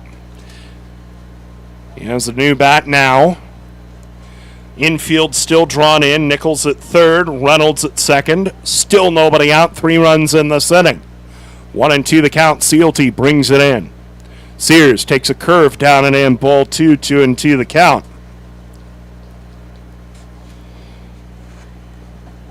Push on deck. So the lineup will flip over. But Sears is tough and out as there is in this Moo lineup. And again, the infield's drawn in, so a little blooper. Could drive in at least 1, if not 2. 2-2 the count. It was set by CLT. The righty deals.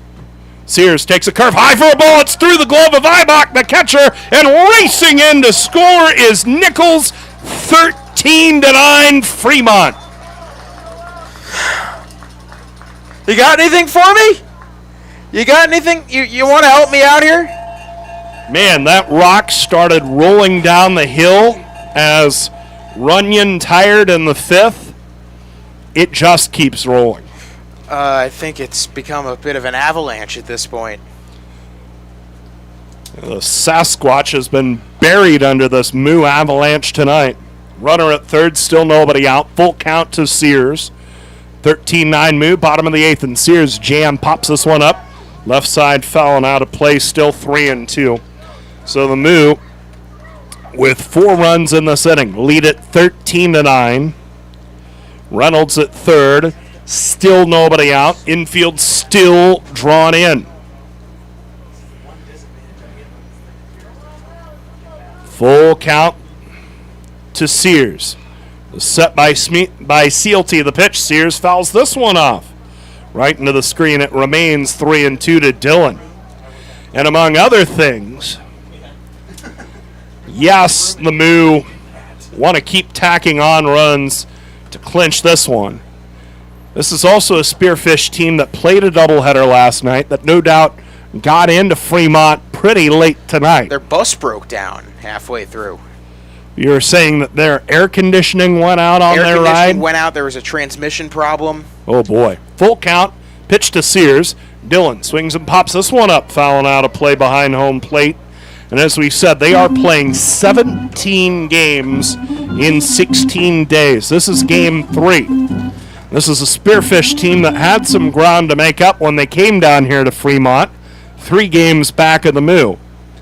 You could land a knockout blow not just for tonight, not just for this series, but for the season. Full count again. CLT's pitch. Sears swings and misses at one in the dirt for strike 3. They'll have to throw to first to finish him off. Ibach throw in time, 1 away. Whereas, in comparison, the Moo played 2 relatively low-stress games, 2 shutout games that minimally used the bullpen. Yeah. So the Moo were well prepared for this thing tonight, and despite everything, the Moo have only used 2 pitchers tonight. We'll see what the Moo do in the 9th inning. Levi Chiuchi has thrown 3 1/3.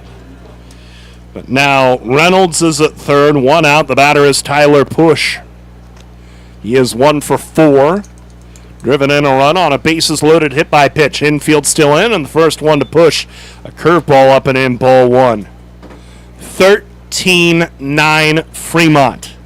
Bottom of the 8th inning. The runner at third is Reynolds. Still only 1 out. First 5 in this inning reached. The first 4 scored. 1-0 the count. CLT delivers. And now Push swings and pops it up foul ground. First base side. It makes it out of play. Strike 1. The count even at 1. And yes, if you're the Moo, you want to keep tacking on runs because you've got Crosley due third in the 9th. You want a situation where he can hit one through the lumberyard and it'll only draw him closer. 1-1 the count. Reynolds at third.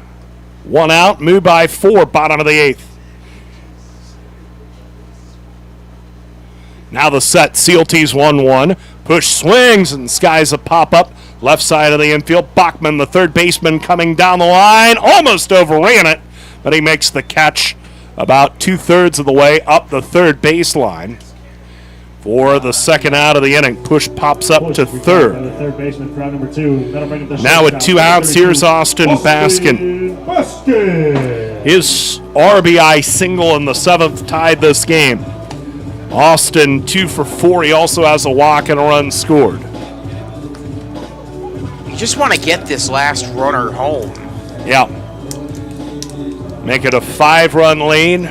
They can't tie you with 1 swing of the bat. This is an explosive Spearfish offense. 13-9 Moo, bottom of the 8th. The first one to Baskin. He rips it up the third baseline. Foul. Almost decapitated Reynolds. Strike 1. Oh, boy. That was a rocket right at Reynolds' head. This game has defied and utterly shattered every single concept of baseball I have learned on my 21 and a half years in this planet. The Moo erasing a 7-run deficit. 0-1 the count, the set. CLT deals. Baskin takes a curve over the outer half, but low. Ball 1, we're even at 1. Austin Baskin is the 8th batter to come to the plate this inning for the Moo. Runner at third is Reynolds. He reached on an error by the third baseman. 2 outs, 4 runs in here in the bottom of the 8th. 1-1 the count. CLT set and delivers. Baskin sprays a foul to the right out of play, now 1-2. Just so we're aware, Trent Sellers' no-hitter was still less than 24 hours ago. I have a tough time believing that. I have a tough time believing anything I've seen lately here at Moeller. By the way, Pierre has fought their way back into it against Mining City. top of the 7th, it's still 11-10 Tommy Knockers. But the Trappers back in that one. Here, 13-9 Moo. Bottom of the 8th. Runner at third, 2 outs. 1-2 to Baskin. CLT delivers and messes up and in with a curveball, 2-2. Souris Valley has already beaten Sioux Falls 5-1. They're in the top of the 9th, and Gehring and the Sodbusters hold a 7-3 lead on Western Nebraska. So the Moo getting help in a couple of places tonight. 2-2 the count, the set. CLT delivers. Baskin takes in the dirt for ball 3. Runner trying to score, and Reynolds is tagged out at the plate. Reynolds trying to score on the wild pitch. He rolled the dice, came up empty, and the Moo are done in the bottom of the 8th. But right, lordy, let's kick it down to Chloe and see what she's what got an for us. inning for the Moo. 4 runs on 4 hits with 1 error, and no one left on. All right, let's not totally Sharpie this one in the scorebook yet. We go to the top of the 9th. Surratt, Winterstein, and Crosley, 5, 6, and 7 in the order, due for Spearfish. We have played 8 innings at historic Moeller Field. Moo 13, Spearfish 9. When you need electrical service, installations, or repairs for your industrial, commercial, or residential property, depend on Fremont Electric for the service you deserve. Fremont Electric is a locally owned and operated electrical contractor since 1974 and are committed to getting the job done right. Whether it's a small project or large undertaking, they offer 24-hour emergency service for your convenience and peace of mind. Call Fremont Electric at 402-727-4932 to see what they can do for you. At Methodist, we know when a diagnosis changes your life. You want complete care personalized for your unique needs. When you're fighting for your health, Taking on cancer, or battling heart disease, We treat you with a skill level only our dedicated network of experts can provide. We promise to deliver your care with the innovative treatments you need. And the compassion you deserve. Methodists, the meaning of care. Just like the Fremont Moo rolling through the Expedition League, Bassett Truck and Trailer keeps your trucks and trailers rolling. From full truck and trailer repair to overhauls and towing, Bassett Truck and Trailer Repair is your truck and trailer repair experts. They also offer 3-axle truck alignments, roadside assistance, free estimates, and Department of Transportation inspections. Bassett has been in business since 2014. They have ASE certified technicians and quick turnaround on services. Call 402-909-3902 for all your truck and trailer repair needs. Back with you from Moeller Field in Fremont as we get ready for the top of the 9th inning.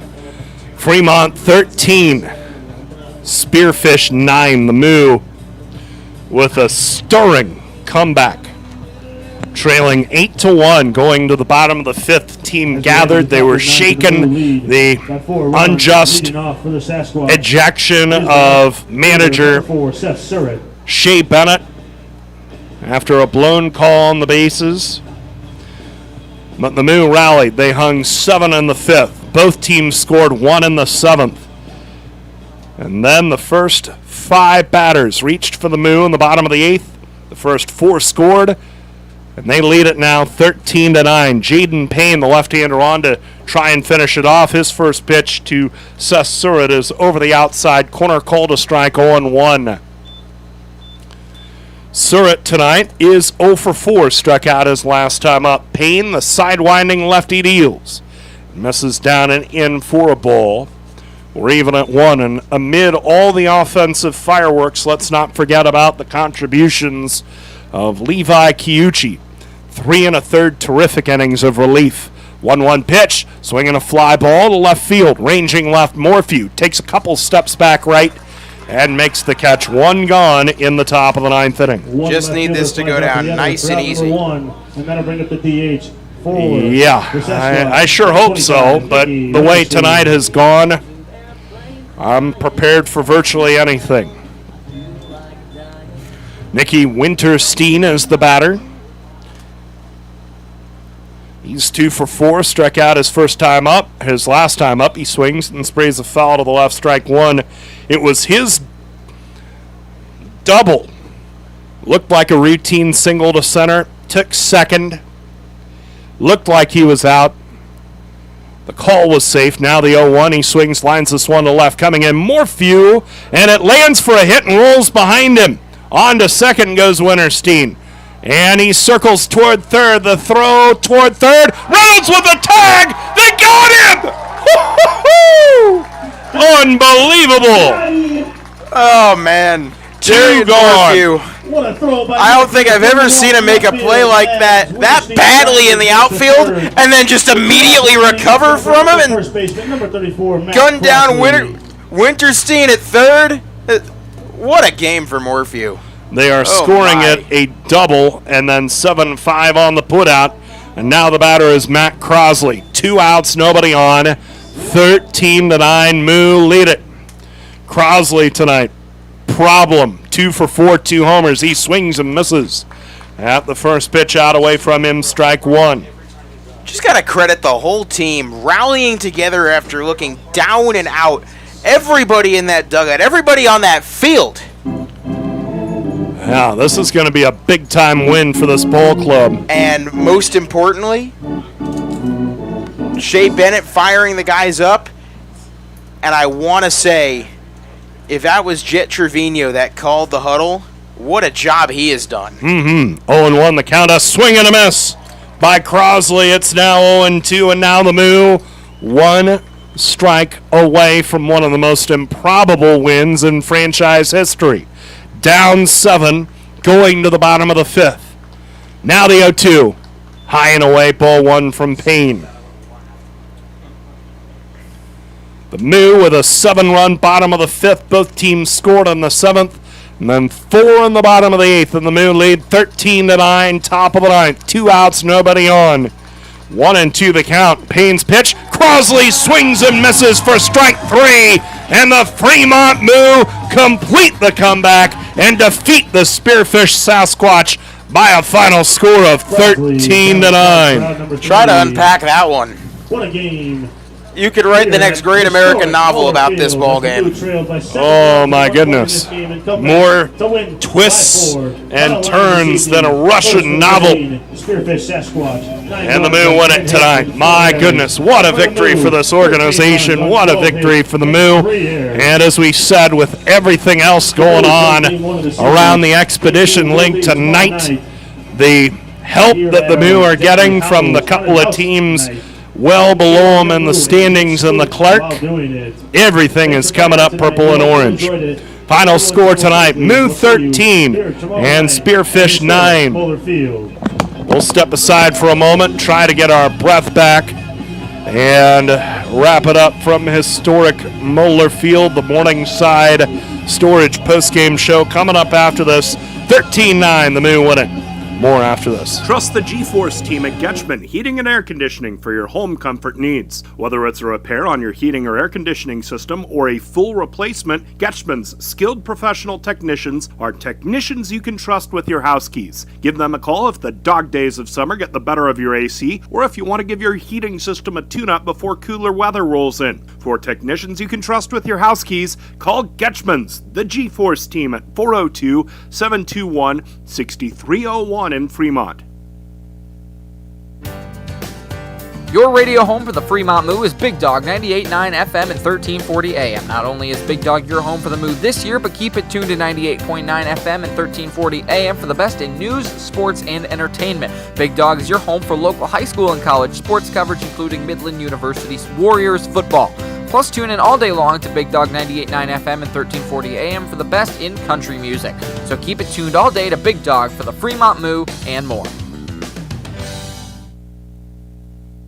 Mid-Continent Irrigation is a 30-year family-owned and operated business in Fremont.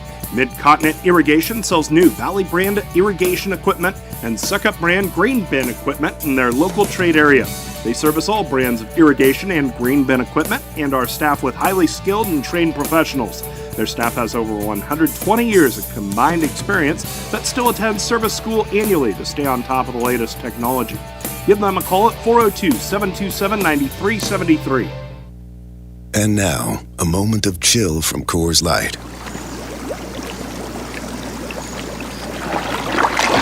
Coors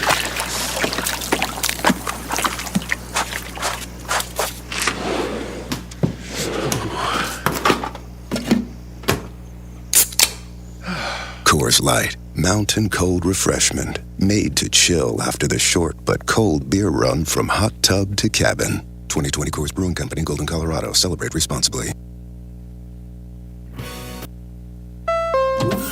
Greetings, human neighbor. Hi, Marlex. Yesterday your husband Zendar was cutting your lawn with a... semi-conducting laser device? Yeah. Well, he zapped one of my rose bushes. Our apologies. Please accept this Nebraska Pick 5 ticket. It has a $50,000 starting jackpot with drawing 7 days a week. Oh, I love Nebraska Pick 5, but come on, you didn't have to do that. I did. He also accidentally incinerated your charcoal grilling apparatus. Pick 5 from the Nebraska Lottery. Top prize odds 1 in 501,000. Looking for photography and video services in Fremont? Give Vic's Photography and Video Services a call. He offers photography and video coverage of weddings and events, portfolios of families and high school seniors, and businesses. Vic also knows video. He can produce corporate videos or commercials for your business and transfer your home movies and videos to DVD. Need an eye in the sky? Vic is also a licensed commercial pilot, so he can provide aerial photography services. Give Vic a call at 402-721-9121 for all your video and photography needs. Well, in baseball, when you think you have seen it all, when you think you've seen the most entertaining, the most wild, the most inexplicable, you see another one.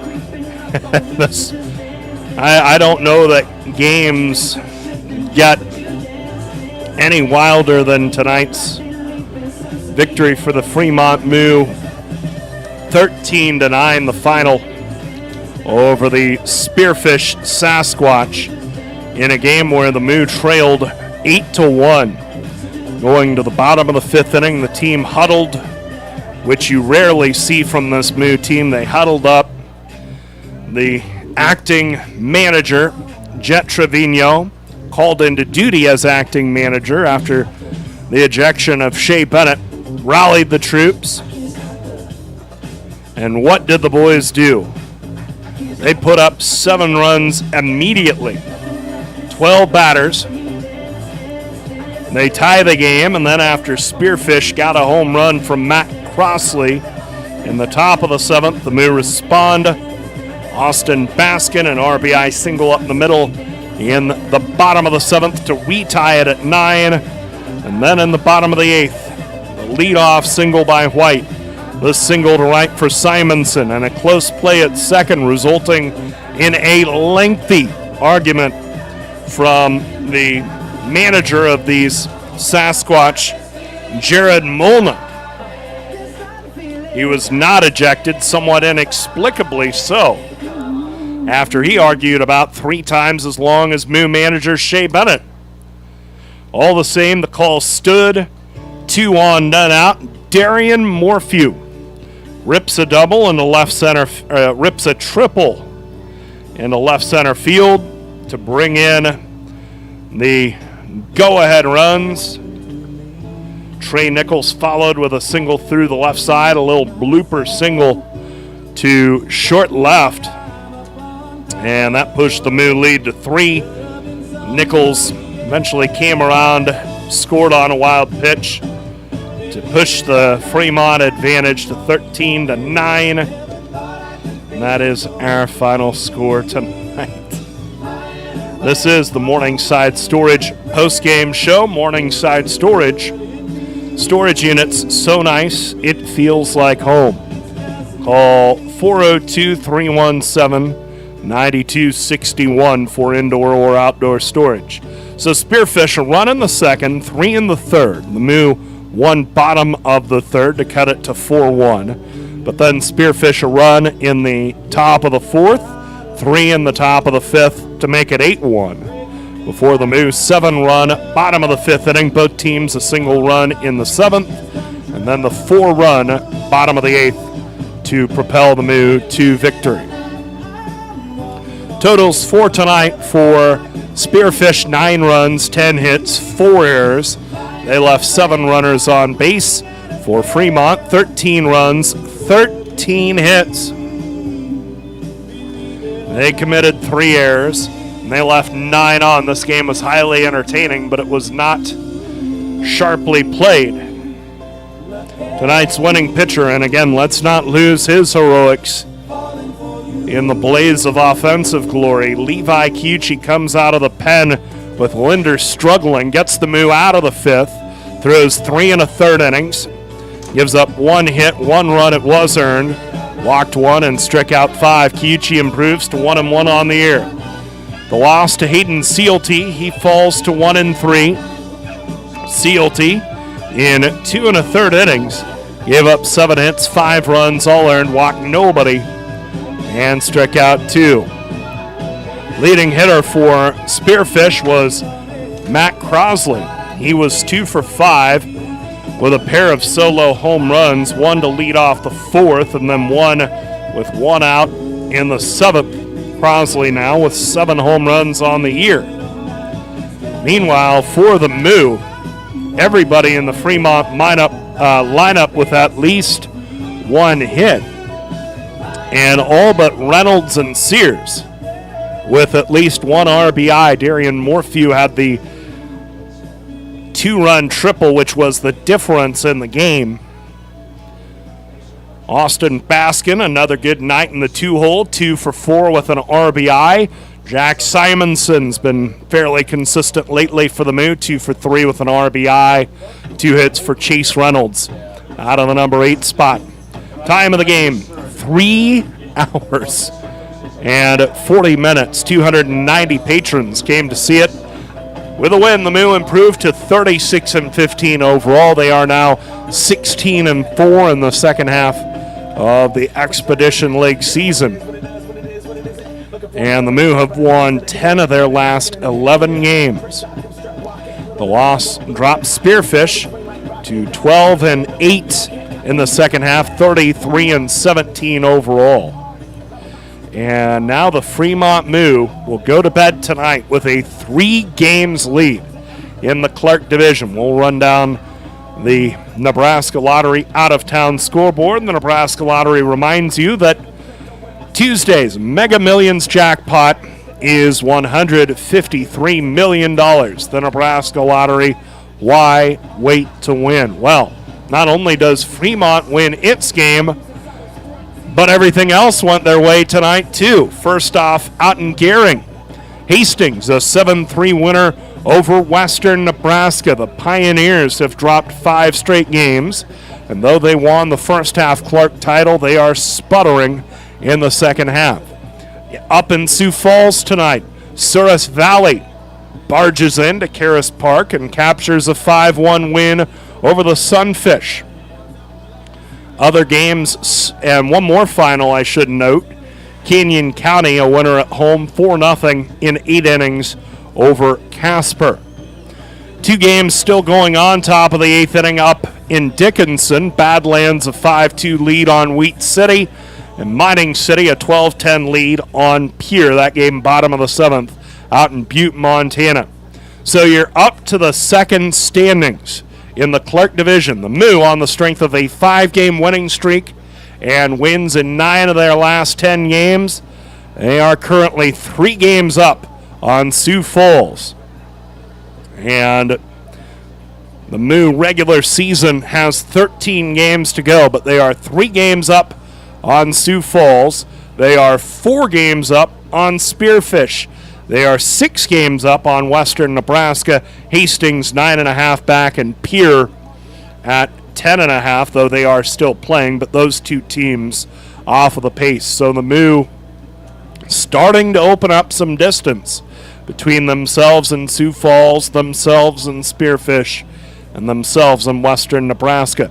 In the Lewis Division, Souris Valley, by dint of their victory over Sioux Falls earlier tonight, they hold a half-game lead in the Lewis over Mining City, though Mining City can erase that deficit by finishing off the victory tonight.